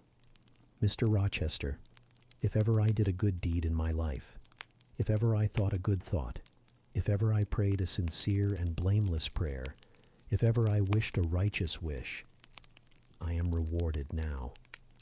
To be your wife is, for me, to be as happy as I can be on earth. Because you delight in sacrifice. Sacrifice? What do I sacrifice? Famine for food, expectation for content. To be privileged to put my arms round what I value, to press my lips to what I love, to repose on what I trust. Is that to make a sacrifice? If so, then certainly I delight in sacrifice. And to bear with my infirmities, Jane, to overlook my deficiencies, which are none, sir, to me. I love you better now when I can really be useful to you than I did in your state of proud independence, when you disdained every part but that of the giver and protector. Hitherto I have hated to be helped, to be led. Henceforth, I feel I shall hate it no more. I did not like to put my hand into a hireling's, but it is pleasant to feel it circled by Jane's little fingers. I preferred utter loneliness to the constant attendance of servants, but Jane's soft ministry will be a perpetual joy. Jane suits me. Do I suit her? To the finest fiber of my nature, sir. The case being so, we have nothing in the world to wait for. We must be married instantly. He looked and spoke with eagerness. His old impetuosity was rising. We must become one flesh without any delay, Jane. There is but the license to get. Then we marry. Mr. Rochester, I have just discovered the sun is far declined from its meridian, and Pilot is actually gone home to his dinner. Let me look at your watch. Fasten it into your girdle, Janet, and keep it henceforward. I have no use for it. It is nearly 4 o'clock in the afternoon, sir. Don't you feel hungry? The 3rd day from this must be our wedding day, Jane. Never mind fine clothes and jewels now. All that is not worth a fillip. The sun has dried up all the raindrops, sir. The breeze is still. It is quite hot. Do you know, Jane, I have your little pearl necklace at this moment fastened round my bronze scrag under my cravat. I have worn it since the day I lost my only treasure, as a memento of her. We will go home through the wood. That will be the shadiest way. He pursued his own thoughts without heeding me. Jane, you think me, I dare say, an irreligious dog, but my heart swells with gratitude to the beneficent God of this earth just now. He sees not as man sees, but far clearer, judges not as man judges, but far more wisely. I did wrong. I would have sullied my innocent flower, breathed guilt on its purity. The Omnipotent snatched it from me. I, in my stiff-necked rebellion, almost cursed the dispensation. Instead of bending to the decree, I defied it. Divine justice pursued its course. Disasters came thick on me. I was forced to pass through the valley of the shadow of death. His chastisements are mighty, and one smote me which has humbled me forever. You know I was proud of my strength, but what is it now when I must give it over to foreign guidance, as a child does its weakness? Of late, Jane, only of late, I began to see and acknowledge the hand of God in my doom. I began to experience remorse, repentance, the wish for reconcilement to my Maker. I began sometimes to pray. Very brief prayers they were, but very sincere. Some days since, nay, I can number them, 4. It was last Monday night, a singular mood came over me, one in which grief replaced frenzy, sorrow, sullenness. I had long had the impression that since I could nowhere find you, you must be dead. Late that night, perhaps it might be between 11 and 12 o'clock, ere I retired to my dreary rest, I supplicated God that if it seemed good to him, I might soon be taken from this life and admitted to that world to come, where there was still hope of rejoining Jane. I was in my own room and sitting by the window, which was open. It soothed me to feel the balmy night air, though I could see no stars, and only by a vague, luminous haze knew the presence of a moon. I longed for thee, Janet. Oh, I longed for thee both with soul and flesh. I asked of God at once in anguish and humility if I had not been long enough desolate, afflicted, tormented, and might not soon taste bliss and peace once more. That I merited all I endured, I acknowledged. That I could scarcely endure more, I pleaded, and the alpha and omega of my heart's wishes broke involuntarily from my lips in the words, Jane, Jane, Jane. Did you speak these words aloud? I did, Jane. If any listener had heard me, he would have thought me mad. I pronounced them with such frantic energy. And it was last Monday night, somewhere near midnight. Yes, but the time is of no consequence. What followed is the strange point. You will think me superstitious. Some superstition I have in my blood, and always had. Nevertheless, this is true. True at least it is that I heard what I now relate. As I exclaimed, Jane, Jane, Jane, a voice, I cannot tell whence the voice came, but I know whose voice it was, replied, I am coming. Wait for me.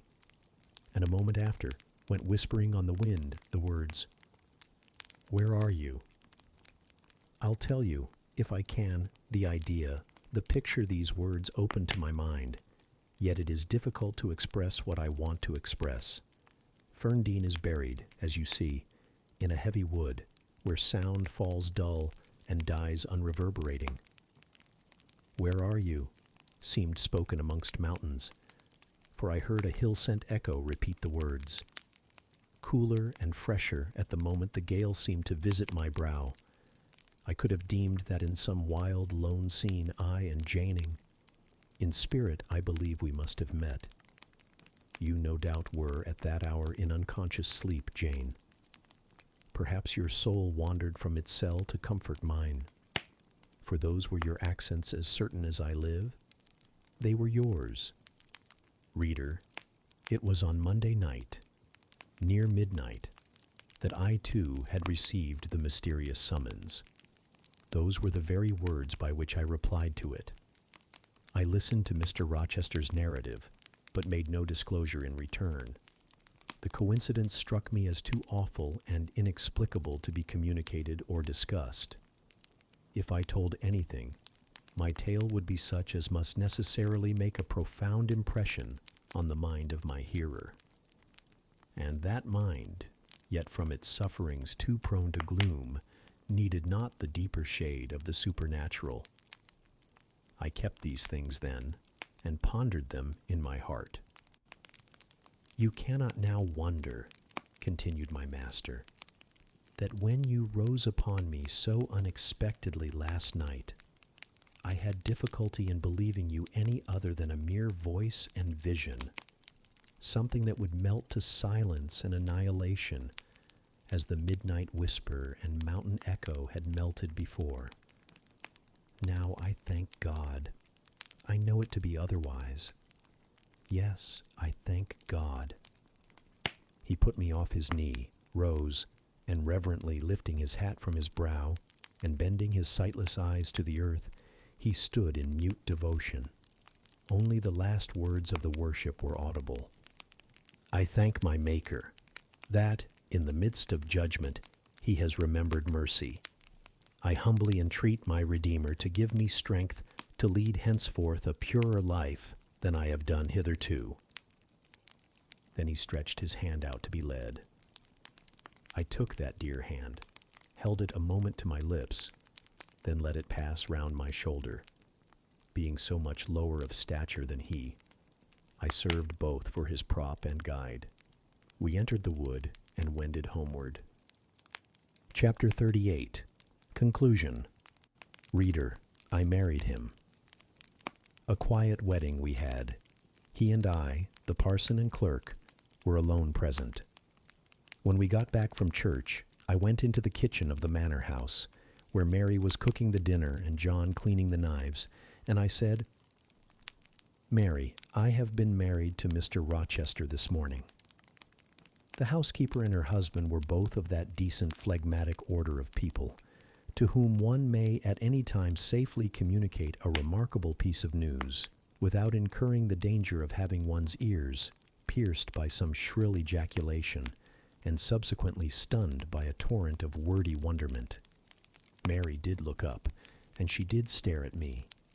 The ladle with which she was basting a pair of chickens roasting at the fire did for some 3 minutes hang suspended in air, and for the same space of time John's knives also had rest from the polishing process. But Mary, bending again over the roast, said only, "Have you, miss? Well, for sure." A short time after she pursued, "I seed you go out with the master, but I didn't know you were gone to church to be wed." And she basted away. John, when I turned to him, was grinning from ear to ear. "I telled Mary how it would be," he said. "I knew what Mr. Edward—" John was an old servant, and had known his master when he was the cadet of the house. Therefore he often gave him his Christian name. "I knew what Mr. Edward would do, and I was certain he would not wait long neither, and he's done right for aught I know. I wish you joy, miss," and he politely pulled his forelock. "Thank you, John.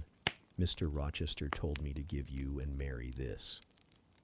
I put into his hand a 5-pound note. Without waiting to hear more, I left the kitchen.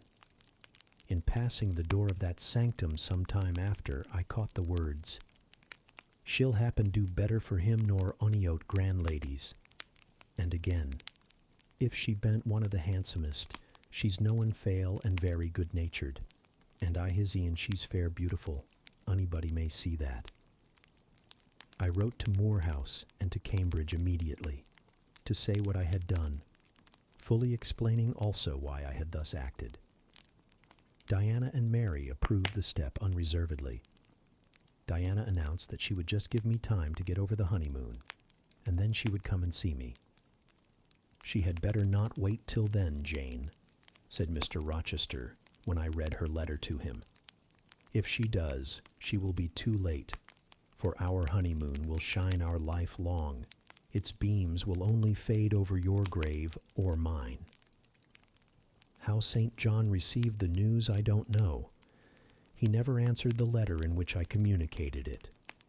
Yet 6 months after he wrote to me, without, however, mentioning Mr. Rochester's name or alluding to my marriage. His letter was then calm and, though very serious, kind. He has maintained a regular, though not frequent, correspondence ever since. He hopes I am happy, and trusts I am not of those who live without God in the world, and only mind earthly things. You have not quite forgotten little Adele, have you, reader? I had not.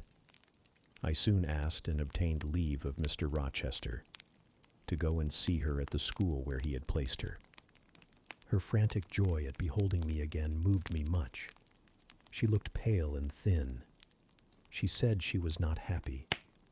I found the rules of the establishment were too strict, its course of study too severe for a child of her age. I took her home with me. I meant to become her governess once more, but I soon found this impracticable. My time and cares were now required by another. My husband needed them all.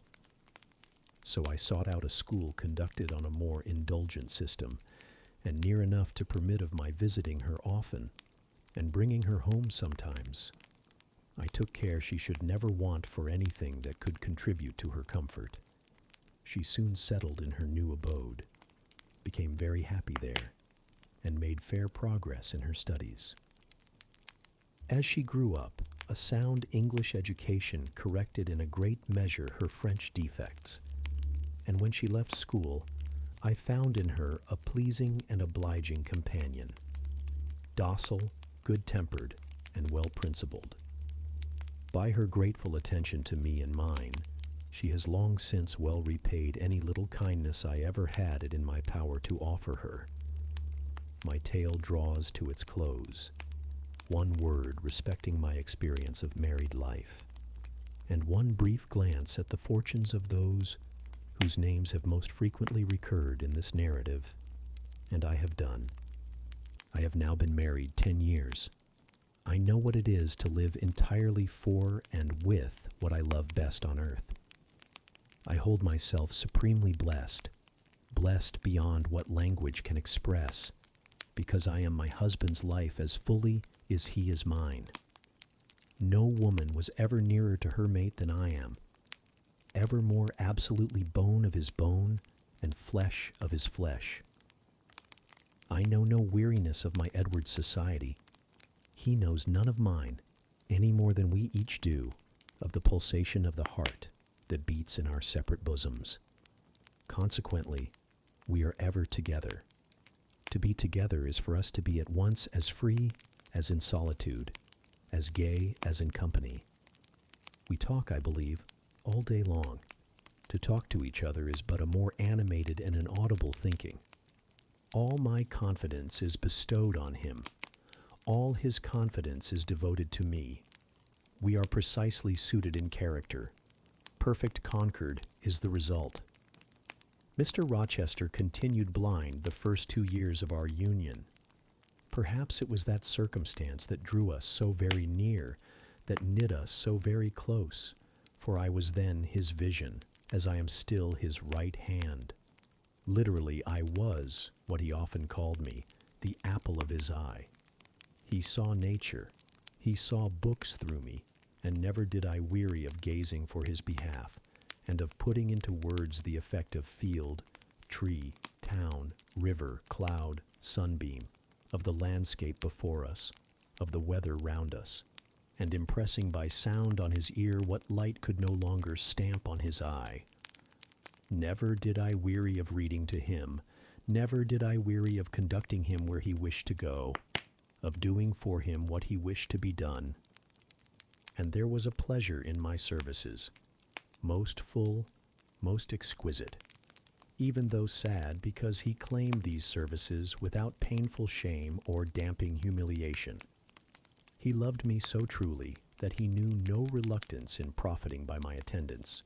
He felt I loved him so fondly that to yield that attendance was to indulge my sweetest wishes. One morning at the end of the 2 years, as I was writing a letter to his dictation, he came and bent over me and said, "Jane, have you a glittering ornament round your neck?" I had a gold watch chain. I answered yes. "And have you a pale blue dress on?" I had. He informed me then that for some time he had fancied the obscurity clouding one eye was becoming less dense, and that now he was sure of it. He and I went up to London. He had the advice of an eminent oculist, and he eventually recovered the sight of that one eye. He cannot now see very distinctly. He cannot read or write much, but he can find his way without being led by the hand. The sky is no longer a blank to him, the earth no longer a void.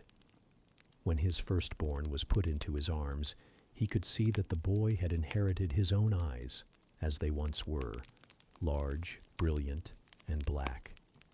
On that occasion, he again, with a full heart, acknowledged that God had tempered judgment with mercy. My Edward and I, then, are happy, and the more so because those we most love are happy likewise. Diana and Mary Rivers are both married. Alternately, once every year, they come to see us, and we go to see them.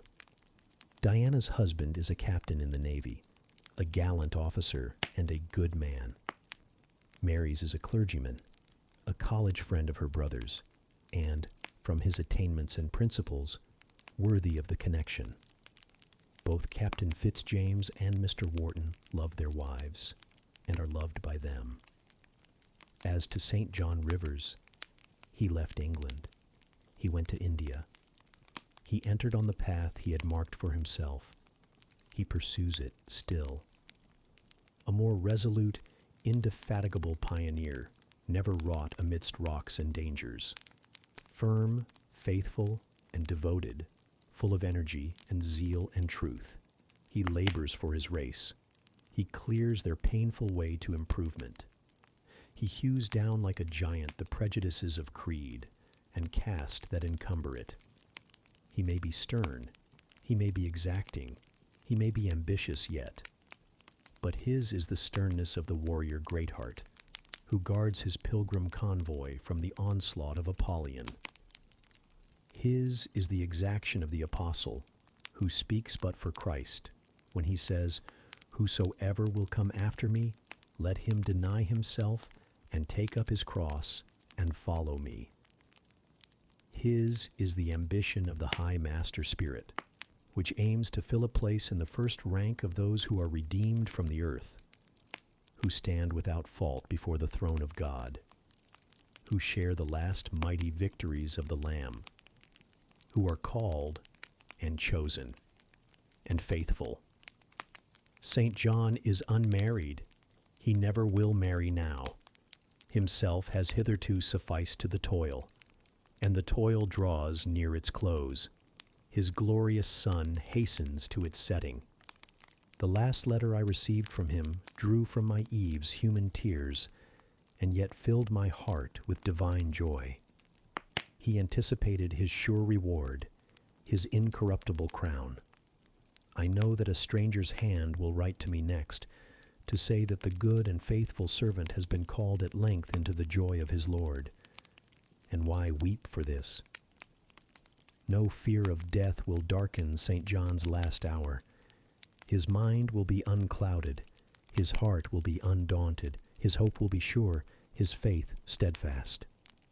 His own words are a pledge of this. My master, he says, has forewarned me. Daily he announces more distinctly, surely I come quickly. And hourly I more eagerly respond, Amen. Even so come, Lord Jesus.